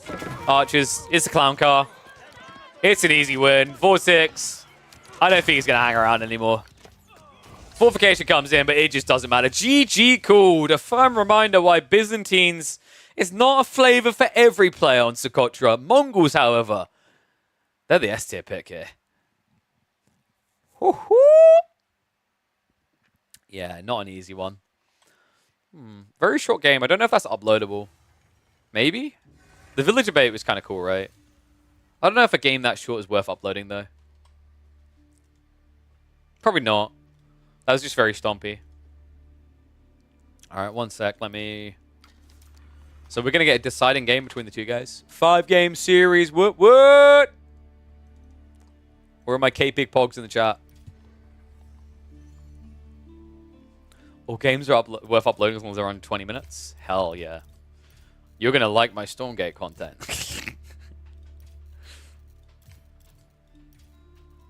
Okay. So Kawasan, yeah, it's going to be Abbasids versus Delhi. I mean, Delhi water sieve now, right? Maybe it's not as bad as we were saying. If I'm being fully transparent, it's not great. But it's a little bit better than we would have thought. I'm still not convinced it's good. But I'm willing to be convinced. Alright, let's get ready.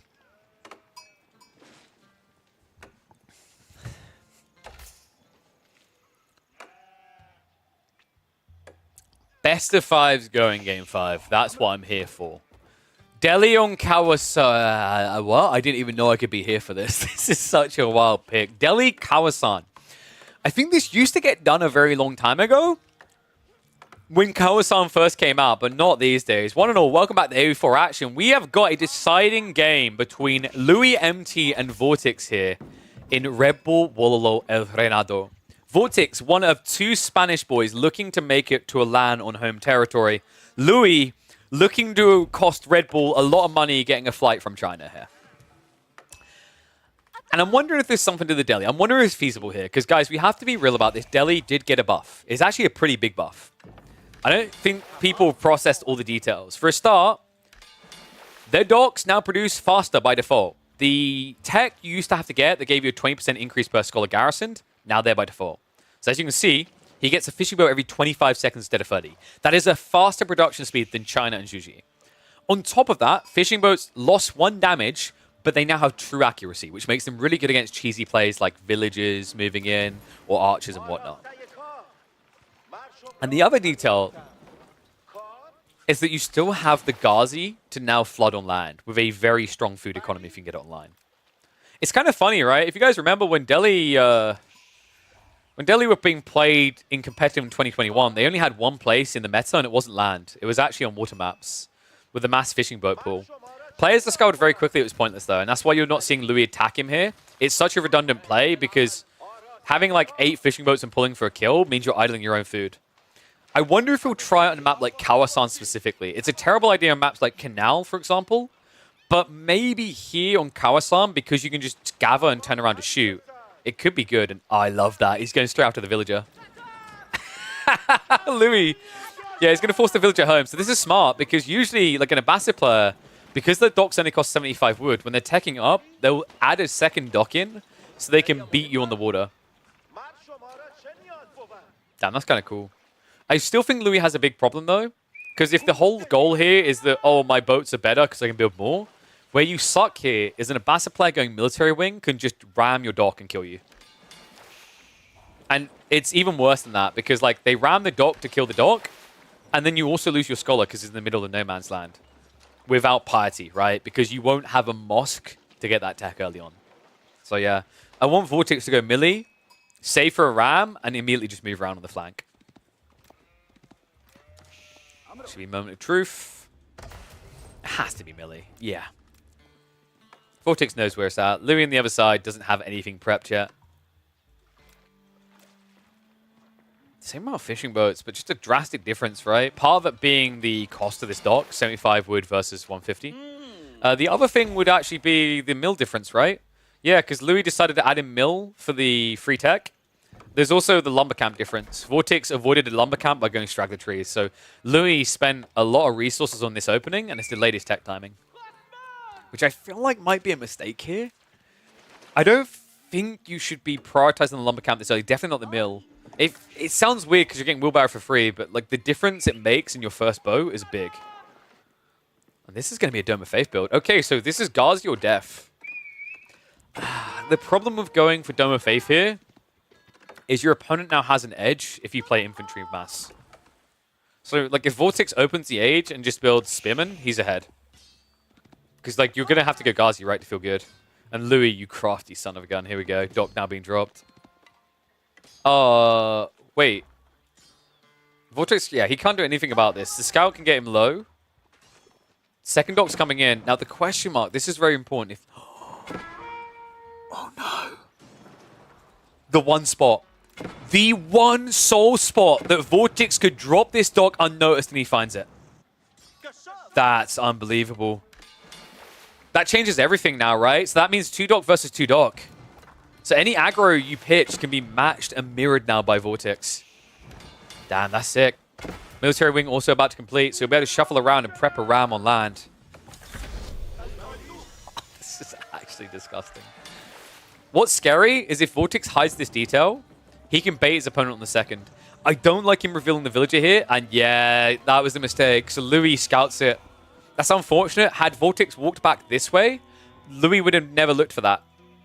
Well, statistically, he's unlikely to look for it, right? He doesn't have a reason to think it's happening.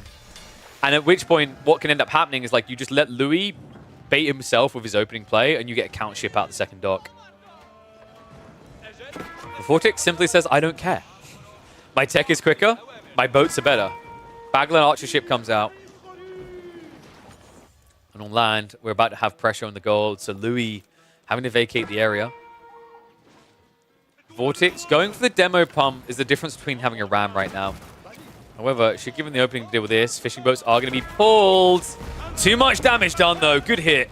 Good patience as well. Vortex, he waited for an extra attack before going for the demo hit. Guaranteeing that Louis could not protect himself there. Scholar is going to shift into a... Like, wait, what? What? Oh, no. Guys, that's a problem. He just lost the production rate. Oh, that's so dumb. So there's an ungarrison all, but there's no option to keep the scholar in. Louis, I don't think he mean to do that. So he just exposed the scholar. He decreased his tech speed. He decreased his production speed. And he's getting nothing out of this guy. Ouch. Yeah, a bit unfortunate that that's not on a separate button. Because remember, when you garrison the village, when you garrison the fishing boats in, you want to pull them out, right? But doing so pulls out scholars as well. Oh, looks like Mosk is going to be at home. Archer range being built into. Archer, in the meantime, proving a nuisance here.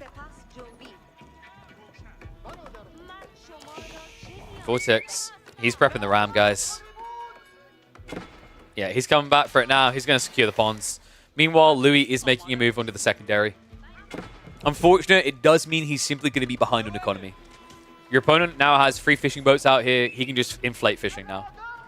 There's no way you fight back against double bagler here. It's just a waste of time. The problem, though, is like this ram. The thing that makes this ram play for Bass is so insane on Kawasan is you can block both docks. If Louis doesn't start building melee units on land, he has no answer to this. Yeah, I'd probably like to see a separate key for fishing and other. Because, like, don't you have a back to work button on TCs, right? So why is there not a back to work button for maybe just like on docks? Just have a back to work button. I think that makes sense, right? Wait, do we have a back to work? I'm pretty sure we have a back to work. You know when it's like something you're used to just inherently taking for granted? Like, just have a back to work button and just have it on garrison. It makes 10 times more sense. Oh, no. Doc? Nice interception here. Louis gets the blocker. Vortex. Can he do this? No, Archership sees him. Ungarrison does work as back to work, but I think it's good to just have a separate button to guarantee the difference association between scholars and fishing boats. Villager's going to go for it. Ah, this is not going to work. Vortex. Yeah, that's overzealous to say the least. I think he's trying to get ahead of himself. Just play land, build rams, clear eco. Looks like he's on the move there now. Lou, in the meantime, just building the archers. Not a good sign because Vortex already prepping horsemen. Only a few cities have this? Sure. But, like, doesn't mean you shouldn't have this sort of option. Right? I mean, only Japanese have Shinshin. We have a keybind for it. Right? I don't think there's anything wrong with having keybinds specific to civs.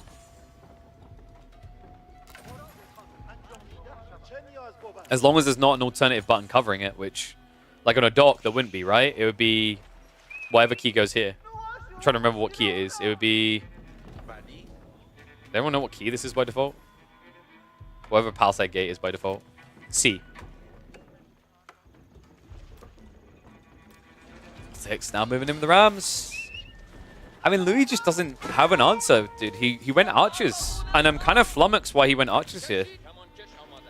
I think you just want to play close to the water, and then you have archer ships to be your archers. And then you play Ghazi to defend and then raid. Like, you're just going to lose all docks now. Villagers also in trouble. Horsemen go past it. They see the opportunity. Archers trying to do some damage here. Villagers are going to be pulled to try and protect the dock. It's going to cost you some villagers to do so, though. Remember, there is undermesh in these horsemen. They do not die quickly to this. Also, bringing the archers here just feeds the beast, right? The horseman numbers are swelling up. Dock cannot be protected. A good split here sends one horseman over to the villager, the other over to the archers to absorb fire. He's going to lose the archers. But Ram able to get rid of one of the docks. Now backing up with horsemen reinforcing. Louis now going into the Ghazi, but you have to wonder, is it too late? Archers have basically been thrown away. Villager count not looking great. It's an eco lead of almost 10 for Vortex, and Castle Age is on the way. Ooh, and I'm afraid Louis will not have an answer to Castle here, guys. Because Vortex can just pump Lancers, so yeah, it's going to be a Spearman. That'll buy some time for Louis. He needs to add a lot of units in to protect this. Double dock again. Like, if at any stage Vortex gets a dock on this pond, it's over. In fact, I'm kind of surprised that Louis hasn't sent a fishing boat deeper. Usually you want to have one, like, out here. The nerf they recently applied to fishing boat vision was huge for Kawasan. Because now you can't see full breadth on both sides of the other side by gathering this. You miss the gaps, as we saw in the corner up here earlier. It's actually a really big deal. I love that change as well. I don't like the fact that fishing boats just gave that much vision. Like, in a game that's all about vision, it's too much info. Demo. Nice counter, but still loses the villager. Ghazi at least not going to be reacting, so Ram will be taken out. Horseman hunting for another eco kill. Louis doing a good job of saving up, right? Like, maybe I'm being harsh about him being out of this game. I don't think he's out, but I'd say this is like a 70-30? Actually, it's bigger than that. If we're being totally bluntly real, this is actually like 85-15. Vortex hasn't default won the game, but he's in an overwhelming position at this stage. He's a minute out from his tech up. In the meantime, he doesn't have to waste time building that, right? He's just got resources galore. He's got triple stables ready to pump Lancers. And Louis has only got 3 Spearmen to defend with currently. Louis has a lot of gold because he's going Scholars. Blah, blah. Like, you need to get Scholars now to fix the Blacksmith techs. Like, your only hope is get Castle Age and get Blacksmith tech, switch Men at Arms. So, like, you need a lot of gold anyway. Problem is, like, with being Lancers, you probably actually have to wait for Spearmen. So, once again, Scholars are useful, right? Because Veterancy is going to take a long time either way. Scholars are at least going to lock in the Sacred Site, so well played there. Vortex quick to mirror and block that out. 15 seconds to go. Culture Wing, the play. Pretty smart here, right? Like, getting these upgrades is pretty good. Even for the Horsemen, I think it might be worthwhile. Makes them pretty efficient Raiders. Goes up to, like, what was it, 12 damage? Gets a lot more bulky as well with the extra ranged armor and health. Undermesh, now queued. Lancers queued. Preservation Knowledge. I think what you do is, like, if you still have 8 Horsemen when POC is done, it's actually a pretty decent tech upgrade, right? Because then you're only paying 280 resources. Which is, like, basically true and a little bit Horseman. Cold on the way. Louis, credit to him, man. This game felt like it was over. He's still holding on. But he still needs to make a move soon. Like, so far, he's been reactionary at every phase. He hasn't been able to make any sort of play into Vortex's economy. Stable Rax is coming in. Vortex hasn't seen the tech up, but this is now obvious. Like, when you see triple production building, it's a dead giveaway.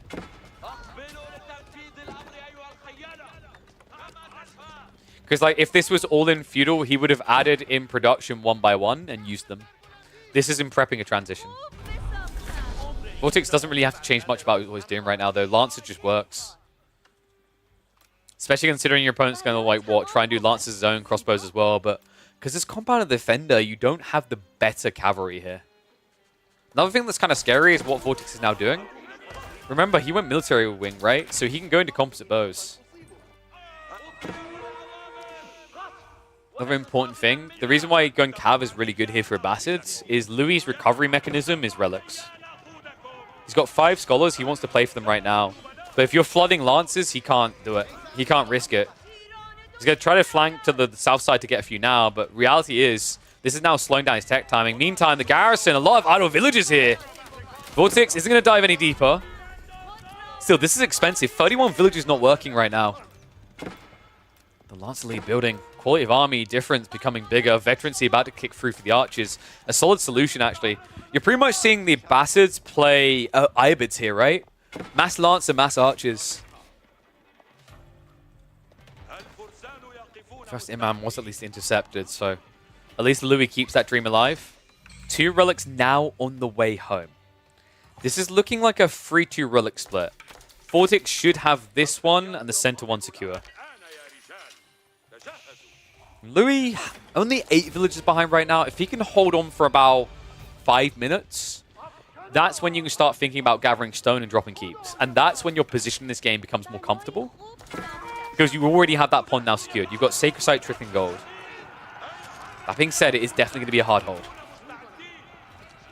Vortex could even contemplate going for a Mango to guarantee the crossbow mass is pointless, but I actually prefer this approach. Composite bows just make sense. Counts Spearman, counts crossbows. And then you don't have to play too slow because you're defending siege, right? You can just dive. Composite bows. About to trigger here. Tries to bait a fight. Spearman starting to get sniped down. Vortex, the numbers just looking superior here. Crossbows now starting to be sniped out. Louis has to make his stand. If he loses this, he won't have the gold to produce the comp he's going for here. Crossbow Lance is definitely not cheap, especially when you have to replace the whole army. Dive comes in. Vortex finds the timing, and Louis, once again, about to have to idle his entire economy. He's got no standing army here on land, and no hope of stopping the aggressive Spaniard. Yeah, fair to say this game is looking done. Good play by Vortex. That sneaky dock to just get a secure on the north side pond, ruined Louis' opening plan. And the tech timing just so clean by Vortex. Love the way that he tempered his aggression. He didn't overinvest. He didn't double down on trying to get rid of that dock. He understood when he had an eco advantage and turned it into the tech win to get the series dub here and keep his dreams alive in RedBull Wololo. Unfortunately, we know how that story ended. He did end up falling in the end to a beastie, but pretty cool one. What do we call that one? I'm trying to think now.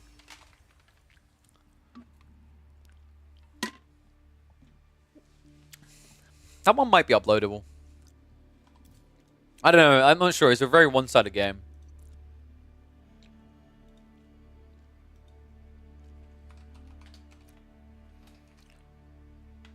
The perfect dot placement.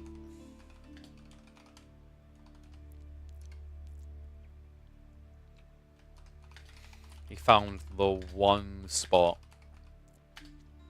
his enemy couldn't see. I think that works. Okay. So I think we can maybe do some of the King of Dry Arabia games now. Let me have a look. You guys want some King of Dry... There's a Baltoon Zertan series, but there's also King of Dry Arabia games. What do you think, guys? I don't know when Elyono and Baltoon are playing this series, by the way. Apparently, a lot of the lower bracket series are just going to be happening whenever now. For that tournament.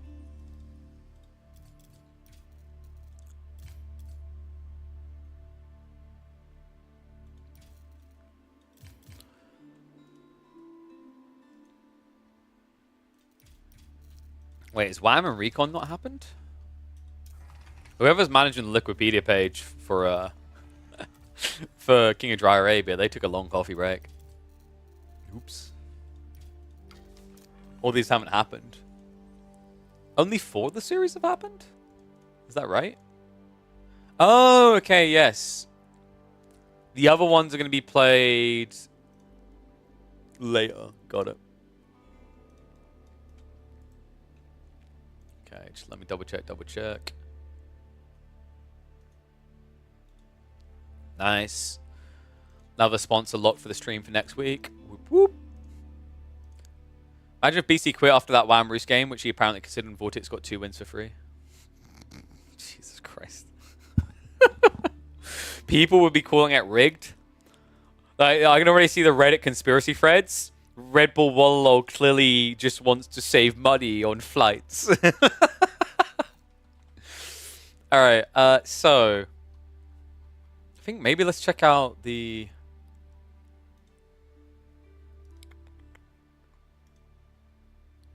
Core Anasand or Marine Lord Elyono? What do you guys think?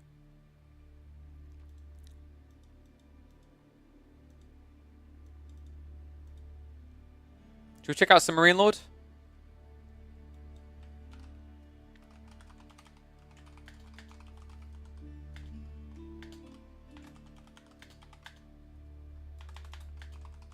Battle of Le Francais, boys. Alright. Let me get the orangutan account up. So, let me get the draft as well. So, this is the King of Dry Arabia tournament, where basically it's all played only on Dry Arabia. So, that should keep things simple when it comes to the map draft. What a complicated map draft. I wonder what they're going to play next. Yeah, cool one-off sort of thing. I'm not sure, like, because we cast some of the qualifier ones, and I'm really not sure how many times I'd like to see Dry Arabia only. You could probably do, like, different maps. That could be kind of cool.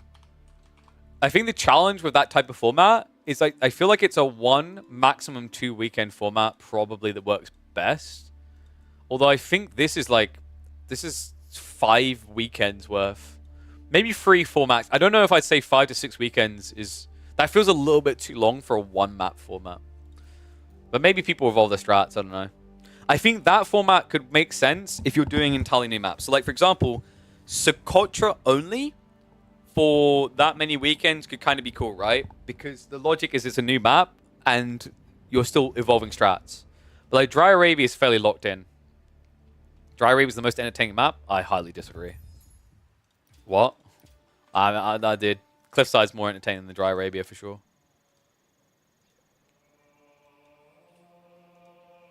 Nah, dude. Warcraft 3, I don't like that comparison. Warcraft 3 is different. Warcraft 3 definitely built diff. for like same map situation. The only thing Dry Arabia has going for it is like it's the most like it's not biased towards a particular civ, but I also think that's a lie. It is actually inherently biased towards certain civs. Like if you have a choice between picking Mongols or Byzantines on this map, if you have a choice between picking HRE or picking Malians, right? If you have a choice between picking Rus or picking Abbasids, right? Whereas like other maps can maybe, so like for example, Abbasid versus Rus on Lipany. Well, actually, Abbasids feel a little bit better there than here. Try we can have late games, not best map. I don't know, like what do I think? I think Cliffside is like my favorite map. It's possible to get late game scenarios, but it's also possible to get very fast games. I like that. I think Gorge has kind of become overrated. I like Gorge at first, but I feel like it needs a redesign. It's got too much wood. I think Gorge should probably have about 20% less wood rather on your starting wood line. And then maybe 3 to 4 less small wood lines on your flanks. And then I think Gorge would be really up there again. Because when they first added Gorge, I was like, dude, this is the best. All right. 1 second. So just checking the time. I will probably look to eat in about 2 hours. What do you think, guys? Do we check out Stormgate today or do we check it out on Thursday? I mean, we're definitely going to do the series either way. It's just a case of whether I eat, come back, and we do some Stormgate today. I should have Twitch drops enabled. Whoop, whoop.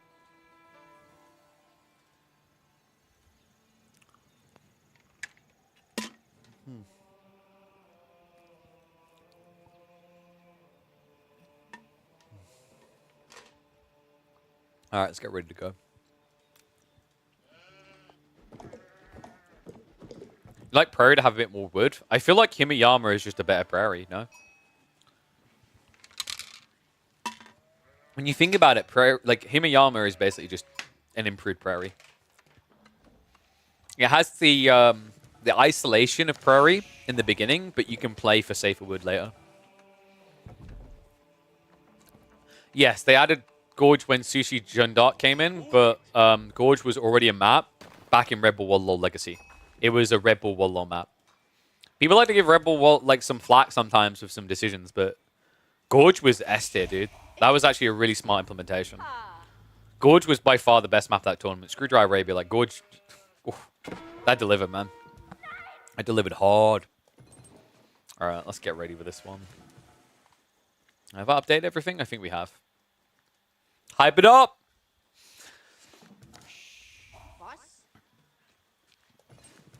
One and all, welcome back to the Age of Empires 4 action. We have got another tournament. Hold on a sec, let me live update that logo. Because this is not from RedBull Wololo. This is from something else. Oh. Oh. Oh my god, that's huge. Boom! There we go. Okay, I just destroyed my entire UI. It's Dry Arabia time, baby. King of Dry Arabia tournament. Nothing but Dry Arabia. But we're looking for the wettest of content here because I'm expecting some sweat. We've got the French boys here. Orangutan, a.k.a. Gentle Mates Marine Lord in the north, playing in the pinkest HRE. To the south, it's going to be El Yona on the new kids in the block, the Byzantines in the blue. The first place and second place best French players in Age of Empires 4. Decide who is truly best here. Man, already a good start to the draft from Marine Lord. I actually think HRE are pretty damn good in this matchup. Byzantines, in theory, if you can go deep enough, feel busted. But HRE playing all-in feudal is so hard for Byzantines to deal with. I'm still not sure what the best solution is. I haven't seen a grand solution to it. Potentially, you could look to play into like Hippodrome to be the gap close. But by doing so, you just don't have mercs. And I think you can't afford to not have mercs against a civ that has so much gathering on their side in the early game. Bit of a weird one here on Marine Lord's Eco, by the way. A lot of extra gold gathered. Is he going fast castle?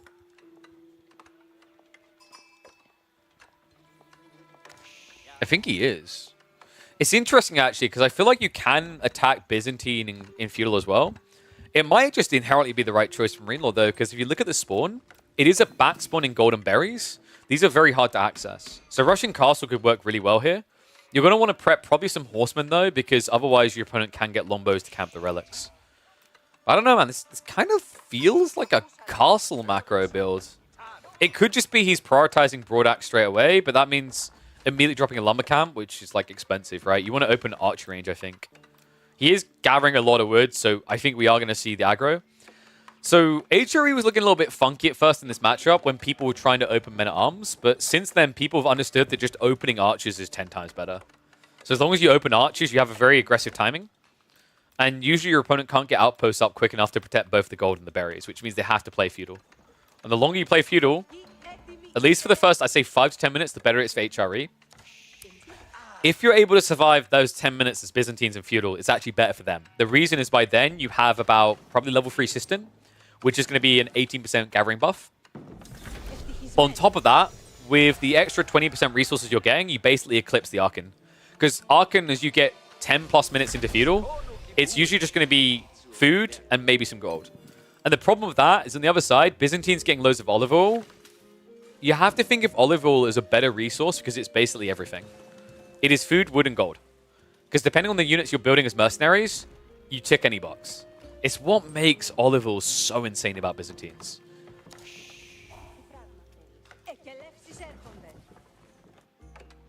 Okay, and there we go. We got Wilbur in the way. So archer range is going to be coming in. It's an interesting time, but he's still got 2 now on the gold. So I think we're going to probably see a lumber camp drop pretty quickly. Probably, yeah, we go. Yeah, into double archer range. So definitely should be a lot of aggro coming. Alyon on the other side is going to go for stables opening. Surely this gets scouted, no? I think Marine Lord may have just missed it. So a good opening opportunity for Elyona.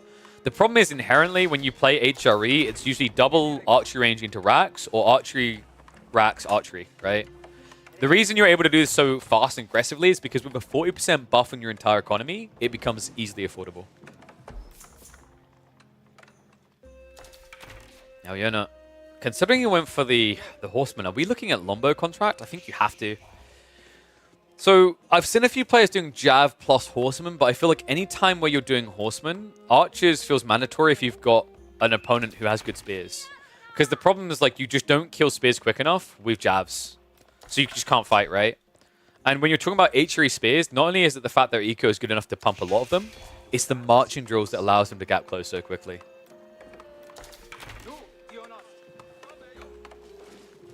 Keshik openers. So Keshik openers are only really good in this matchup, I think, when your opponent is going castle. The Keshik contract is specifically designed to block a castle age rush from your opponent and get your own. I think that's the only way I've seen Keshiks played that feels solid in a generic statement. Like, there's going to be other situational, very in a vacuum moments where Keshik feels good. But as a general statement, Keshik works best when you want castle and your opponent wants castle. Everywhere else, it feels like Lombos and Javelins are just better. But it is a Javelin contract from Elyona.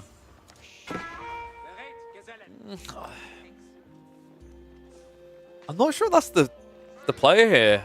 I think Elyona's worried about being static because he's up against a mobile force, so he wants to try and keep extra movement speed.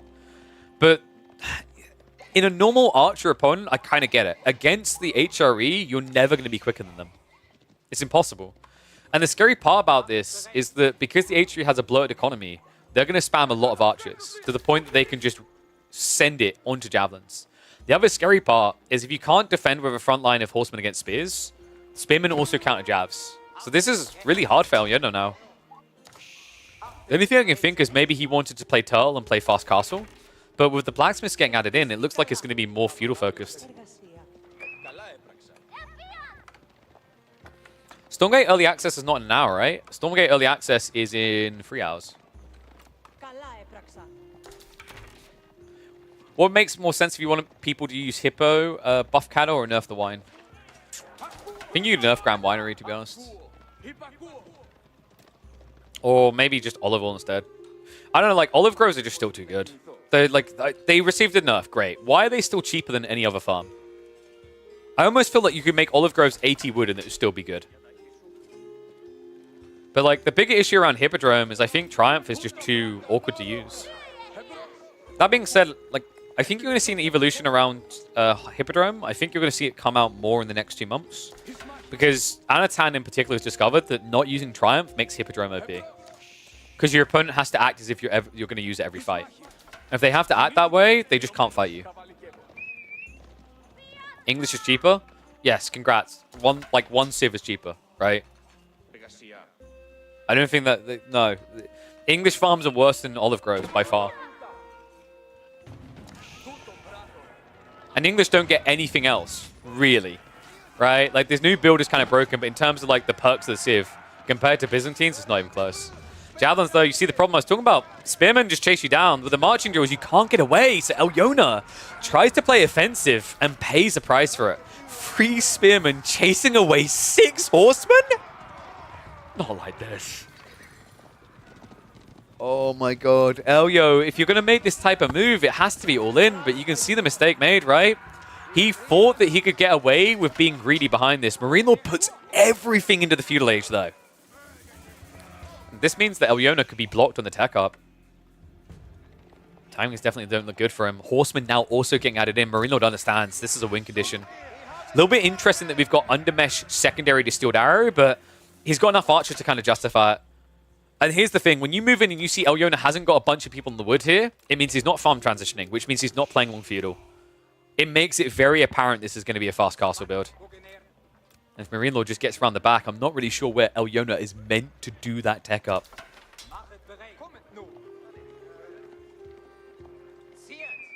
A brutal game now. Enough Spearmen left to defend against this. Funnily enough, Marine Lord could now just pivot into fast castle and mirror the timing if he wanted to. Marine Lord wrapping wide. Looks like the berries are going to be bailed on here. Elyona just got what he needed for the tech up. Has to be north side, right? A risky placement here. But Marine Lord, wildly enough, has backed up.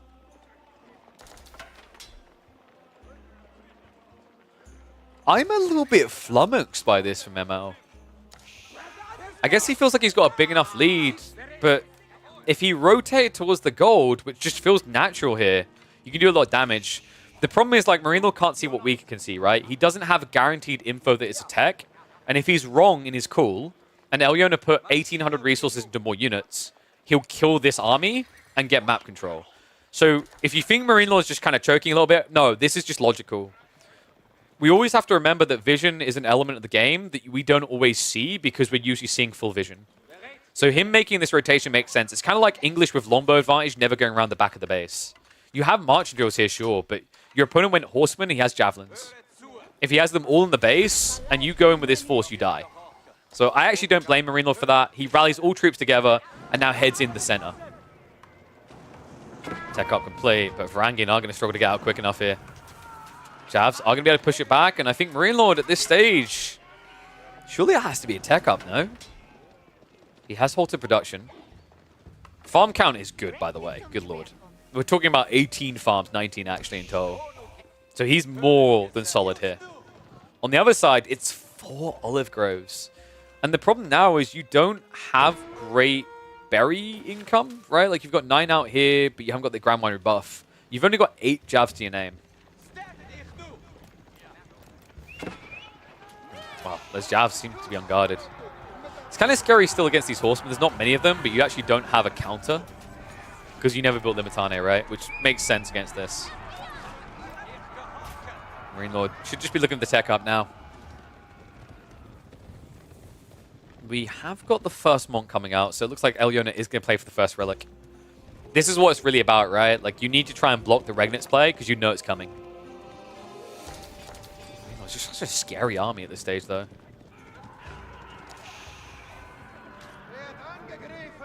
So every time we see melee defense, it makes sense. Or melee damage, rather. Yeah, with, like, mass spear and horseman, right? Because he stopped at 9 archers. I'm kind of surprised he even bothered with Steeled Arrow, but I think originally he thought it was going to be an all-in feudal, and archers made sense.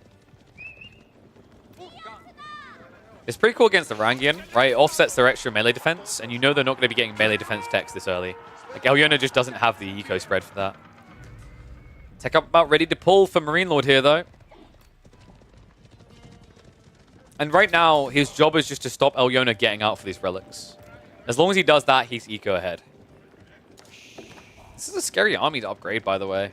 Like, this many spearmen can actually do quite a bit of damage. And up to 110 health is pretty wild buff for 24 of them. And what? Probably looking at a knight follow-up here.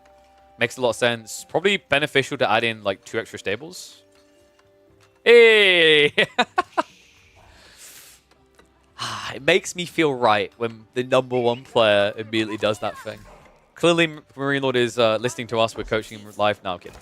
Moving in on to the villagers, though, and Elyona, where's the reaction here? Great pincher! Okay, that was sick. Marine Lord understood there was no need to immediately start attacking. He gets as deep as possible to maximize the pain. Takes out almost all the berry workers instead of getting 1 or 2. Oh, pretty decent lead here. Varangian are starting to move towards the enemy base, but Marine Lord is going to have plenty of time to react. He's got crossbows for the defense. He's going to have Lance to follow up to try and raid. And he still has this army at the backside. Yona. Adding in a cataphract for the memes. I mean, if you build a cataphract and lose the game, you're going to get Byzantines buffed, right? Statistically, that's how it works. Man, this is tough. Elyona needs a stationary fight, but this is what I think tilts a lot of people about HRE. How do you get them to stay still? Oh no, your army's bigger than me. I'm just going to walk. And you have nothing to chase them, right? The one unit in your comp that could catch is Cataphract. And he's almost dead. Well, Elyona actually has a big play in his hands here, guys. Check this. 4 relics now on the way home. 1 has been blocked out, though. Should be a 2-3 split in the end. And Veterancy for Spearman did just come in.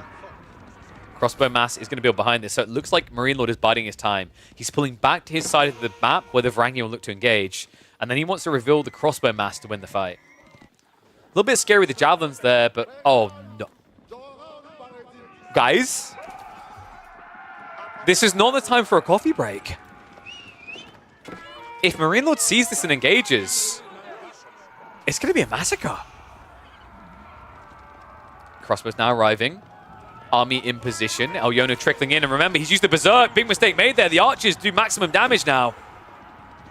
We'll back away just in time, but maybe not quick enough. Marching drills allows the gap close. This retreat is going to come at a price. Range 2 now also on the way. Javelins forming up the line. He's going to have to make a hold here. I actually, like... as a guy who played HRE when the game first released, I say this with all honesty. This Civ is ridiculous. You're left holding your junk in your hand. You can't do anything. Like, oh, wow, you have an advantage? I'm just going to walk away. And you're like, well, KP, you can say that about any Civ. Yeah, but like the difference in movement speed isn't substantial. This is absurd. Crossbows should make this retreat impossible. Instead, he moves at the same speed as the unit that should counter crossbows. Clash now coming in. Crossbow mass feeling big enough. Knight starting to wrap around the back side. Second wave of Expos are on the way. And it's just going to be a flood. Elyona, he may have 3 relics to the 2. But he's about to be down an entire army. No choice but to stand his ground. The problem is there's just not enough of a front line anymore. Good timing there by Marine Lord to use his side of the map to leverage a win in this fight. And Elyona, I think this is about to turn into a snowball effect. He has no main army left. Javelin count has been reduced down to 4. That means no count at the crossbows, and the Varangian basically can't play. So what do you do at this stage? Olive Grove transition is at least complete. But you're now an army behind. You could go for mass horsemen here, but your opponent still has a decent number of spears and is adding in knights. It's going to have to be the Limitane, isn't it? Has to prep those techs, though. Would people build mine work if marching drills would be mine work? The problem is I feel like the moment they make that change, and let's say they nerf arcing down to 30%, people are probably just going to go back to fast castling. People may not like the state of HRE right now, but I think we can all agree it's an improvement upon the cringe that is just, I like rushing Castle Age every game. They at least have some dimension now. I don't know, I think Arkan is the main culprit. It needs some sort of nerf. I think Arkan should be age-based, and the effect should be that it buffs a certain number of villages per age. And you could probably change Arkan to be maybe a slightly weaker than Prelate buff, right? So Prelate gives 40%, maybe Archon gives 30 or 35. And then you can like upgrade that in Castle or something. But yeah, this is 100% imp. It's the freest imp imaginable, right? And this is where now Elyona has to attack. He can't just wait back. He can't mirror a tech up. His economy is kind of abysmal. By the time he'd be teched up, Marine Lord would have a 10+ villager advantage. And he'd have elite techs. This is the vexing thing about HRE. I think nerf-wise, Archon probably needs to go down to 30%. And on top of that, you need to make sure Palace Swabber isn't cheaper anymore.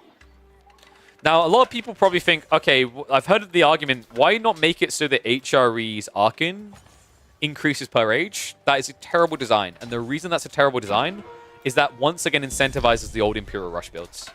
Because it just keeps making your eco better per age, right? So I don't like that change. I think Archon could probably just inherently go down to 30%. Let them keep the Marching Drills, that's fine. And then remove the discount on Palace Swabia. And then I think you're Gucci.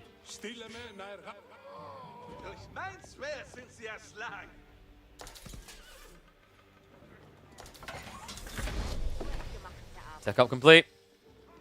Oh yeah, no, moment of truth, mate. Because if we sit here and we wait, it's going to be pain. We're talking about, what, a 2-minute difference in tech timing? At least, bare minimum. Actually, more than that. Look at his income as it stands. He has to build the landmark as well, right? So you're probably like 2.5 minutes. With Marine Lord having 2 relics, 3 sacred sites, that's enough time to get a uni dropped and get elite army tactics. And just spam spears.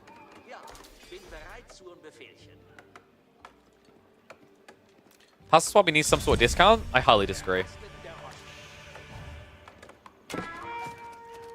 Give me the percentage breakdown of games that are Palace Swabby versus Elsbach. I would genuinely not be shocked to discover that 95% of games are Palace Swabia.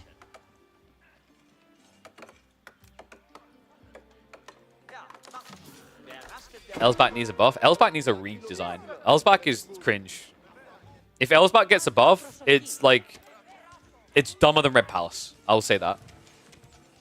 It's bad now, but if you buff that design... If that is the type of design choice that you want to buff, you are creating a worse Age of Empires experience. I think Elsbach needs to do something different.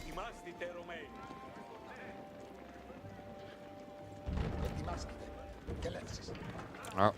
Kara Siphon play. Elyona is going to go all in, but keep in mind that those relics are in. Cannon emplacements are in. This is not going to be an easy dive, especially for Kara Siphons that inherently have less health. A relict cannon emplacement is basically just going to kick your ass. Look at that. 97 damage. Almost 50% of the damage goes through into a ram that has 60 less health than a standard ram, while costing more resources. Don't ask me why it costs so many more resources. It just does.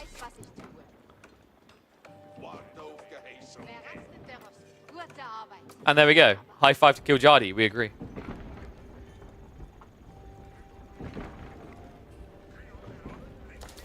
Yeah, Elyona basically has one shot at this. He's spending so long building this ram push, there's nothing else coming behind this.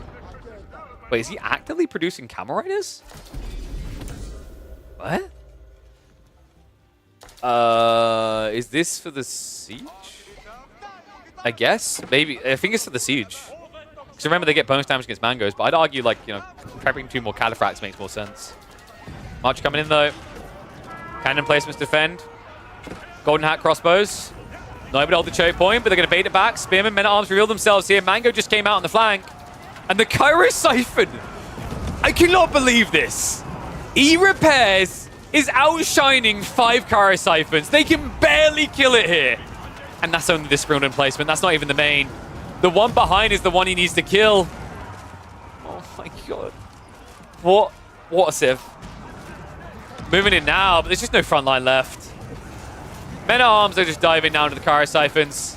Mango's going to keep pushing it back, and Elyona has had enough beating for one game. GG called.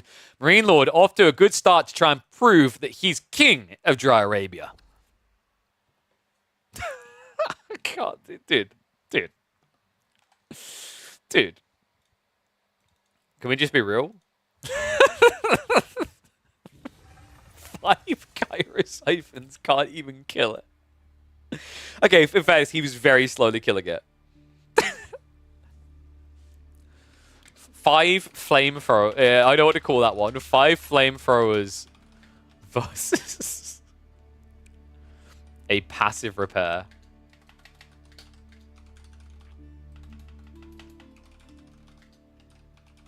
Who would win?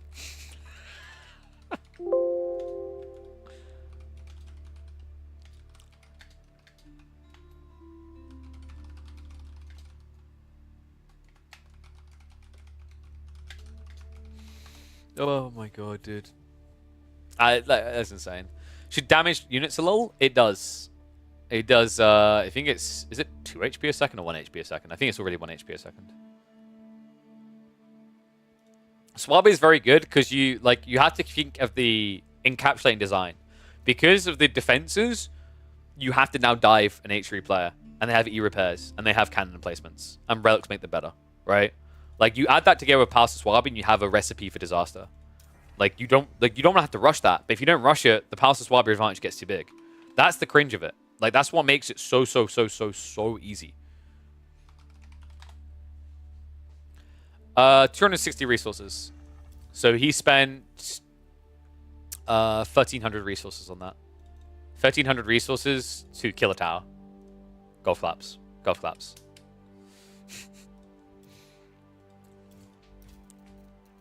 Alright, game 2.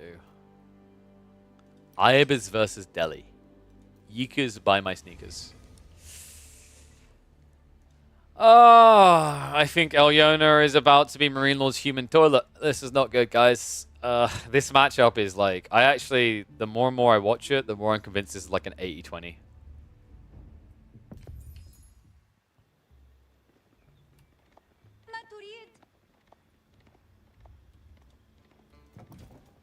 One sec. Let me check something.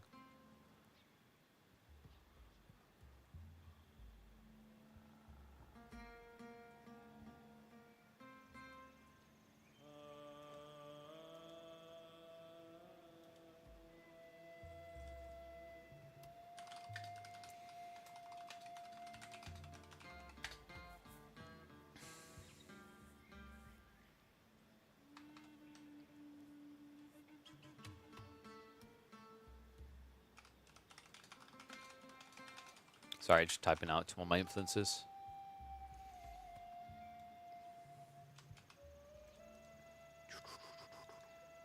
Because he's sending me some stuff he's done.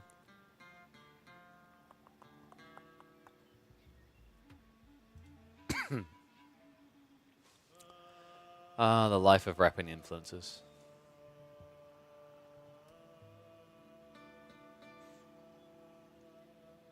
I've noticed I'm being a bit more selective with the people I choose to work with now, because some can be rats. Proud to say that I work with some reasonable people.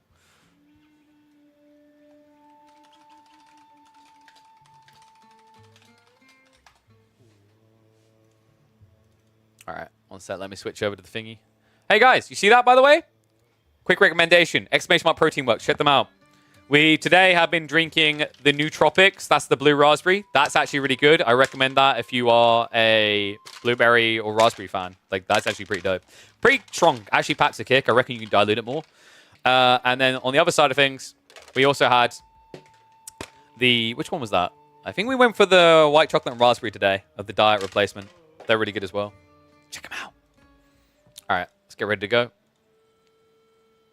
This monkey on Ibis, dude, yeah, like, I think Marine Lord is literally...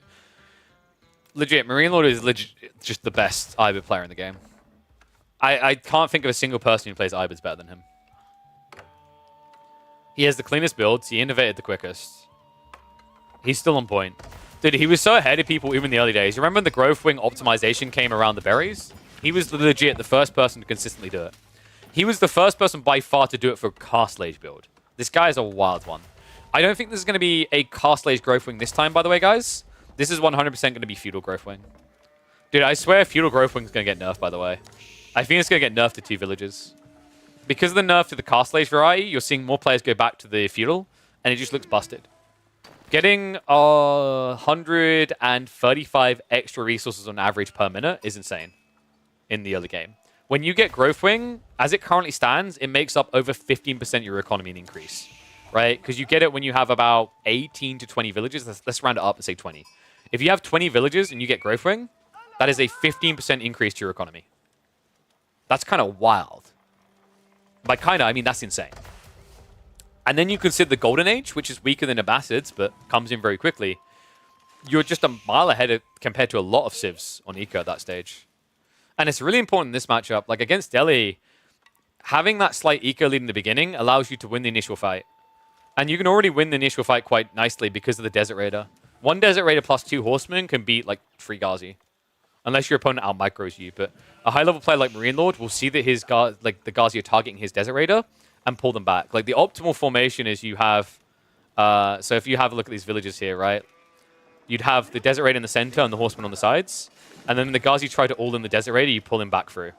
And then the Horsemen attack, and the Ghazi follow, and then you just like basically kite him. So we'll see if he goes to that opening. Spearman also makes a lot of sense for Ayus here, just to kind of ruin the beginning. But in truth, it's gotta be Growth, right? I don't see any reason to do anything other. Yeah. So the thing that kind of frustrates me is like they've been trying to nerf Growth Wing and they haven't really been buffing anything else. And I don't like this approach to design. I would rather they try to be more drastic with the change. And what I mean by that is buff Industry Wing, change Trade Wing Bazaar to have a reroll option for whatever gold cost to try and get different options. Atabegs, maybe allow them to be regarrisoned or make them cheaper to replace. Master Smiths, make it give you the tech upgrades without a Blacksmiths. Right? Like, make these changes while also nerfing the OP Growth Wing and Desert Raider Wing. And all of a sudden, you actually have diversity in the Civ. But right now, you basically have, even after the nerf, the same thing. It's just while the devs were slow on nerfing the Castle Age build, people have pivoted into the Fuel Age build, realizing that actually it's also really strong. It's no different than the logic of like Japan right now probably needs to have its feudal really overhauled, and its castle needs to be slightly retuned because I think the Floating Gate build is maybe a little bit strong. The problem is, and before I was like, oh my god, if that's true, why is Japan not winning every game? The problem is their feudal sucks, and the problem is they're predictable.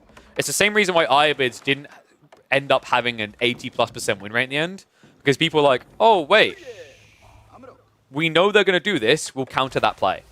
That's the logic, right? Is if you know your opponent every game is going to do like fast castle build and go for villages, you can optimize to try and intercept them.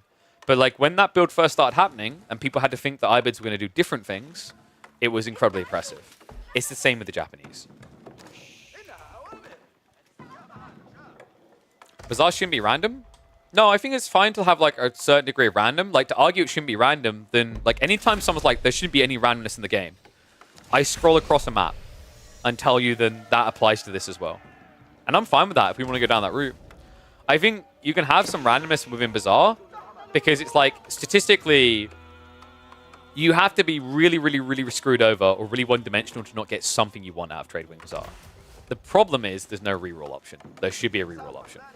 That's how you fix it. Like 50 gold in Feudal to reroll, 100 gold in Castle to reroll. And I think it's kind of cool.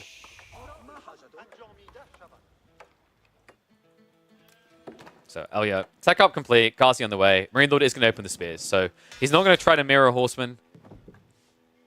This is smart, right? Open spear first, follow up stables. This is when you can go into a Desert Raider, and then you can play a Horseman afterwards. And then you have a really solid comp for countering Ghazi plus archers. Which Bazaar units are good? Skirmishers are ridiculous. Swordsmen are pretty decent situationally. Actually, like Swordsmen, once you're in Castle, are pretty good anyway, because they're very tanky. And traders are highly overrated for Ibids. You'd think traders just always good, but like Ibids don't play wide immediately for map control, so trying to set up trade is hard. It's not like you immediately Keshik spam, for example. And there's that Golden Age online. So look at this, guys. 3 villager lead at the stage, making up a 15% increase in eco. You've now got another 10% increase in eco. You're also a berry civ with more berries at home now, which means that you're mirroring the gathering rate of the Delhi. So unless Delhi can now secure sacred sites, they are just behind. And this is what Marine Lord is going to do. He's going to leverage it all into feudal pressure. He's not going to try to be greedy. He's not going to be trying to rush castle here. He understands that if he just starts bloating army and then waits for the scholar to come out, in fact, he's looking for it now with the scout. If he times the scholar pull out correctly and blocks the first sanctity play, Elyona is practically at death's door. If he then intercepts the second scholar play, the game is over. It's very powerful what you can do with Ibids now.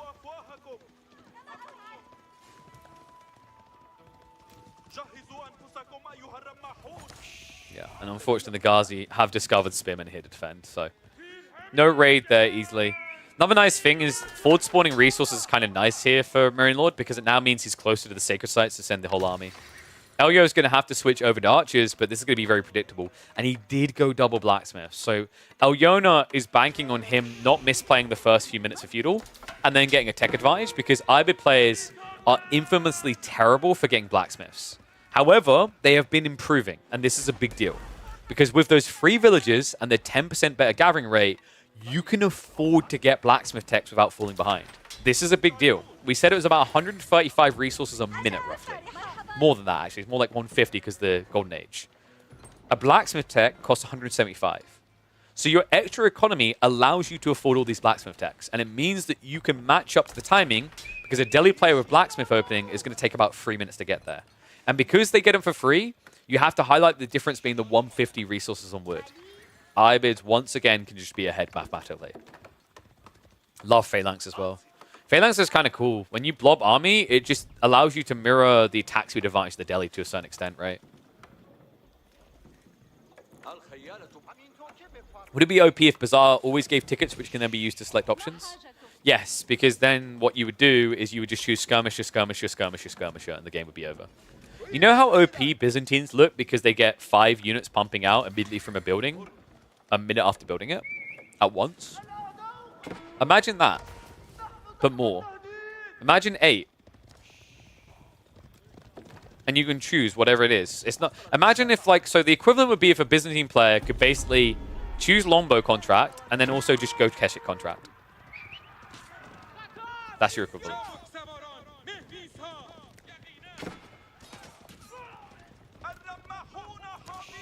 You know what? That actually might be a cool landmark for late game for Byzantines, actually, now that I think about it. It's the same about, like, the mercs, right? Imagine if instead of Palatine School doing what it does now, it allowed you to choose a second contract. I'm going to stop because that's dirty and I need to shower. But look at this raid! Horsemen find the archers. He finds the scholar. This is the time we were talking about. This is over. Marine Lord has nothing now. Sorry, Leonino has nothing. Marine Lord has everything. He's going to get the Scholar Snipe, which is huge, by the way.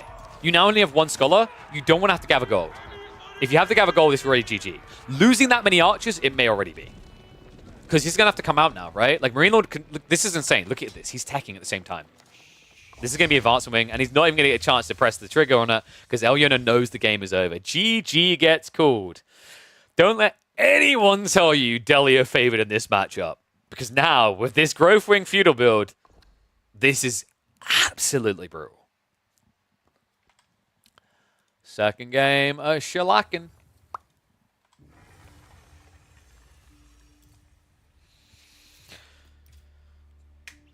Why do people say Bazaar sucks? Sure, it's not Growth Wing, but it still sounds strong. Because it's RNG. So, how? Okay, I'm gonna Vegas this. How many professional poker players do you know of? Anyone know where I'm going with this? Thousands, really. Like, there's loads, right? How many professional roulette players do you know of? Right? You see it now, don't you? Poker isn't, like poker at the highest level isn't gambling. Despite what people think. It's a skill game, right? And in a game about skill that is Age of Empires 4, Bazaar Wing is you gambling. Right? Like, you always hear high-level poker players go, I play poker, I don't gamble. Right? Well, that means they're playing statistics, playing likelihood, right? And the problem is, when you go gambling, it is flipping a coin. And the game is basically over one way or the other.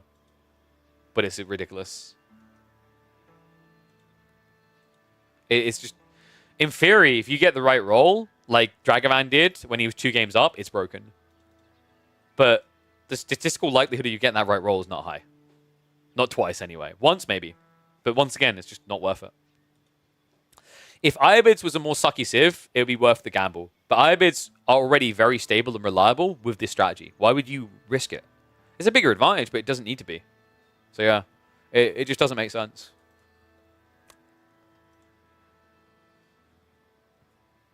All right, should we get ready for another? Monkey Man on the verge. English versus Rus. Ooh. TC race, right? Has to be. Not sure what other way you could play this. Give me a sec. Let me double check something.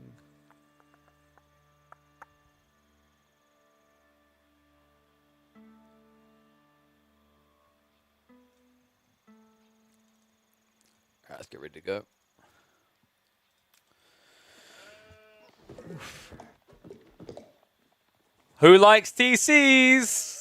These guys do. Woohoo! This is about as fully embodying of a 2TC meta as you'll ever get. English versus Rus. One and all, welcome back to King of Dry Arabia. We've got an upper bracket series here between Marine Lord and Elyona, the first and second best player from France. Elyona, of course, with the Rus, and Marine Lord to the English.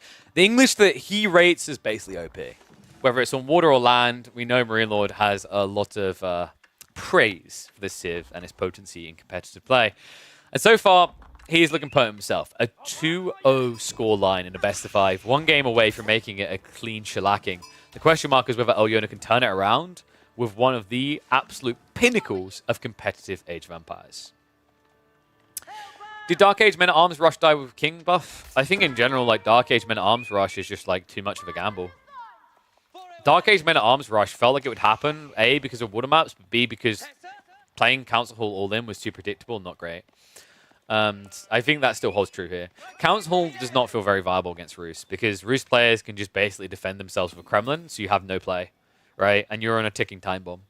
And the problem is when you play Longbow Council Hall, you have to attack them, right? And if you're attacking them, Militia inherently have more value. Longbows do somewhat counter, sure, but the logic is that the Militia are just an absorber for Knights and Archers to win. So I think we're probably looking at Abbey of Kings. Fort Spawn Stone may be exploitable, but unless Elyona gets a really good bounty haul and then rushes towards Feudal with a stable drop, he's not going to be able to stop a TC. And the race is already on. Elyona, how are we looking here? Hunting Cabin drops, 17 gold, not the best. He's trekking for what he needs, though. He's got enough gold. Notice it's not great, though. He's nowhere near wheelbarrow logic, so you're not going to see him at this pacing going for it. You could actually queue it up now. It's not the worst of ideas. And the logic is if you realize you don't have enough gold when tech's ready, you stop. But it looks like he just got kind of hard blocked, right? He hasn't got great sheep. Marine Lord has more. And Deer has been intercepted. There's 1 pack left over here, but Marine Lord brings both scouts over. Yeah, Elyona's going to have a bad time with the bounty. Marine Lord's like, it is the French way, as professional French players, to have 80 bounty games. Now, this is slightly better, right? He got about, I'd say, 150, 160 bounty, but it's not great. There's probably 2 more wolves to make up for it, but it does mean you miss out on wheelbarrow. And... what?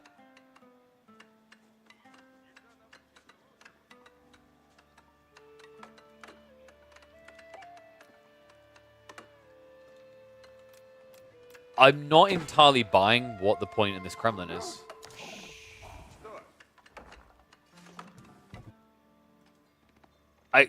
I feel like I have to be being an idiot about something, because this feels like the most pointless Kremlin I've ever seen. Did he think it was a Council Hall play? It's the only thing that makes sense, but like if you think it's Council Hall, your woodline isn't safe. He can attack west.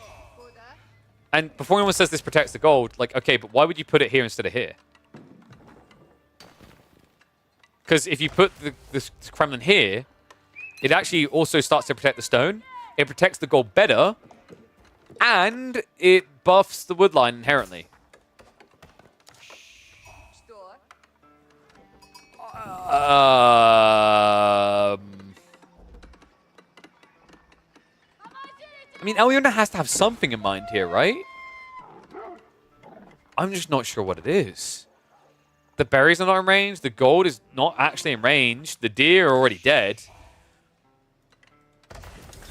The only thing I can think here is he wants to drop the TC here, and the Kremlin is here to protect that, so that when the king comes in, he can't dive you as you build the TC. That's the only reason I think you do this. But then, I think at that stage, surely the argument is maybe you just drop the Kremlin here. Because the king is still going to access the gold, if he wants to, right? The stone will be gathered quicker than the king will arrive. I don't know, man. I'm flummoxed by this. I think the Kremlin drop, for what I'm imagining, makes more sense here. Because then you can even just TC drop this deep.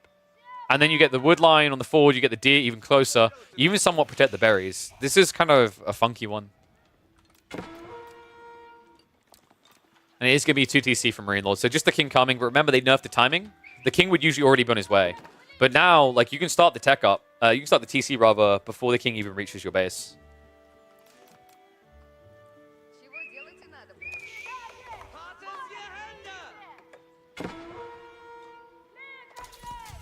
I'm stuck on this detail. I can't shake it from my brain. This Kremlin placement is wild. Because if he drops the TC here, once again, the Kremlin comes back here, and this protects the fast castle. There is only one logical reason to do this, and it is the deer. Meanwhile, Marine Lord, love this. Goes out for his deer because it's free. And this is the thing, right? Like, Eliona going to TC, he's not going to open with his stables. He didn't get enough bounty. So it's a smart read. In a game where your opponent gets too much bounty, you probably can't go this greedy because he might have a knight on the way. Like, it's very popular when you have the surplus gold to open with a knight with the Rus to block your opponent's TC placement. But this is about as free as it gets. Moment of truth now. Eliona gathering on the wood. The king is going to try to be annoying here. Wait, can't... If this TC is meant to be placed here, can't Marine Lord literally just sit here? Which would make you have to drop the TC here. Which is a lot worse, actually, for the walk distance. I mean, he does at least have wheelbarrow, so it's not the end of the world. And he has got Spearman coming, so he should be able to get online. But, guys, the difference in timing here is brutal. Look at this. TC is going to be complete before you've even started yours. And, yeah, oh my god, this is so greedy. Once again, reminder, if the Kremlin is placed here, it still buffs the TC and the lumber camp, but it's also going to be able to protect this. Instead, he has to pull militia and build spears, which is very expensive. This is a huge difference. Marine Lord even diving to try and get the kill on the scout. Villagers are going to pull away pretty prematurely here. Nice micro. So Marine Lord gets a scout kill, forces a little bit of out of time, pulls away. This is going to be, what, a 2-villager lead, I think? It should be. Unless Marine Lord's skipping production, which doesn't sound like somebody would normally do. And we have at least got Survival Techniques on the way. Survival Techniques hasn't come in yet for Marine Lord, so that will be a slight advantage for the Rus. But they kind of need it here. This is fucking opening. Can someone explain this Kremlin to me? Okay, no, I'm going to stop. I'm obsessive at this point. Kremlin is so OP, you don't even need to place it optimally. There we go. That's the thumbnail. That's the title. So Eliona is going to move in to figure out what's happening on the other side. I'd love to see a stables drop and like 1 or 2 knights here. Make it 2. Double stable. I think Eliona is going all in feudal. So he's trying to block a fast castle timing from Marine Lord, but this is scary, guys. When you go on deer, you get a very quick tech timing. And he can drop a white tower between the 2 TCs to connect it. It protects the wood line, it protects farms around these areas, and it ensures that your opponent can't dive.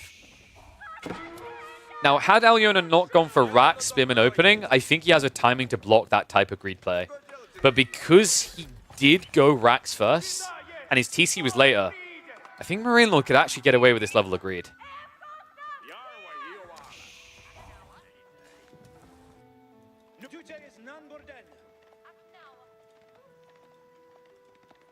He intended to go Golden Gate? Dude, like, why walk out? Okay, I'm just going to move on. We've talked about this enough. Let's focus on what Elyon's win condition is. Because I don't think it's here in Feudal. He's actually going to have to go Castle. These Knights are way too late. Marine Lord might play it safe and add in Spears, but I don't think you need to. Like, one King here can actually defend this against the initial Knight timing. All he needs to do is buy time, right? And remember, it's deceptive how close he is to attacking, because a lot of these deer, you're up to 25 food, right? So he'll get like one drop off and he'll be there. First Knight is at least on the way. Marine Lord. Maybe he does need a Rax. He hasn't manually dropped off, right? He could have been building right now. And there we go. Okay, it's ready. So White Town now on the way. I do wonder if he could have manually dropped off to make that a little bit quicker. You're probably going to lose, like, what, 1 or 2 villages here? Knights are now coming in. He can garrison. Undermesh isn't there yet. And there's the garrison coming through. And wait, what? Why is it at King's Palace? What? Dude, you're both confusing me, these landmarks, man. He's like, it's free real estate, XD. But it's not. King is now there to buffer this away. And there we go. The White Tower, but unfortunately a lot more defense than I think Marine Lord would like. The good news, though, he should be able to pump troops out quick enough to defend his secondary TC. This game. All right. I think you probably could have gotten away with the White Tower here, by the way, which would at least link towards the TC. But he just wants it safe and done. So tech upcoming. Other side of this, Elyona's all in, man. He's going more ham than the pig he's now going after. This is relentless aggression. Soon to be 8 Knights. If Marine Lord just starts pumping spears, drops a Rax, Elyo's in trouble. Imagine if Marine Lord just ego chows with Knights now. I feel like he's going to. Yeah, he queues it up. So the logic of ego chowing here is you can cycle Knights and heal them. And you have the attack speed buffer. You already have better stats overall. So greedy. It's kind of wild though, right? Because like, I think Marine Lord was scared rather about this TC placement. If instead of it being rack stables, it's archery range stables. Or stables archery range, right? Because that means the Knight is there to scare you off the deer. And the archer follow-up leads into a ram play. But like, spear Knights, it's raids, it's kind of annoying. And I think that's why Marine Lord was being greedy and trying King's Palace. I feel like it was a misclick, but the alternative is he just didn't care about raids because he might lose a little bit of eco, but free TC Eclipse too, right? And you'll eventually get a defense out anyway. First Monk about to hit the field, so it should be the safe relic grab straight away. I think Marine Lord's probably looking at this game and saying, okay, that's a lot of Knights, there's no way you're rushing Castle Age. So I can just play this pretty chill. I don't have to contest mid relics, I can just play it safe and get better income.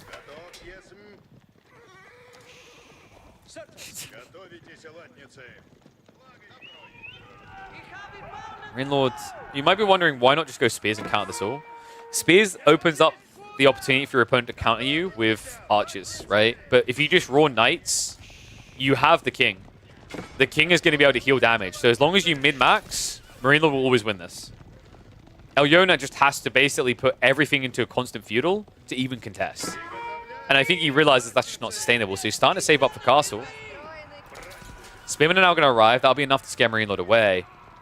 But right now, you need to be doing damage, man. The other issue is by Marine Lord just sticking to Cav, he always has the ability to raid like this. Flank attack now coming in. Villagers are going to have to vacate the area. Looks like the boar is going to be protected with the Wooden Fortress. He is cycling towards there as well, but it's always just idle time that adds up. High Trade House should be the go here. You could try for Abbey of Trinity to try and contest relics, but I think you just need the long-term income.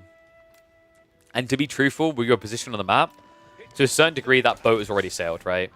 You're expecting your opponent to probably get 3 relics at least. It's very hard to block that. 2 is a bare minimum.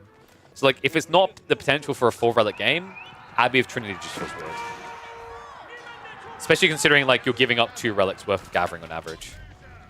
Because High Trade House hits that hard. So Knights aren't going to back up. And you just can't fight him once he has the Network of Castles buff. Get your numbers in, though, guys. High Trade House looks kind of deflating, but funnily enough, these ones usually return, like, what, I'd say about 120, 130, which isn't too bad given his position in the game.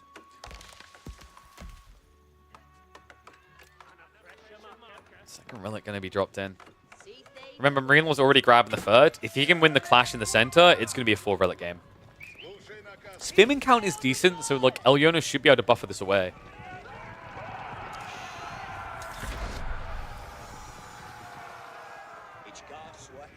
Abby sucks when you don't have the Archer ball. Yeah. Or Spears. Like, I think Spear Archer... It's weird. I feel like the comp for Abbey of Trinity to be good for anything but relic rushing doesn't really exist because you very rarely see a Roost player rushing Mass Spear, Mass Archer. But that's the desirable comp, right? Because statistically, it's a notable increase in damage. +1/+1 just isn't much for Knight. Because the statistical improvement is not impressive. Because like even the armor, you might think it's great, but against archers it doesn't really matter. And if your opponent has spears, +1 defense isn't going to make sense much against a unit that's going to hit you for 30 damage anyway. So it's very weird dynamics. I think Abbey of Trinity probably needs to be focused into a different landmark, maybe. I don't know, like, maybe not. I think the bigger issue is the way Feudal Age plays out for Roos. It very rarely makes sense for Abbey of Trinity. So maybe if Roos's early game gets changed, it will come back in. Might cycle back, though. Love that. He tanks the King. King a lot more bulky than Knights and able to heal it off. Looks like he's going to go down, but it buys enough time. Fight in the center. Goes well.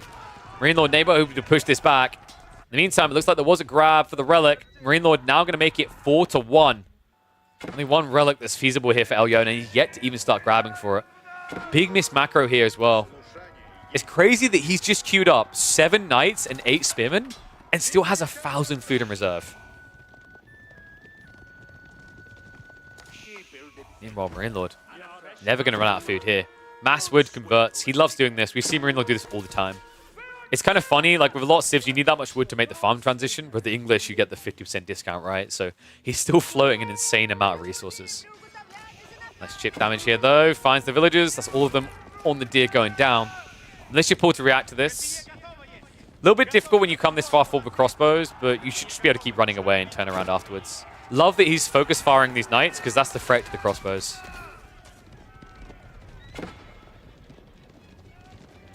Outside this, there's no real pressure coming in. Knights did try to clash on the back. Elio, no... Wait, what? He's now going for a men-at-arms switch against mass crossbows. I guess the big problem in this game for Elyona is he doesn't have enough food to go for Horseman. Even though Horseman is probably the #1 way out he has here. Maybe you could justify men-at-arms if it's Horseman men-at-arms, but that is a lot of food. In a game where you basically are about a minute away from having to do a complete farm transition. Right, he's got berries on the back. The deer is about to exhaust. He needs to start sticking a lot of people on wood. Yep, that'll do it. 30 villagers should be good enough. But at this point, Marine Lord can just go in.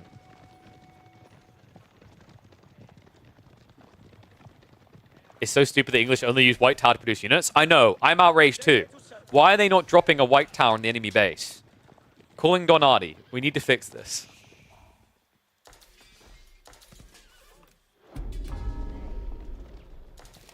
This is a pretty free Wingard game, by the way. Wingard and the Footman's kind of nuts here. It taps really well. Remember, Armor Clad works on them. Your opponent doesn't have many crossbows. You have more ranged armor and more health. Thus more effective HP on Footman. They're already an elite upgraded unit. They get bonus damage against cavalry. They deal with Spearmen easily. Like, yeah, this is the easiest Wingard Footman bat spam ever.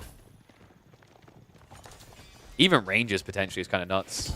But he's already prepping the Armor Clad. Men-at-Arms are starting to be prepped as well.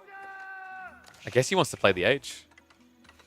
I think the logic is he doesn't want to give a recovery mechanism to the Roos, because the thing is, guys, you think English just win against Roos and Imp. Kind of, based on tech advantage, there's an opening window. But if you go mid-late Imp, Roos are actually favored. And the reason is that Streltsy plus Horseman plus Mangoes is uncounterable. English, if they build hand cannoneers, without the aura, they just can't beat Streltsy. And Horsemen are more tanky, so they can fight you as well. Playing mass men-at-arms just doesn't work against Streltsy. And the one hope is Lombos to deal with Streltsy. But because your opponent has more Springwood range, you can't beat them in Siege. On like an even 50-50, the players are perfectly matched. So like for English, it's much better to try and end this in Castle when your eco lead is pretty substantial, and your meta arms are ridiculously bulky. That being said, I feel like either way this is going in. And the funny thing is, Marine Lord could easily have an army bigger than Elyo with Imperial Age as well. 4 relics and a 25% buff to your gathering rate on farms kind of does that to an economy. What a civ. But at least you've got that 10% buff gathering rate, right? Smiley face. Yeah. Kind of a mild difference there. High Trade House was 121 in the end, so respectable.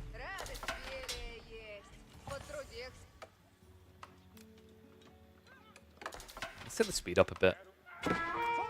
I think we inevitably see which age this is going to. I just want to see what Elyona's response is going to be. Marine Lord's starting to move out. I think this is too early for Elyona as well. He's still mass spears. I think he scouted this out, so it looks like we've got to transition into crossbows. But right now, if a big fight occurs, men-at-arms just win this. Bloomery also being queued up. Network of Citadels also on the way. Bash comes in. Elyona, not a good start with his army going around the wrong side of the tree line. MAA crossbow are in.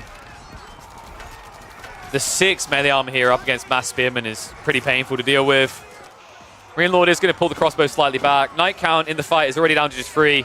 Second wave coming in, and that is a depressing military lead if you're a Roos fan. 37 to 76. I don't even know why he's going for that spear, but it doesn't even feel necessary at this stage.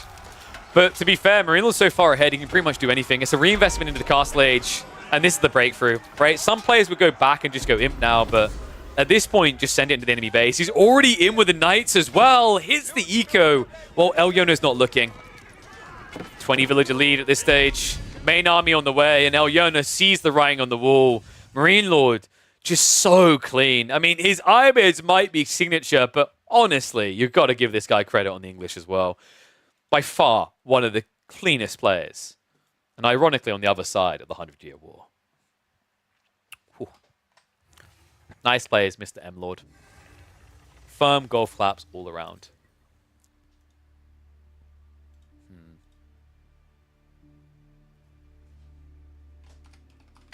I've cast thousands of games. And I don't get it.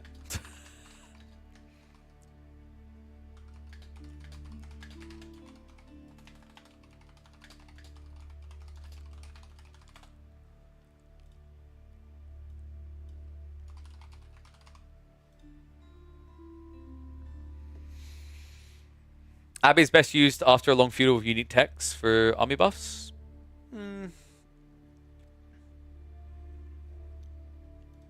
The problem is most players don't want to add in warrior monks into an Imperial Age army. If Roos players feel like it's going into Imp, then High Trade House just feels better, right? Because it's like on average 2 extra relics worth of gold. And you're a gold heavy civ in the late game, right? And +1 doesn't matter as much if you've got Horseman Streltsy. I think that's the difference. Like, going High Trade House gives you a lot more breadth to the game, whereas I think Abbey of Trinity is more Castle Age focused. Which, in fairness, he kind of needed, but the problem is the relics. Like, it's such a big difference. It's too late at that point to play relics, right? Yeah, just not a fun or comfortable position to find yourself in. Let's have a look here.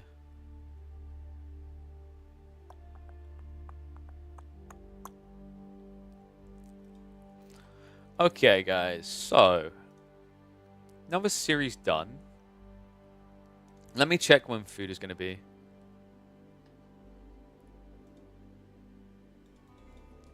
When do you want to eat?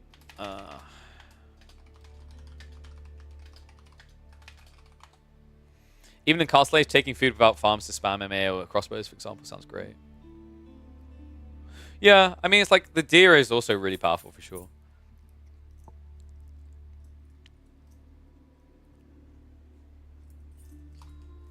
So I'm checking what time my partner wants to eat. We could do another one of the King of Dry Arabia series. Maybe the Anatan versus Core. I don't have the draft for it. But yeah, we could do that.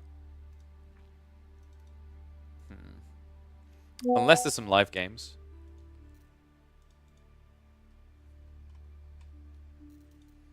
Go Voldemort series. I'm not gonna cast a whole series before I go and eat.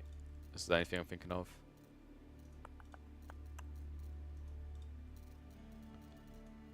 Is anyone actually searching? Let's have a look. I do like some live games. Let's see if there's any live games at all. We can't watch BC vs. Ansan. It's private games, and they don't make it public. Cringe.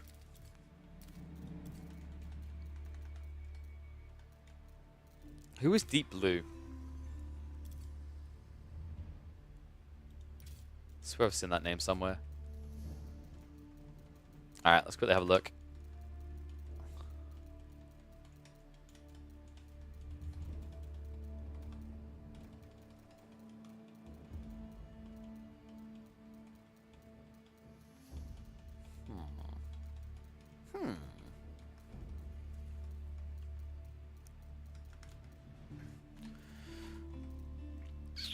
I don't think there's anyone live on the ladder right now of high rank. They might be queuing in a sec, though. Like, I'm seeing a bunch sitting here.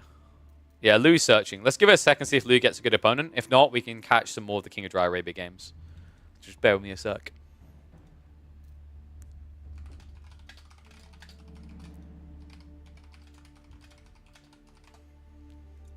How long until Stormgate releases? 2 more hours, right?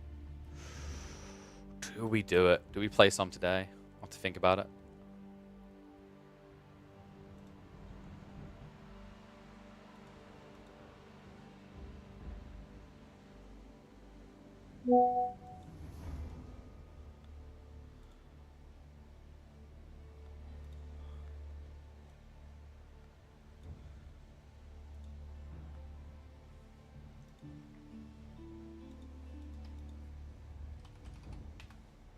Sorry, I just need to send a message from my creators.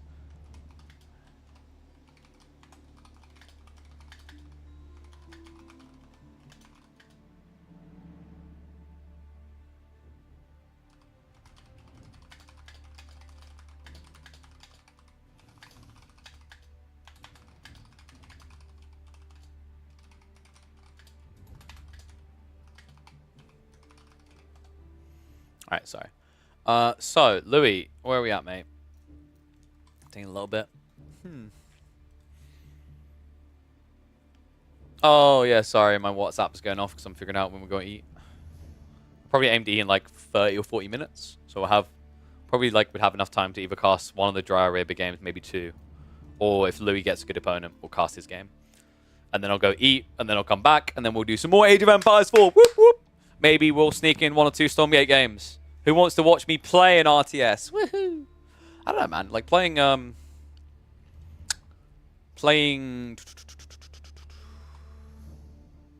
my brain is farted. Playing Battle Aces was quite fun.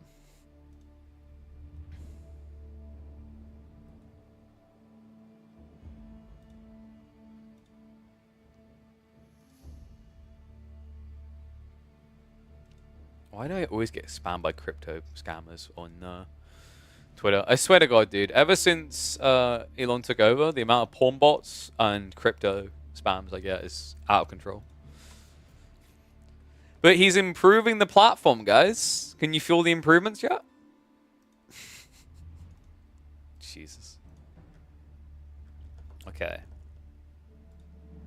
Have we got any updates on... Wait, when's Age of Myth coming out? It's the 5th, right? 5th of September? Damn, I thought it was closer. It's not very long for people to have before for Wololo, right? We'll see. What do you guys think? Who's going to be in the Wololo final?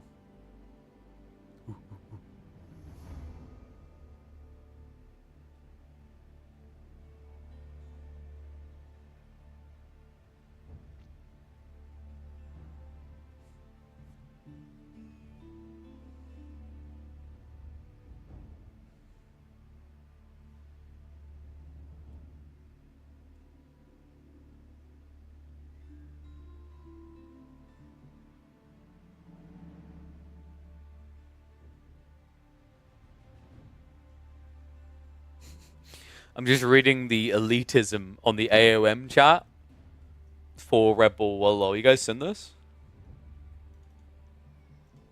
Puppet vs Marine Lord and Mister vs Magic. Ooh. I think some of the Myth people are salty they didn't get picked for Wololo to cast. Yeah, that. I mean, like, if Louis finds a game, we've got a few minutes. Here, I'll show you. So people were asking, and then I noticed a bump. Hey, Nilly! Everyone's wondering who my co-caster is going to be. I'm not going to reveal anything. Dom versus Volt game? Pog. I would love it. Terrible experience because then I have to play abusive strategies with my best civs for 2 weeks or so. Oh, for the, yeah, because there's talk about whether they're going to use ladder qualification or what. I kind of hope it's just an open bracket. I think that's fairest. And I agree with Crasini. It's really hard to run a tournament for a game that's not released yet. Sorry, let me move the chat so you guys can, like, fully read. I'll move it over here. Yeah, he's 100% right. It is very hard to do it. So yeah. There is a ton of casting talent existing in the AOM competitive community. Why not use an AOM cast for AOM? Because, for a start, if you have an existing caster from another game that you've worked in, that you trust with your product, then it is inherently easy to do that. No offense to any of the Age of Myth people, but where is their experience in a wider esports vacuum? Like, I think people don't understand this a lot of the time, is like, for an organizer, anytime you bring a new talent in, it is a risk. So it needs to feel justifiable for whatever reason. Like, if it wasn't for AoE4, I would never have an in with RedBull, realistically. Doesn't matter if I think I can do a good job on these different games. I also, by the way, can assure you, like, I'm going to do what I can with AOM. I wouldn't say yes to the gig and then phone it in. So, chill. You'll have some justice done with that. I agree, nothing is worse than listening to a cast and not pointing out key things the players are doing. Makes the game seem have less depth than it does. Good word. And it misses also out on a great deal of historical knowledge about the game. Never like casters in... Okay, I hate this element because, like, yes, there's a legacy, but also you want to try and begin a new legacy. And that legacy is going to include people from Myth, but also probably people from 4 and other games. Never like cast... This is the weird part, dude. This is why I wanted to ask. Never like casters in League of Legends or other games don't know what they're talking about. Are you watching, like, Tier 3 League of Legends Collegiate? Dude, a lot of the people who work League at the absolute top level have watched the game for years. They've also happened to be a bunch of former pros. I don't get that. Like to have Maiden or Boyd? I don't know. I know, I'm familiar with Boyd. Maiden's this guy, I think, who's mentioned the casting talent. But yeah. Is there any other drama? Wait, is that Boy or Bolt? I thought it was Bolt. Did he just misspell? Am I... It is Bolt, right? His name is Bolt. Or have I just been calling him wrong the whole time? It is Bolt, right? Not Boyd. So why is the guy called him Boyd? Whatever. It would be cool to have Bolt there, but, like, realistically, you know, you just got to think about the logistics and everything. More than anything, it's genuinely, if you haven't worked with people before... Oh, it is Boyd. Okay, my bad. Sorry, I misread that the whole time. Yeah. But, like, this guy's pretty assumptual. I may not post about Age of Myth, but... Prostag my bitch. I played it throughout my childhood. Got a lot of love for that game. I rate it as literally one of the best campaigns ever created in the history of RCSs, for a good reason. Now, I do need to catch up with the meta, but I'll do that, mate. But yeah. Is there anything else here?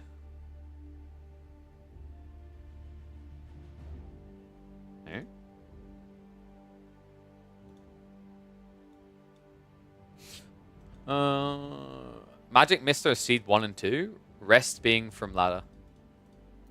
I don't know, dude. I'd just rather them have, like, an open seeding. I know it's going to be a longer day, but imagine if someone just doesn't, like, want to play ladder.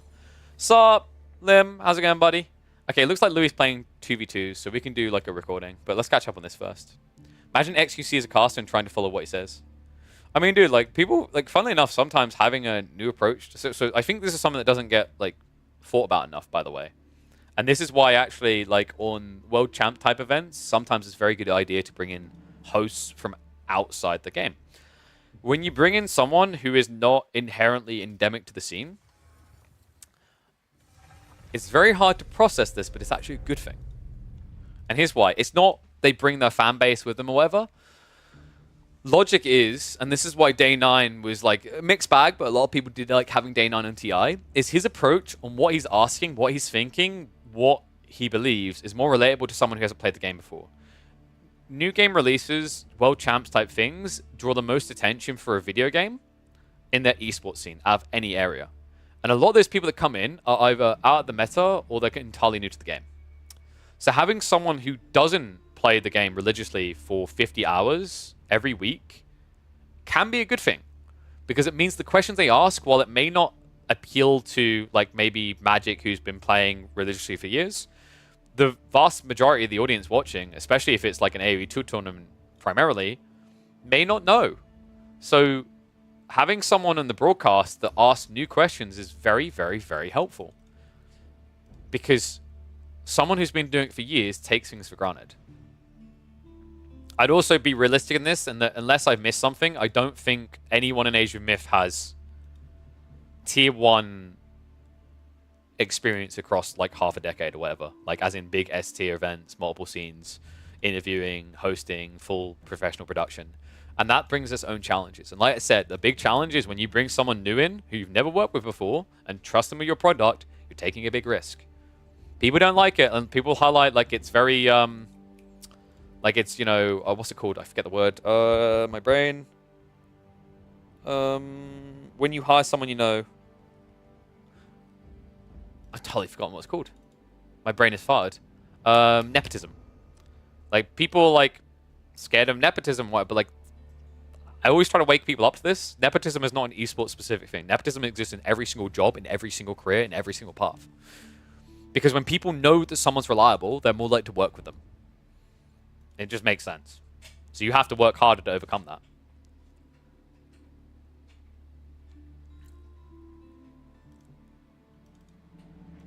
But, let's see. I think Mr. is actually full-time. Magic not, though. Dude, Magic's full-time as well. Oh, so you mean... Wait, no, yeah, but Mr. is... I think Mr's full-time. I don't know if Mr's here. I think he's full-time at the moment, because farming's not as intense. Wait, no, farming should be intense now. Like, when does farming season end? Isn't it like... Is it September, October? Magic plays AOM during work, true. He doesn't stop, dude. RedBull Recon. I mean, I'm curious to see how Recon's going to do, man. Like, Recon has been actually pounding it out. He's been grinding AOM pretty hard. I'm excited to see if the Trash Panda could make it. The only thing I'm scared of is a Mr. Recon final, because I think the biggest problem with Recon, love the dude, but someone I've highlighted is I think he puts Mr. on a pedestal too much. Because I mean, Recon will admit it. He's a Mr. fanboy. He loves Mr. But it's like, you know when it's like you can't see the flaws because you see the hero, if that makes sense? Mr. will admit he's not a perfect player, right? There are exploitable weaknesses.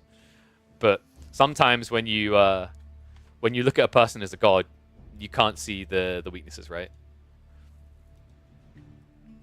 His next door farmer died during work? Jesus. Alright, yeah, so he's full-time, guys. Ain't worth it. Let the crops wither. He'll just get a new tractor from Wololo. Nepotism is more when you hire someone who isn't reliable. Yes. But, like, the problem is people call nepotism in a different way. They're like, oh my god, they've worked with this person for years, it's nepotism. No, it's like they've worked for them for years. Trust me, I feel the frustration sometimes. But, like, it makes sense. You have to prove that you're different. You have to prove yourself. It's like, you know, and people think sometimes you're just lucky when you get, like, ops. It's like, no. Luck is when... consistency, like, or preparation rather than opportunity meet, right? Alright, should we have a look what's happening on the ladder, who we can watch? Yeah. I don't know, I just found that kind of comical I see, and I was like, huh? So another, like, educational moment behind the scenes. People just wonder why hiring decisions happen sometimes. I mean, if someone's confident they can do the game justice, makes sense. Wait, is it Voldy Don time? You do gonna, yeah, come on, Voldemar's looking, man. What do you think, guys? Should we catch a Voldemar game? Is it Voldy time? Catch a Voldy game before I go eat, Pog? Poogers? You already got the wreck? Dude. what happened was actually worth watching.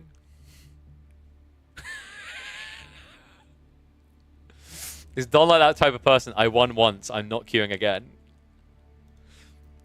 He's being that type of person, isn't he?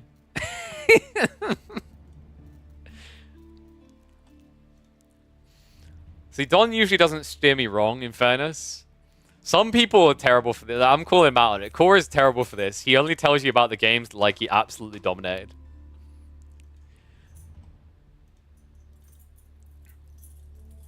Actually, Core had a game he recommended. We could watch that. Oh, look. He had another good game versus Ravane. Roos versus Sushi. I don't know if it's still going to be visible, though. Let me have a look.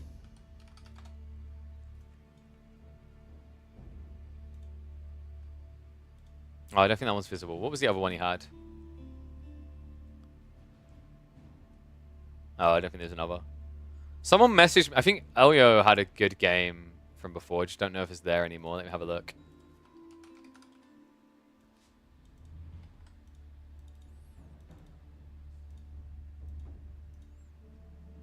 Jump on no balls? I think you're treating balls incorrectly, sir.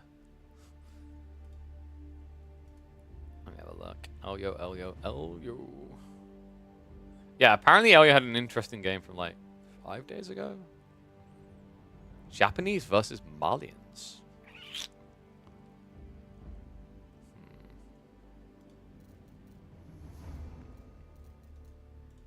Alright, you guys are just not finding games. I guess we go for the Japanese versus Malian game that Elio had. Alright, let's have a look here. I think Elio and his day should still be open, so we can sneak in. It's the 10th game, so it might be there. Let me have a look. It's there. We can 2v2. I mean, we already passed on some 2v2s. We could have watched some Louis 2v2s. Maybe not when we come back and cast some more. Oh no, we've already been live for like...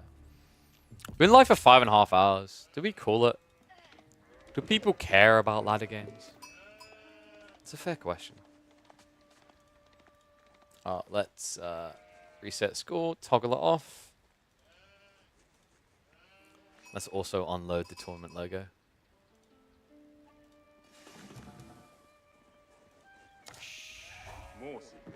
Care about him. What did you do to him? He sounded very vulnerable in his responses of don't cast that. This has legit got me curious now. Alright guys, do you want this or Voldemar versus Dragavan actually? I'll let you guys choose.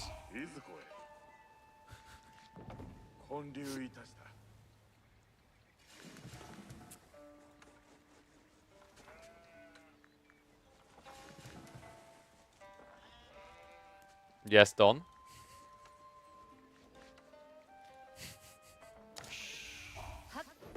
Alright, ones if you guys want this game, twos if you want Don's game. Quick. The,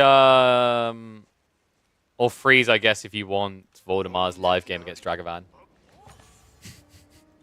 We can always cycle back to Don's. No one cares about this. Poor Elyona, man.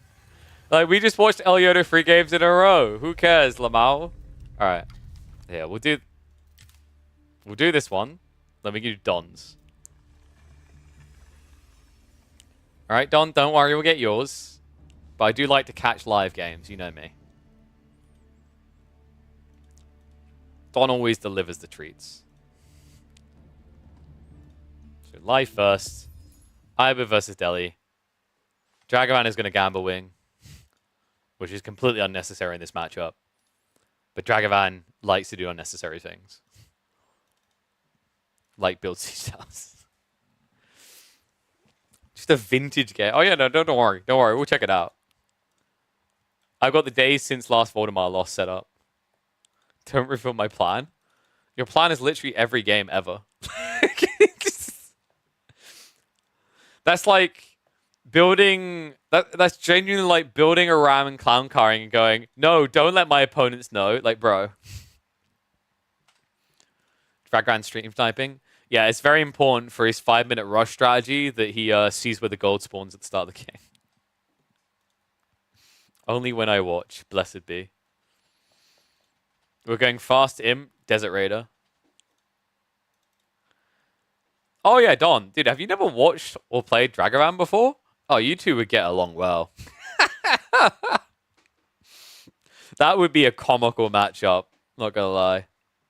Yeah, you guys need to party up, man. I'd love to see you two in 2v2. Actually, that'd be hilarious. Yeah, Don, imagine a player who like walks across the map and builds like archery ranges next to an enemy base. That's Dragavan.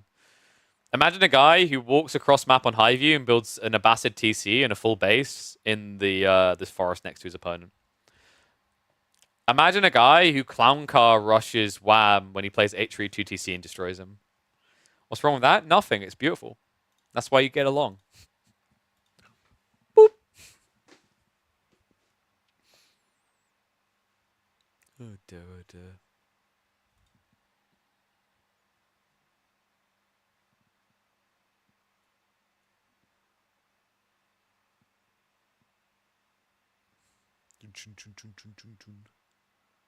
Just have a look.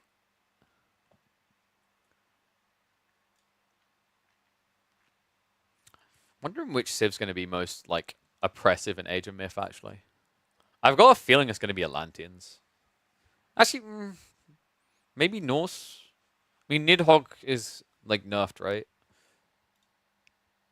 I'm curious though. Oh, Don, you're going to be playing the Myth qualifier, mate. Come on, we got to get Don in the Myth qualifier. Just finds a cheesy strategy and knocks out Mr. Magic. Whoa. Don's got to replicate his opening performance in the Age of Empires 4. I don't know. I'd say check. I've been hearing rumors it might be ladder, but I think I'm not sure. Banning system in Myth? I don't think so. Banning system doesn't make sense in Myth. Is like Age of Myth is design-wise more comparative to StarCraft from a Civ perspective than it is than like Age of Empires relatable, right?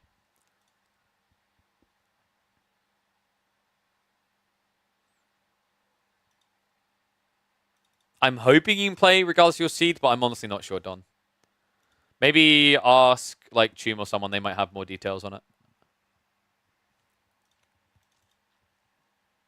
15 major gods? Isn't it 12? I think it's 12. I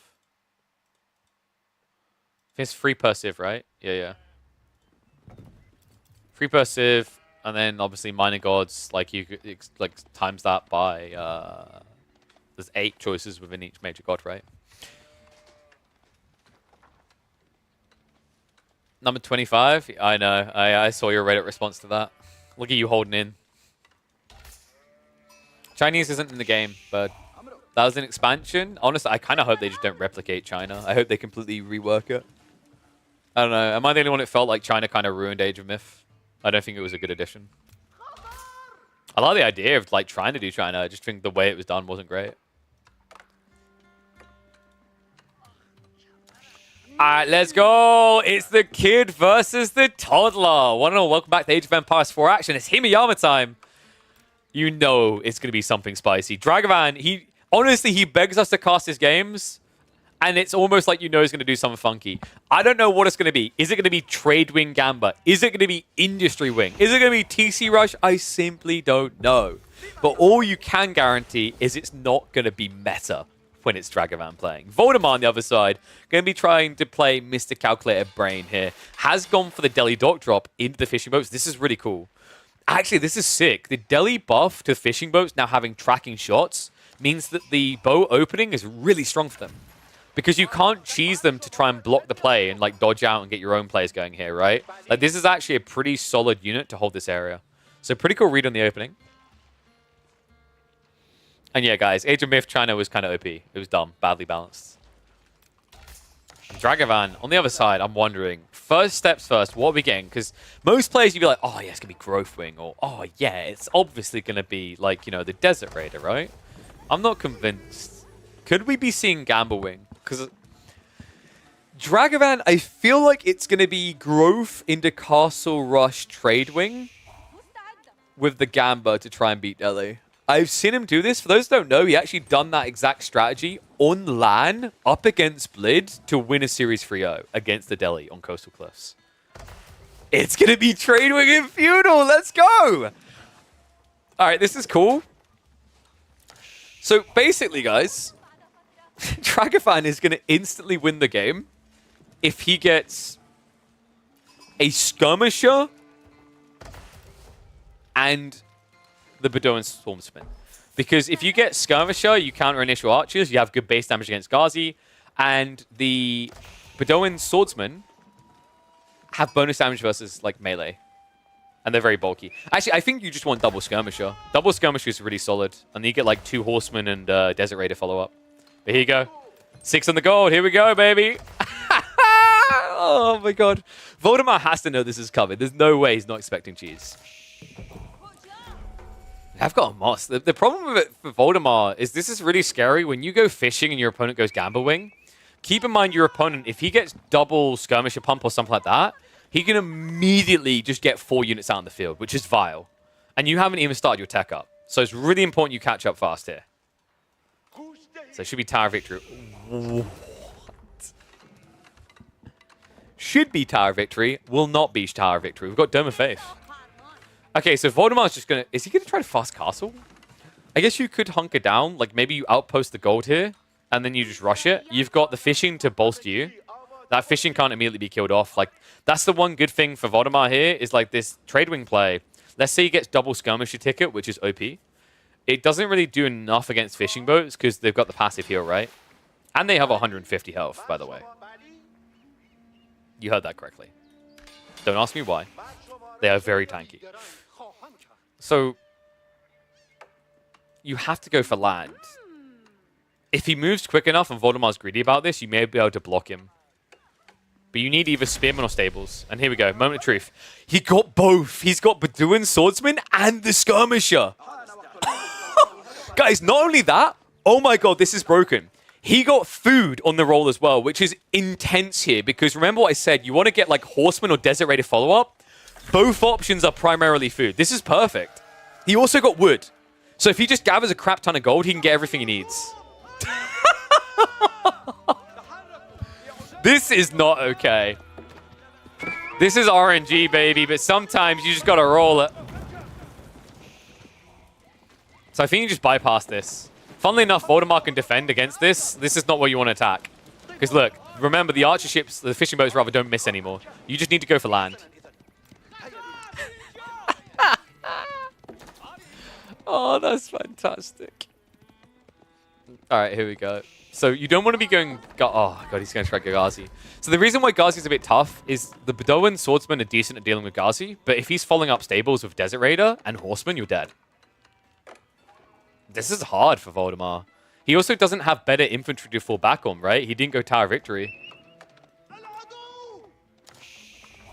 Did I just do the emote laugh from AoE 2? I don't know what that is, but I will say I'm older than AoE 2, so therefore AoE 2 copied me. Basic logic. Horseman on the way. So what do you do if you're Voldemar here? Blacksmiths would be really helpful, because skirmishers have pretty high base damage at 7. The problem is if you go archers... This is the annoying thing, right? This is why skirmishers are potentially a ridiculously broken unit, is they counter both spears and archers. Voldemar basically just has to spam Ghazi really quickly. Voldemar just Bing chilling? What, you mean the player account? Bing chilling was sort of. I'm pretty sure. Alright, Ghazi coming out. You want to go straight for the skirmishers, though. Fighting Swordsman is lost. Here we go. Hits on top of him. Skirmishers. Stand their ground. This is actually a good trade for Voldemar. He gets rid of both and gets away. Okay, well played. Golf claps. Guys, this is sick. The Horseman and the Desert Raider's timing was a little bit delayed there. Had they been there in time, that was a really hard fight. So now, Dragavan needs to roll lucky again. We're about to get a new ticket in 30 seconds. It needs to be skirmishers again. If he gets skirmishers, swordsman again, Dragavan's dad owns Microsoft.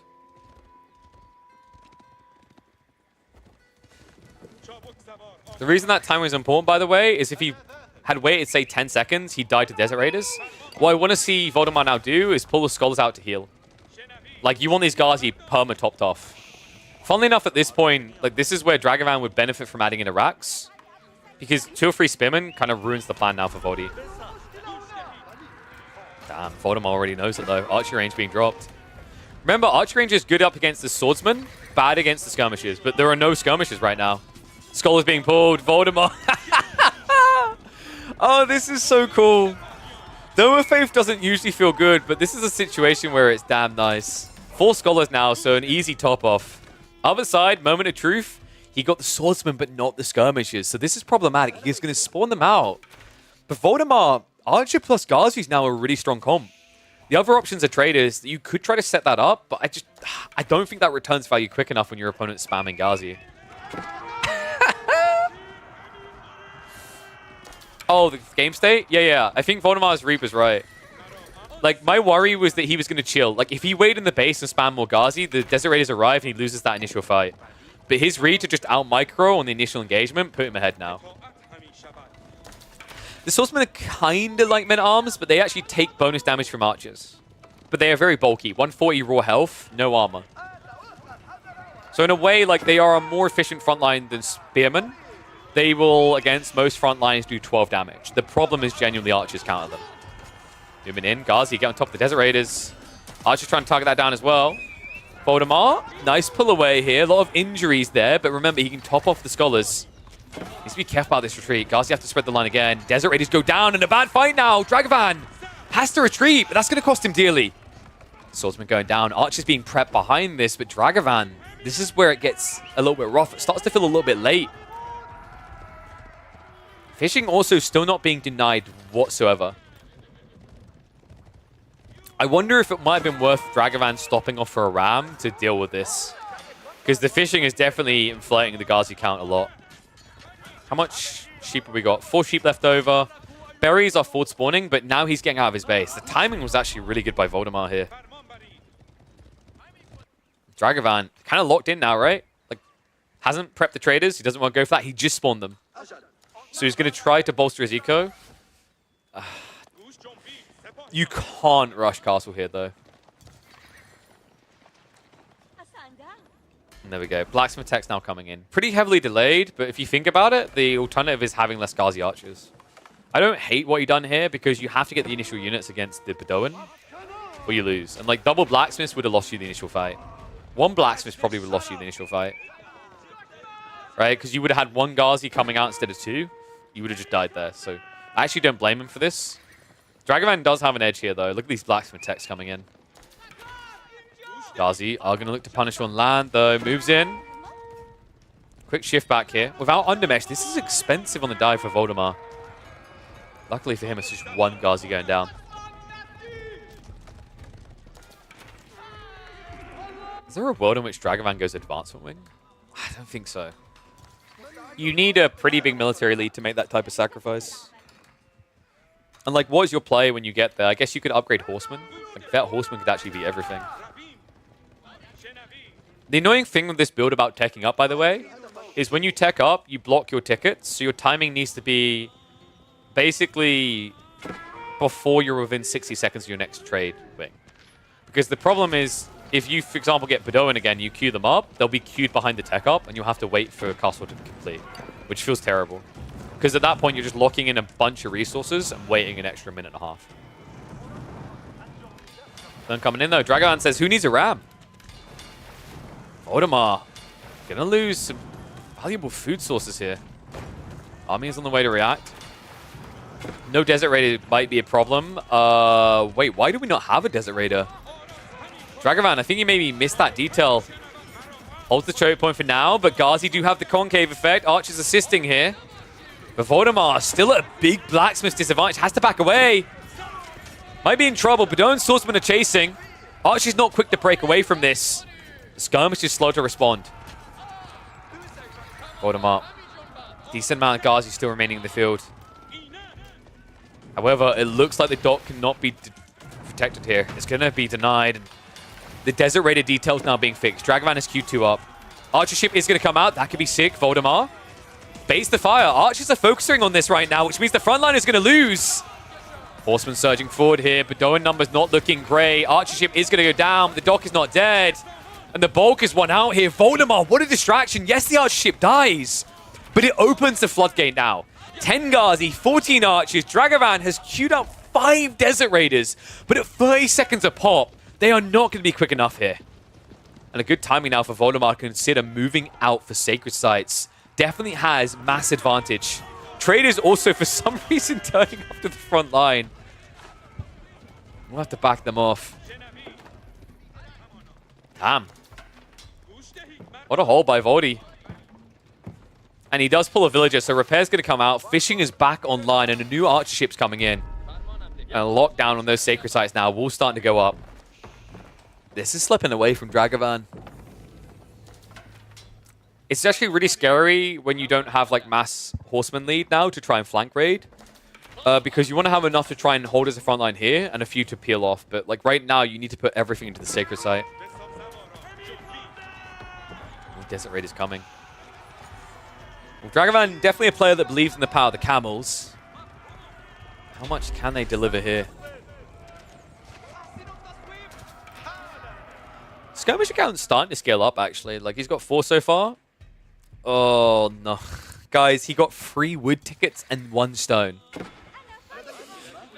So you could scale mass archers. It's not the worst idea here. In a standard Delhi build, it's GG because your opponent has Tower Victory. Remember, this is not a Tower Victory build. This is a Dome of Faith build. So actually, trading into mass archers isn't the worst value play here. It does feel kind of weird to go Tradewing Bazaar and not get a specialized pick though, right? I'm wondering if that's an optimization in the future for this build. It's like you need a lot of gold and you're basically like optimally trading marketplace values, right? So it's all about gold. Ooh. Sleeper moment. Dragavan hanging around a bit long. Will be a bit of poke damage. Voldemar still has some fishing value left here. We're down to 250 left over. He's going to have to start making a move for more food soon.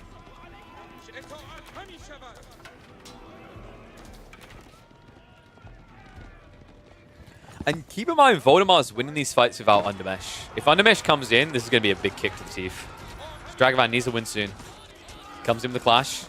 Desert Raiders are going to be in range for him to dodge out the Spearman. Ghazi getting debuffed right now, so they're pretty much at Horseman levels. Traders are actually intercepting a lot of arrow fire here, which is giving the advantage over. Voldemar needs to back away. It's just Archers left over, a few Horsemen remaining to peel. Archer lead shrinking somewhat. I think Voldemar needs to just get behind the walls and stand his ground here. Starts to shuffle in now. Could easily wrap around with the Ghazi and come out the other side here because Desert Raider is kind of out of position. Other issues, this Sacred Site is now unlocked, right? So that's a pretty nice beefy income increase of 150 resources per minute. Sorry, 125, right? So Voldemar got to be feeling pretty cozy with that detail. And Undermesh now getting closer. If Dragavan can't win a fight without that detail being there, like I don't know what he's going to do when it arrives. And he did buy all the wood, by the way. At this stage, I feel like your only play is to peel the Horseman and hunt Eco. But your opponent can do more damage because of his position, right? And I think Voldemar knows it. The other issue is you can't take the short route to your opponent's base because of the Dao. This is tough. It's like one Horseman is at least going to be out of raid, but Shiv's going to be out for that. It's only a solo. Meanwhile, main fight, nice bait back. He pulls it back towards the Archer ship. Dragavan has to commit the Horseman into it. Undermesh is nice here, but at least going to be a heavy hit of damage. And now you can target the back line. Archer's in a bit of trouble. Fire comes in. But this is so annoying, right? Like, Voldemar right now is the equivalent of that kid who, like, squares up to you, acts all big and tough, and then in the fight just hides behind his friend twice your size. Right? That's what this Archer ship is right now. It's very difficult to get an efficient trade for Dragavan.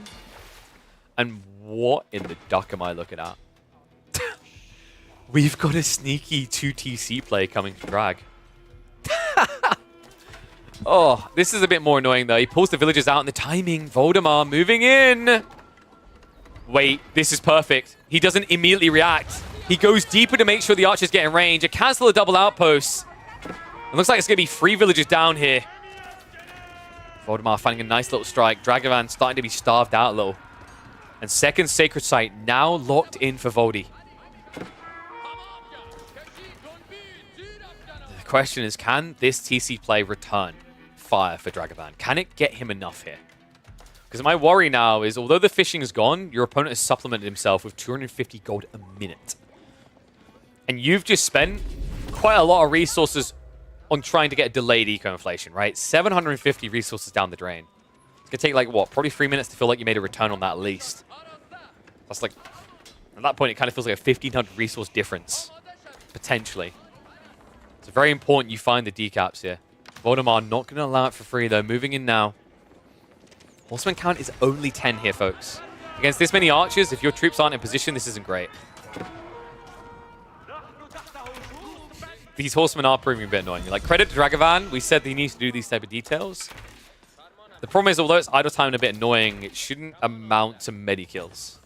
Unless you keep targeting the same position. Horseman trickling, not great here. Dragavan committed to the fight, though. 26 archers, but a lot more for Voldemar here. 45 archers in total. The Horsemen, a little bit religious with their dive. And really shouldn't be believing in it. I think this is going to be a lot of out of time. Dragavan now full shifting north, but that should be seen by Voldemar. Remember, he's got the archership here. In fact, if he gets this right, yep, pulls him over. Could be a disaster. Dragavan has to pull back further, and now Voldemar knows where he's going. So recap on the south side. Army march to the north. It's kind of wild that Voldemar is winning with mass archers without tower victory.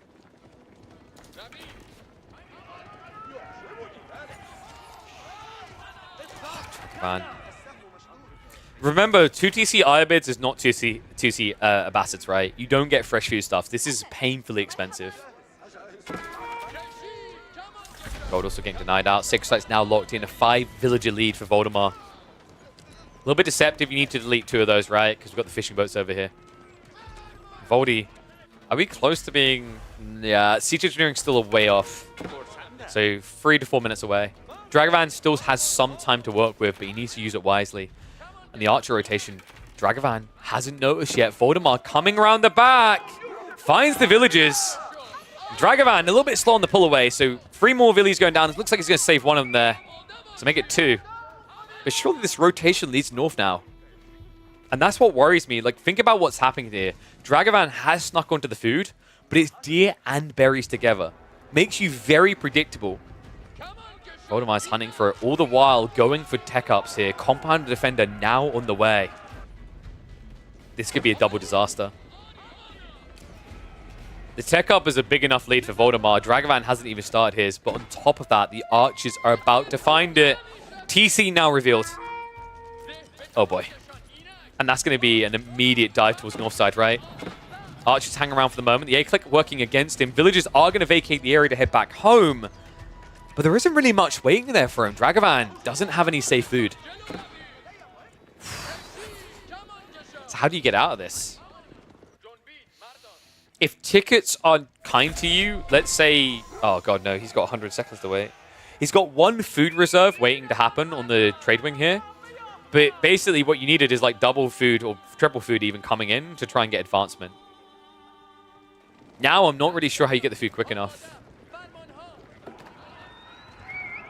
Voldy backing up for the moment. Double archership. He can shoot over the tree line. He does it. Dragavan not reacting right now either. He's losing a lot of troops to this. Horsemen to dive in. Archers are going to peel it back. And the archer ships are going to absorb all the fire. So now Voldemar can kind of trade them out for the better engagement. Horsemen wasting a lot of time on that. Fishing boats also joining in. Dragavan just has to keep pushing it though. Archer's able to back away. It's 45 right now versus what? Probably about 30 here. Horsemen have been cleared up. The first Lancer has arrived, and Dragavan may be drying up at this stage. Food income, half of what it was a minute ago. The 1 Lancer can tank the entire army, and this looks like game end. Yeah, Dragavan just has no recourse now. The food income is looking bad. He's shifted out to the deer, but the army's now coming. He needed more than this, and he needed it quicker. Voldemar finds his timing. 5 men-at-arms in the field. 3 knights now until, and a GG call comes out. Gamble Wing, for a second there, had us going, but the kid is no joke. He may have the title of the kid, but he's a wise lad for his age, able to thread it through with the Delhi non-tower victory build. Not your usual, that's for sure.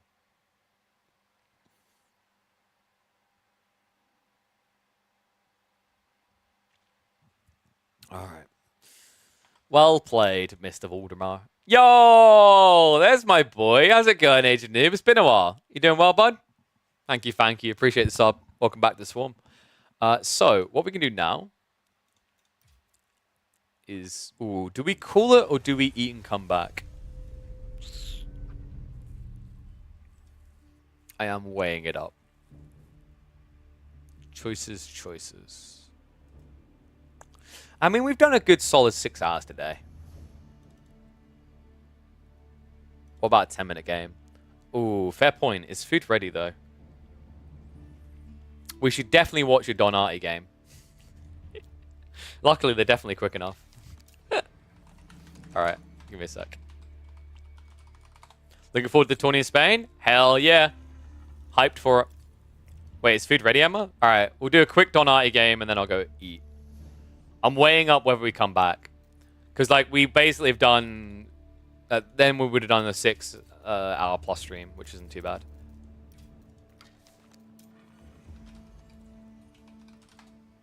Yeah.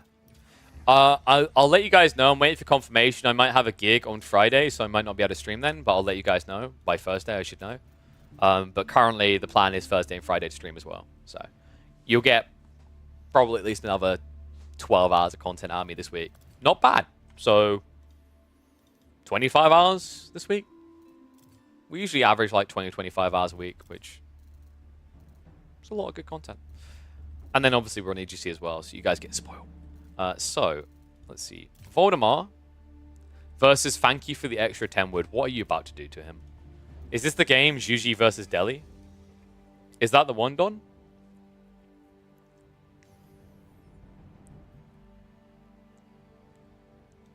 Oh, that's cool. Okay. Let me check for another game then. What do we call that game?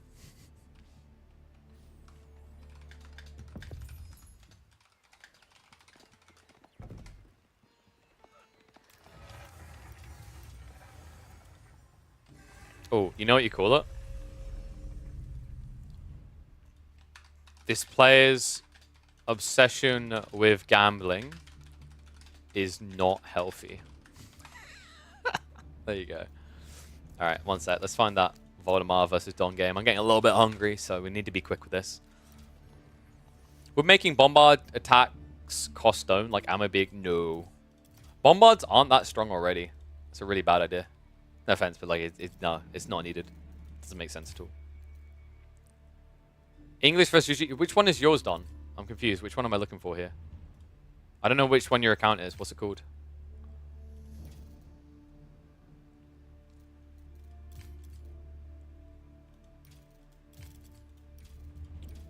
Alright, I'll check your account. I think I clicked on the wrong Donati. Someone's pretending to be you, mate. Hill and Dale? Is that the one? No. Gorge? Where the hell is it? Oh, there we go. English versus French, right? Yeah, Cliffside. Got it. Let's go. English versus French. Oof. What do French do here? I don't know, man. I feel like you just Lombo rush him, right? King and then Lombos afterwards. Pretty strong. Add in Spearman as well. Pretty strong. French make knights. Wow, that is a very diverse and deep strategy. I'm sure it will pay off. We do 2 times because screw it. We've got to go fast here. Whenever it's Donati, you know it's going to be a fast game and a messy game at that. Donati going up against the kid Voldemar. English versus French. Voldemar in the yellow. Don in the green. I was told that this is the type of game that, in Voldemar's words, don't look at it. Which made me more tempted. You know when someone tells you not to do something and it makes you more inclined to do it? Hence why we're here on Cliffside. Oh my god, the villagers are ready to go. Thank you, Fat Block, for the gifted sub. We've got to make sure Don's got that English flag to wave. Oh my god. He's not going to get enough for a night. This is a short bow rush. He's taking his gold. Voldemort, no. Voldemort, no. Guys, that was about the cost of a village. Like, in terms of what a villager would gather in a minute. Like, he wasn't idled for a minute, right? That was worth it. Alright, your gold now belong to me. Voldemort does have a backup gold, though. However, this is quite tilting because Don has been gathering food at home. So he'll be able to get his castle, his feudal age, rather. I think you feudal at home, and then maybe you could build a council hall here. Not council, sorry. You build the council hall at home, and then you just pump longbows across and prep an outpost here. Voldemort has got the gold, but oh my god, 8 villages out that far? Buddy. This ain't good. Don's not done, though. He is going to build it here! This is so not necessary. Okay, I'm going to criticize it, Don. Did he see you walk here? Maybe not. The vision, it looks like he might not have even seen you. Like, he probably just assumes you walked home, right? And he's prepping the lumber camp because, of course, we need to feed the lombo spam here. Voldemort, meanwhile, is going to go for the School of Cavalry. He should be able to get this up, right? Before Lombo's get in position. The problem right now, though, is Voldemort cannot build knights. You can go horseman, though. I think what's key here is Don needs to be ready to have a Rax opening, and then he's fine. And then you go, like, Lombo Paling. If you Lombo Paling here, you can block the tree line. The cool thing as well is you got 5 villages here, so you can build an outpost afterwards. Dude, this is so tilting to play against. Don, when are you playing in pro games again? I need you in tournaments for this. This is what I need in the Age of Mythology Wololo qualifier, please. Whatever the Age of Myth equivalent of this could be. So the council is going to be notably quicker as well, right? Even with 3. I love the fact that he's already prepping the wood, because like we said, he's probably going to need a Rax here, right? He's even got people at home, so it's double lumber camp play, and there we go. So Rax, to have the spin ready to go straight away. Dude, this is scary. What's worse still is Voldemort's been gathering sheep this whole time. He doesn't know. Here's another funny detail. Like, realistically, Don, if he blocks the wood gathering, he could even move on to the deer if he starts running out of food. But the council is complete. Alright, get them lompos pumping, boys. Okay, that's kind of cool. So he's going to, what, send 3 around the backside first, and then bring 3 more on the front side? So then you have a pincher from both sides. And no. Wait. Don, actually, pause that thought. He's gathering gold. Get him. Re-rally. Re-rally the Lombos now. We need 2 more coming on the east. Villagers now getting harassed. At this point, Voldemort is probably saying, what the hell? Oh, horsemen are going to react on that side, but I think there's a spearman already coming. Is he? Oh, he's looking to block the berries, right? So you could get wood here, but I guess food's going to be a problem. I don't know. I feel like letting him get gold feels like a mistake, right? I guess the bigger concern for Don is the wood. Because wood gets archer counter, right? Damn, that horseman's not looking healthy, though. Spearman a little bit overzealous. Lombo could snipe this now.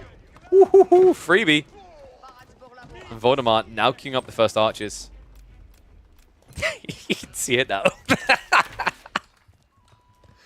Oh no. Well, Horseman's going to ride in and Rohirrim this, but I think, like, Don, once he's up to, say, 7 Lombos, you just go for an outpost here. And then it's really hard for Voldemort to fight this. Remember, he's already at a +1 disadvantage because Lombos have higher base damage. You add in the outpost as well. Oof. Yeah, Don is that kid in the... I think we highlighted this before. Don is genuinely that kid in nursery that, like, has a toy, puts it down, doesn't want to play with it, then sees another kid with the exact identical toy, and he wants it. He's like, I don't really care for my gold, but your gold. Outpost now going up. Voldemort is in trouble here. The only upside is his opponent can't quite see around that tree line. He was close to chopping too much here. I think if you rotate the scout here, though, and just keep checking and run away when the horsemen come, you can very easily farm villages, though. Instead, is he going to play round? Without aura, that's kind of funky. Voldemort actually shifts early. So north side maneuver now. Armies are not looking great for Voldy, though. 3 horsemen, 3 archer up against 8 lombos with a few spears is good. Oh, there you go. Don says he's probably used to trick him like that. When I had the best toy, he'd just pretend he'd really enjoy himself, and I'd want it, and then he'd take it. So that clearly stuck with him, and now Don makes sure that no one can have their toys, so then he definitely knows he's got the funnest toy. That is what is happening here.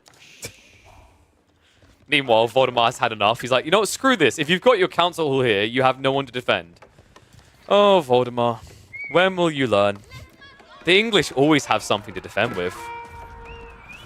You just need to start using them that way. Village is going to pull back. Meanwhile, Lombo should be able to go in now. Yeah, he's going to start rotating. And weirdly enough, Voldemar moved his tree line forward because he got worried on the backside. Now, this dive in could get a bit dicey. Don is actually not using the villagers to short bow attack, which is kind of surprising here. There's no undermesh, so he do decent damage. Don not reacting to this right now. He needs to find trades, though. Voldemar running around like a headless chicken with 18 villagers. Don losing the heads of his villagers, but the dive does come in. The garrison is going to get TC'd. The TC is going to get garrison. This is what Don games do to my words. And the horsemen are basically dead, so long live the raid, I think not. Voldemar will not be able to do that again. And the Lombos are very content now. With the damage done to the horsemen, you can rotate to the back here. Voldemar about to lose another villager. Oof. One just barely staying alive. Guys, just a reminder, this is no wheelbarrow gameplay. This is really depressing. Yeah, isn't there a bug with alerts where if you keep attacking the same unit, it doesn't ping again? I think that's what happened there, Don. Spamming on the south side. Well, that's a freebie. They get to kill the knight, and the villagers move in here, but I don't know if this is worth it. It feels necessary, but it's not going to get you out of a bind here. You can't clear the production building because it's a 5k landmark. Oh, no. And Lombos are coming home. Don now with a 2-villager lead in a French matchup where, remember, French by feudal age on average should have 0.6 more villagers. By now, they should have almost 2, right? I don't know. This is kind of chalked. And no textiles because Voldemar would need gold for that. And the blacksmith now on the way. Yeah, this game is over. Oh, man. Please tell me Voldemar was streaming this. I would love to have heard his reaction in this game.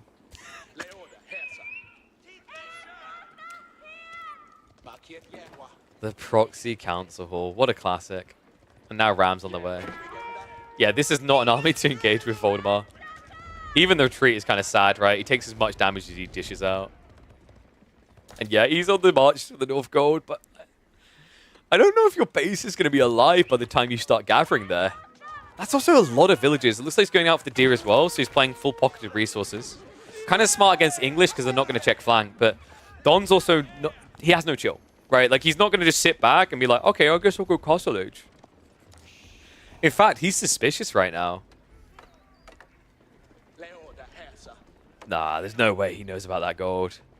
At this stage, the options are gamble and check all the golds and die to knights, or kill the enemy base.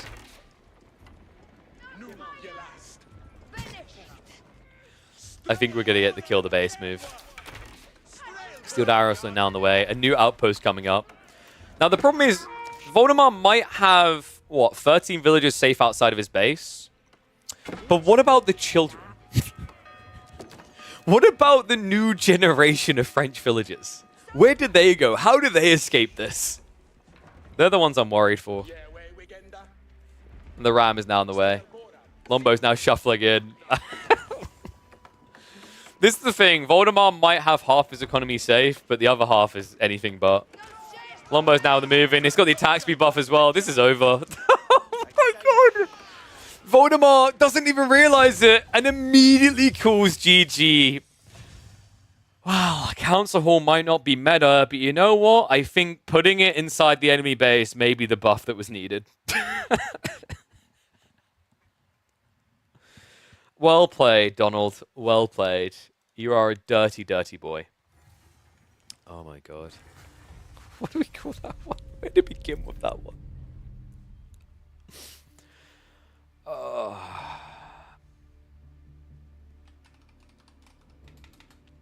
Council Hall doesn't need a buff. Just innovate.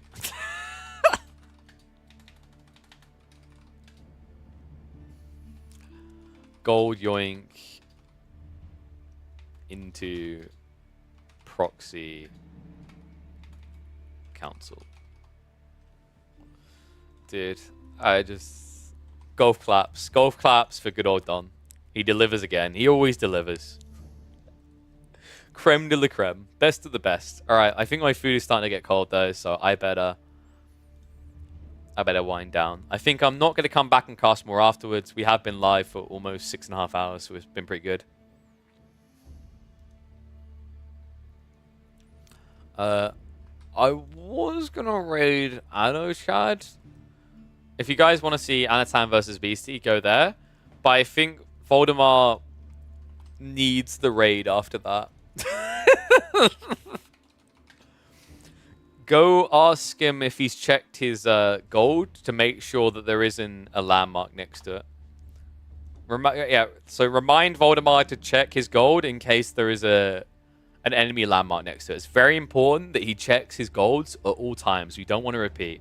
Much love though, guys. No stream tomorrow. I'll be back Thursday. We have got a best of 11 show match between Voldemort and Myriad, so be sure to catch that here. It should be happening at about 2 p.m. UK time, I believe it is. So pretty hyped for that. And then maybe some Stormgate afterwards. So exciting Thursday. Hope they'll see you all then. But go have some fun with Voldemort. Remember, ask him, remind him to check his gold for enemy landmarks.